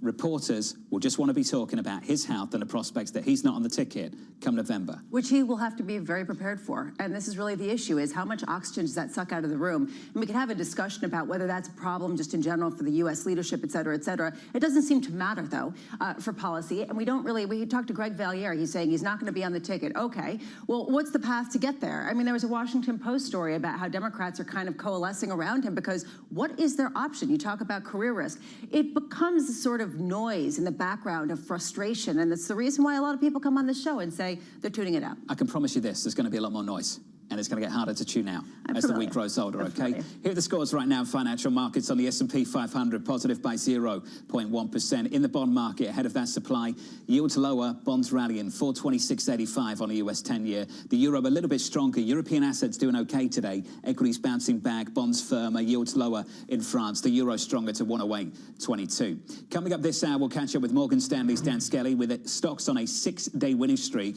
We'll speak to the Congressman Jonathan Jackson amid more calls for President Biden to drop out, and JP Morgan's Lisa Coleman on why she's buying riskier bank bonds. We begin with our top story, the S&P 500 at all-time highs, powered by big gains in big tech. Dan Skelly and the team over at Morgan Stanley writing this: Wall Street has tilted towards the tech sector to a historic degree, raising the stakes should the AI-fueled rally falter. Valuations are stretched, while earnings growth is poised to slow from here. Dan joins us around the table. Dan, it's been too long. It's good to see you. Great to see you, Jonathan. Is this rally going to broaden out, and what gets us there? We think it does. So a couple of key catalysts, right? First, we still think that the Fed is going to cut later this year. Ellen has stuck with her 3 cuts call, and we think that's going to happen amid a still positive economy. So we think that definitely helps boost sentiment for some of the more value and cyclical sectors. Second, and a lot of your guests have been speaking about this, so it's not necessarily the biggest unknown, but the spread between tech earnings and Magnificent Seven earnings and the rest of the market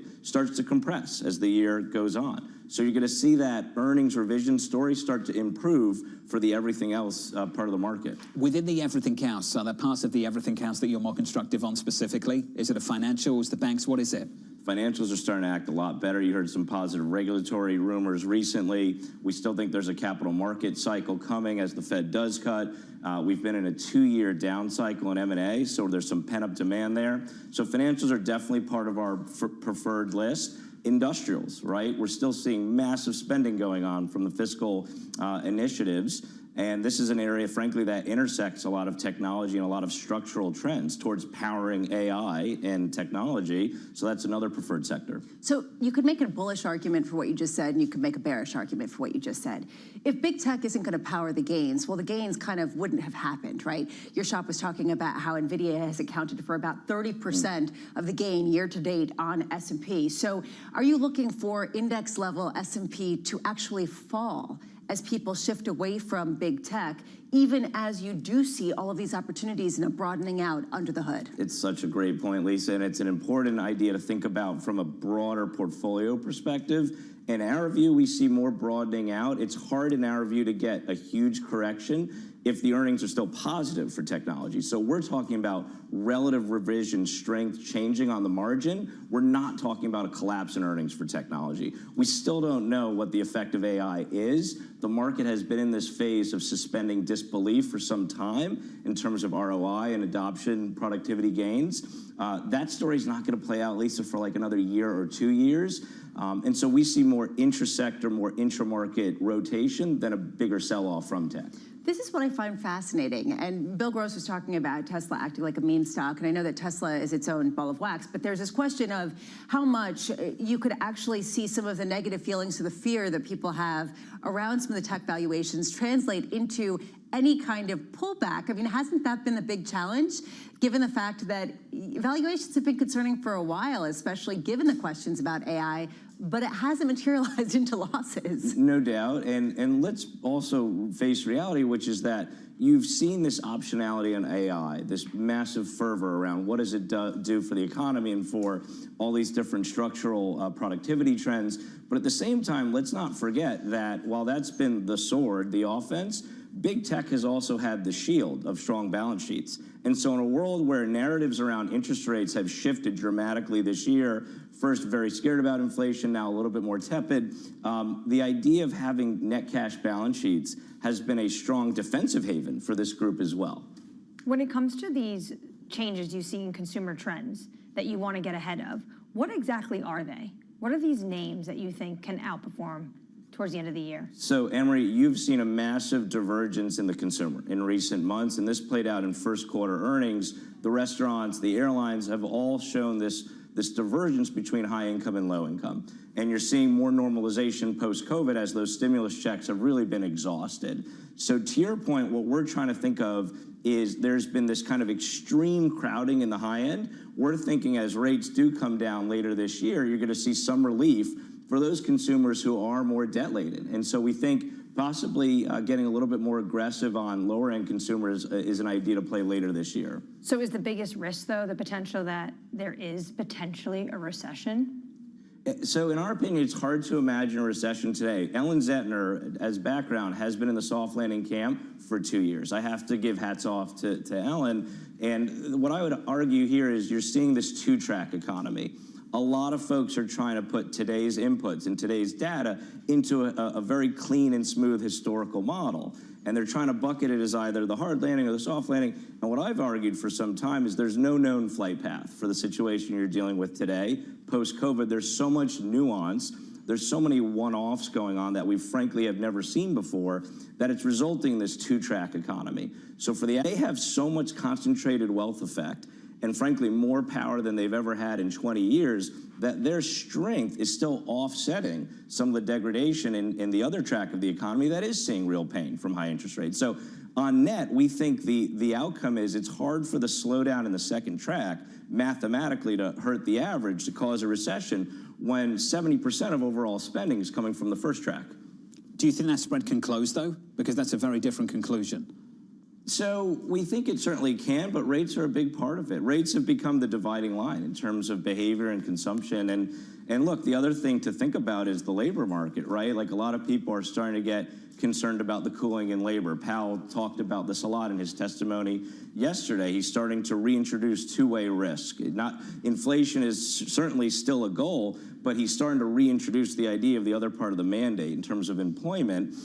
We would argue that a lot of the normalization post-COVID has happened. The quit rate, as one example, has certainly normalized to a more realistic level than we were seeing 2 or 3 years ago. How many questions are you getting about politics and the election right now from clients? Basically on the hour. So it's certainly flooding. Is it like 99% of the conversation at the moment? Among the wealth management channel in particular, it is at a fever pitch, and we don't expect the noise to tune down anytime soon. You said noise. Do you think it's just noise?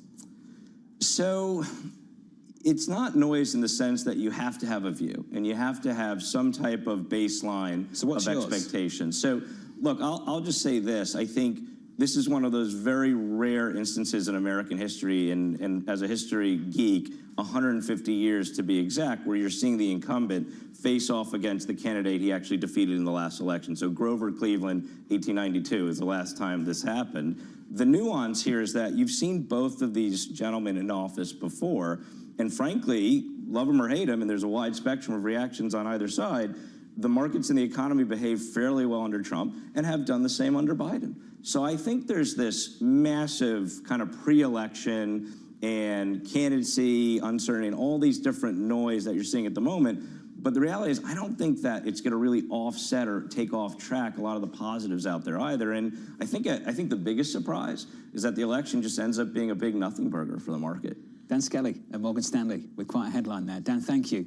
Lisa's hoping, anyway. Let's give you an update on stories elsewhere this morning with your Bloomberg Brief. Here's Danny Berger. Hey, Danny. Hey, John. A court victory for Elon Musk. The billionaire defeated one of the lawsuits filed against him after he bought Twitter and fired thousands of employees. The suit alleged that Musk owed at least $500 million in severance pay under the Federal Employee Retirement Income Security Act. A district judge in San Francisco ruled that the employees' claims weren't covered because the company had said that anyone let go after Musk's takeover would only get cash payouts. Samsung's largest labor unit has declared an indefinite strike. Thousands of workers had rallied earlier this week outside its chip-making factory south of Seoul. It was originally planned as a 3-day walkout demanding better pay. But now an indefinite strike raises the risk of disrupted production at the world's largest memory chip maker. And the exodus of families from large U.S. cities is deepening. In New York City, the number of children under 5 has fallen by 18% since the pandemic. That according to a report from the Economic Innovation Group. In Cook County and L.A., under 5s fell by at least 14%. The loss highlights the risk of an urban doom loop as cities struggle to retain families, one of their most important demographics. And that's your brief, John. Those numbers are shocking. More from Danny in about 30 minutes. Up next on the program, a Democratic Party divided. I believe Democrats will win up and down the ballot. Joe Biden will be reelected, and we're going to take the House. He just has to step down because he can't win. Two very different views. We'll get you a different view up next on the program.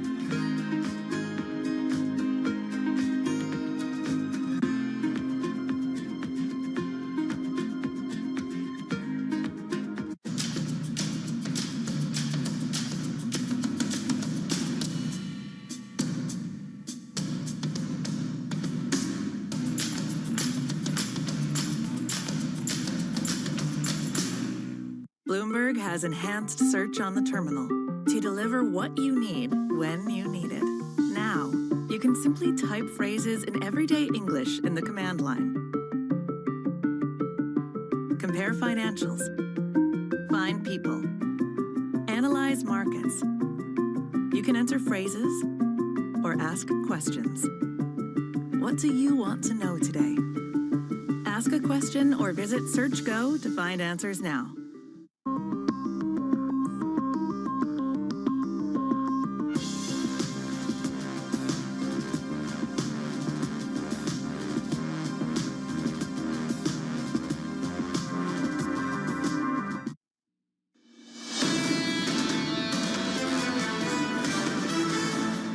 Six days of gains on the S&P 500, looking to make it day 7. We've equaled the longest daily winning streak of the year so far. On the S&P, we're up by 0.1% this morning. Lisa said it earlier, we're not talking about major gains. We're talking about gains of a little more than 2% over those 6 days. And yesterday, we squeezed out a 6th day of gains, because within this equity market, you think about what's got us here, what's driven us here. It's a handful of big tech names. And maybe you'd consider Tesla one of those big tech names, certainly part of the Mag 7. So this morning, Tesla is up in a pre-market again, this time by 0.6%. This one has made a big move. Over the previous 10 days, we're on the longest winning streak of the year so far. Over that period, we're up by more than 40% over 10 trading sessions. Over the last month, that number's like more than 50. Bramo, it has been quite stellar. The longest streak going back to June of 2023, and it comes with about a 75% gain since the recent lows back in April. This is still a name that is far below its peak in 2021. I just wonder what's driving it. You could say it's some of the technological advances that they've promised to come in August. We've been hearing about that, as you pointed out, since April. My question is, are people just looking for what might not be as overvalued as something else, but could be hinged to this AI trend as people just rotate through the same names, while the rest of the 493 stocks actually had losses yesterday? Majority of stocks actually lost value. It's just a strange market, and you wonder whether it's, people kind of still not being fully relinquishing their FOMO kind of mantles. We've had 5 different conversations, 5 different flavors with the same conclusion, which is buy NVIDIA and buy AI. It's felt like that now for the best part of 12 months. Even as people say these values are getting a little bit overheated and it's making them nervous, they're not saying sell NVIDIA. And that's fascinating to me. Even as people get nervous about it, is it career risk, to your point? Is it because you can't get bearish on a stock that still has performed in the earnings? These are some of the questions people are asking. Well, Citi is making a change. This is what they've got to say. It's time to take profits in the biggest AI names. Citi's Drew Pettit writing this: sentiment around stocks with high exposure to AI is the most elevated it has been since 2019. We advocate taking some gains in AI high flyers and redistributing more broadly across the theme's value chain. Drew joins us now for more. Drew, it's wonderful to have you with us on the program. Lots of people talking about your note in the last 24 hours. I think we have to draw a distinction, as you have done, between the AI enablers and perhaps the AI adopters. Can you help us work through your framework for thinking about equities at the moment? Yeah, well, thanks for having me on this morning. So when we think of AI, we think of it in 3 pieces. The enablers, so the semiconductors, the picks and shovels. We get that. That's the trade that's really working. The creators, so the software side of things. After you have the hardware, you have to teach it to do something and package that in a product. And then I think the last category, it's the users. So you call them the adopters, we call them users. Those are the companies that are going to take those tools and either integrate it into their products to make it better, or in their background processes to make their companies more efficient. So I think that whole value chain eventually benefits, but the market is just trading the enablers right now. In part, Drew, because it's very hard to see where the money is. And we haven't seen it in the earnings for some of the end users. So why is this the right time, in your view, to make that shift? You've just had that almost parabolic move in some of these high flyers. Like, you see that with NVIDIA. TSMC overnight is up another 2%. So a lot of these names, with how aggressive they have moved, portfolio managers are overweight. So we're not saying dump these names, because to your point earlier, yeah, there's some career risk there if you're not in them. But if you're overweight, use that to fund the next leg. It will come. Markets don't stay on the same theme forever. And in some cases, I think the implied expectations with these enabler stock prices moving very far, very fast, get really hard to meet and exceed going forward. It's fascinating to me, Drew, because on the surface, your call sounded quite bearish, actually. The idea of it's time to liquidate some of the positions, it's time to take profits. It screams as, okay, get out of NVIDIA. And then you start listening to what you're actually saying, and it's actually incredibly bullish. It's that we haven't valued high enough some of the AI gains, and you could get better gains in other names that haven't made parabolic moves. How do you sort of reconcile that at a time when people are concerned about valuation, when people are concerned about a weakening growth picture? And frankly, there is that kind of uncertainty of whether we're actually seeing the profitability in some of these companies. So to me, again, we're focusing on larger cap, already profitable stocks. But I hate to say this, but I don't really care about traditional valuation metrics. Don't talk to me about a 50 PE stock that's in the early innings of a new growth phase. What we do is we look at the market price today, make some assumptions about the discount rate and what the terminal value should be for the company, and we try to figure out what kind of growth rate do I need in the next 5 years to justify the stock. And some of these stocks do have expectations, like sell-side consensus expectations, that tell me they can meet what the market's pricing in. So that's why we don't think AI is a bubble yet. Yes, it's getting extended. Yes, price moves make you antsy. Yes, some of the options data makes you a little nervous. But really, there is a growth and fundamental story here. That's why it's not a bubble, at least not yet. At least not yet. What would take us there then, Drew? If you really don't see increased beats and raises from a lot of the AI pure plays, I think number one, you have to recognize when stocks move this fast, it's more than just good earnings. You need to change future expectations as well. And then if prices keep moving this way without fundamentals following them, that's the concern. That's what really got us in the tech bubble. I think that's the big difference from then to today. Drew, I think we're all interested in just how clients received this call yesterday. Just trying to gauge sentiment. Did they push back? Did they engage with it? What was it like yesterday? I was actually a little bit surprised that there wasn't more pushback. I think a lot of people actually were on the flip side. Like, I am getting nervous. I am worried that we are pricing in too much. So it was actually relatively well received. But on the flip side, I'm not sure people are ready to hedge. Again, that's not our base case, but we always have to recognize when we could be wrong, because markets make a lot of smart people look silly over time. And people weren't ready to consider the hedge or the complete other side of the trade. So there's still a lot of AI bulls out there, but they're cautious bulls. Drew, appreciate the update. Really do. Thanks for making time for us this morning. Drew Pettit there of Citi. The latest call on AI. Yeah, it's fascinating. A lot of people are talking about this sort of three-stage cycle that you're expecting to see in AI. I spent some time trying to understand the way that AI comes up and generates these ideas. And it just, the more I learn about it, the more I wonder how much we're overestimating how quickly it's going to be able to really take over complicated human types of tasks. Maybe it will be a more efficient way of doing business, of calculating data, of having data sets. But replicating creative thought, I don't know if it's there yet. It's just sort of an interesting concept. He said it, and I think you asked the right question. He talked about enablers, chip makers, creators, software, and then he got to users, adopters. How close are we to that final phase? And how can we identify which winners are going to be the ultimate winners off the back of that? That's the problem, is we haven't seen it in the numbers. There haven't been that many companies that have come out. I think of Snowflake. It came out and said it really wasn't seeing the same kind of boom or the same level of gains that people were talking about, and all of a sudden their stocks tanked. I don't know that people have a full understanding of just how AI will be deployed to make their businesses that much more efficient. Some places like healthcare, banks, I'm very curious what JP Morgan and Citi and Wells have to say about this on Friday. You could see where that is sort of this sort of objective data sets that they could use. Beyond that, it just gets kind of a little bit less clear. Reluctant bulls. I did like that. I think you can always gauge something and how clients have received something. Just like one data point on sentiment.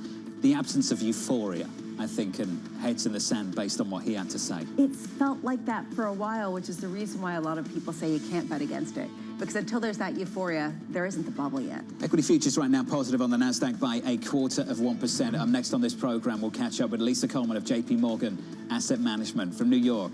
This is Bloomberg.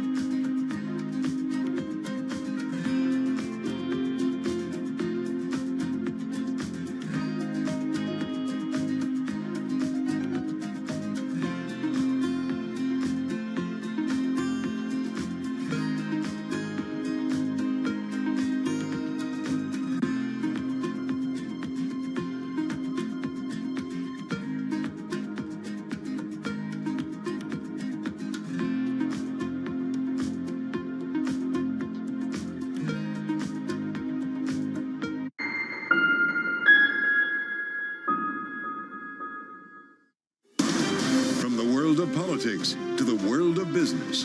Every weekday on Bloomberg TV and radio, hosts Joe Matthew and Keely Lines deliver news, insight, and analysis from and about politics' biggest power players. The president has been clear that is non-negotiable. I mean, this is going to be an ugly, ugly year. Balance of Power, live around the world every weekday, only on Bloomberg Television and Radio. Context changes everything. DOJ or other authorities Could face bigger challenges next. It was going to keep reading World Cup. This is a three as the economic picture, covering the intersections of Hollywood, Silicon Valley, and beyond.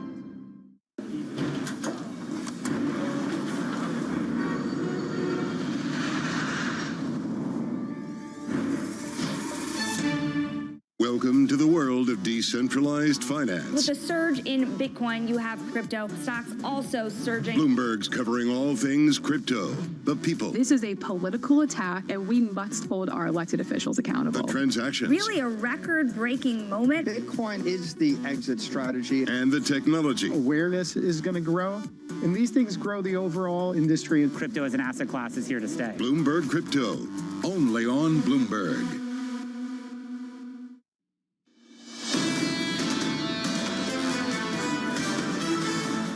Live from New York City, welcome to the program. Equity futures look a little something like this on the S&P 500, positive again by 0.1%. 6 days of gains on the S&P, equaling the longest daily winning streak of the year so far. Over those 6 days, Lisa, we are higher by 2.13%, and we only just squeezed out a day of gains in yesterday's session. Wow, that's such an incredible gain. Yesterday's gain was an incredible 0.07% on the S&P 500. It was 0.15% on the NASDAQ. The point here is, when you look at some of the gains, it's just creeping across the line. This is not a rally with conviction. It is a rally that is directionless with nothing to stop it.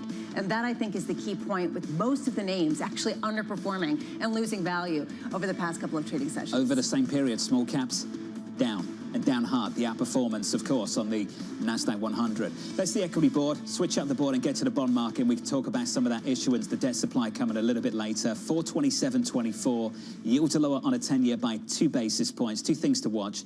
10 a.m. Eastern time, we'll hear from Chairman Powell. 3 hours after that, we'll get some 10-year debt.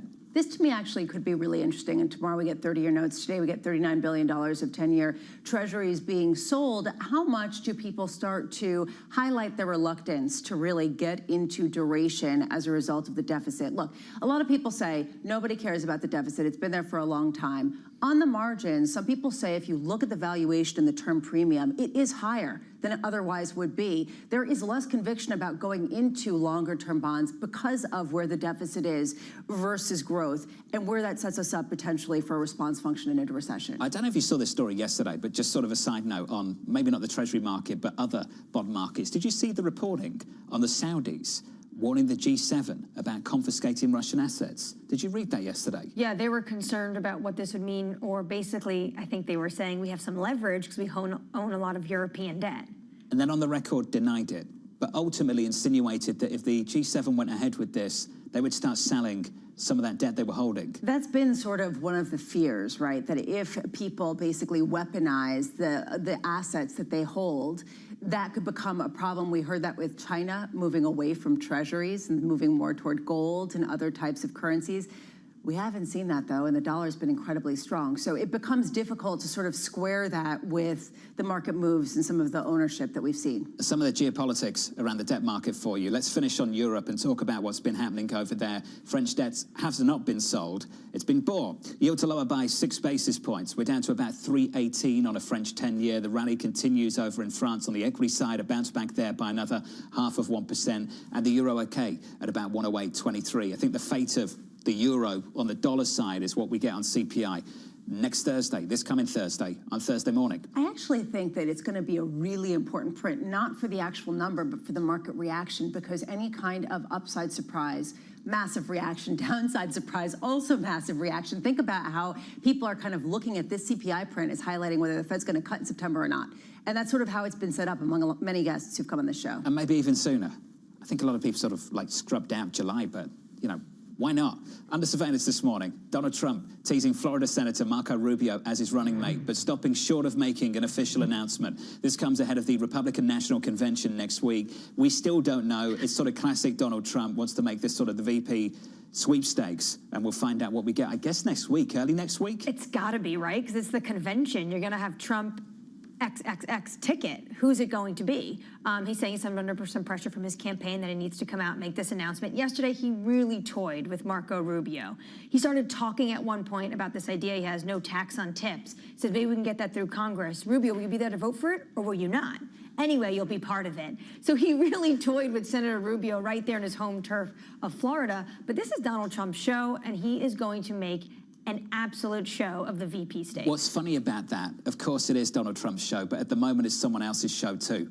You just get the feeling that they haven't announced the VP because they want to keep it the Biden show for the next few days at least. Yeah, there's that, and it's The Bachelor, VP style. I mean, that's what we're talking about. Is it Rubio? I don't know. Is it J.D. Vance? I don't know. Come down with a rose. I mean, at what point is that basically what we're looking at? Well, also... Watch The Bachelor. Sounds like you have. Yeah, you could tell. Yeah, you started talking about the roses. You know that I have too. I know. All right, let's talk about Microsoft instead. Good show. Microsoft and Apple giving up the chance to be observers on OpenAI's board. The surprise decision coming amid growing scrutiny from antitrust regulators on big tech's influence over AI. Now, there are two interpretations around this story. One is a kind one.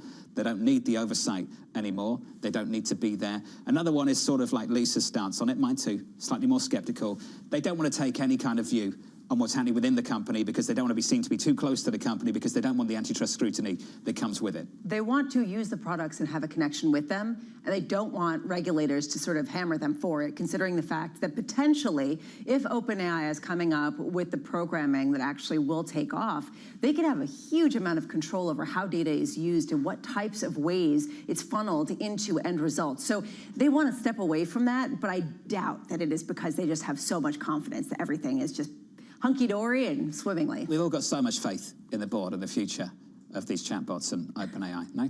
Okay. All right, big banks kicking off earnings season with Citi, Wells Fargo and JP Morgan reporting on Friday. JP Morgan Asset Management's Lisa Coleman writing this. Mid-sized and super regional banks are moving beyond concerns of a year ago around deposit outflows. We'll be looking at Q2 results to corroborate these views. Lisa, I'm really pleased to say, joins us around the table. Lisa, good morning to you. This makes me nervous to be quoted, but great to be Was that an okay quote? That was an okay quote. Okay, so we can start there. We can start there. It's good to see you. It's been too long. Nice to see you too. Let's talk about what's happening in the financials. Why are we so confident we've left behind the stress of last year? Yeah, so look, I mean, when we look at what happened last year, we saw such a dramatic drop in NII for the banks. And particularly for the regionals, this is super important because unlike the large banks, the fee income is not a key part of really their earnings. So we're looking closely at NII. While we think we'll still see NII down for this year, we're going to see a slowing in the pace of decline. Why do we think that's happening? We think deposit betas are finally stabilizing. Remember, the banks had to pay up for deposits. That was very costly for them, and now that's stabilized. So that's the first point. The other thing is that when we think about where we could see losses on the balance sheet, so commercial real estate, obviously a hot topic, we think that the banks now are currently reserved to about 10% losses. We think the banks, because of their earnings power, have the ability to reserve more should additional losses be needed. And we've actually stressed some of the regional banks, and these are the mid-sized regional banks. We're not talking about the tiny ones, but the mid-sized regional banks and the large ones. And what we found is that even with a 20% loss in the commercial real estate portfolio, specifically office, they have the ability to generate enough earnings to allow the ability to cover that additional reserving. One thing we struggled with through this cycle is whether high rates or low rates help or hurt these banks anymore. Because typically we talk about higher rates being beneficial for banks until last year happened. Do lower rates this year, if we get rate cuts, does it help this particular investment? You know, I think what's happening is, so I think you're talking about these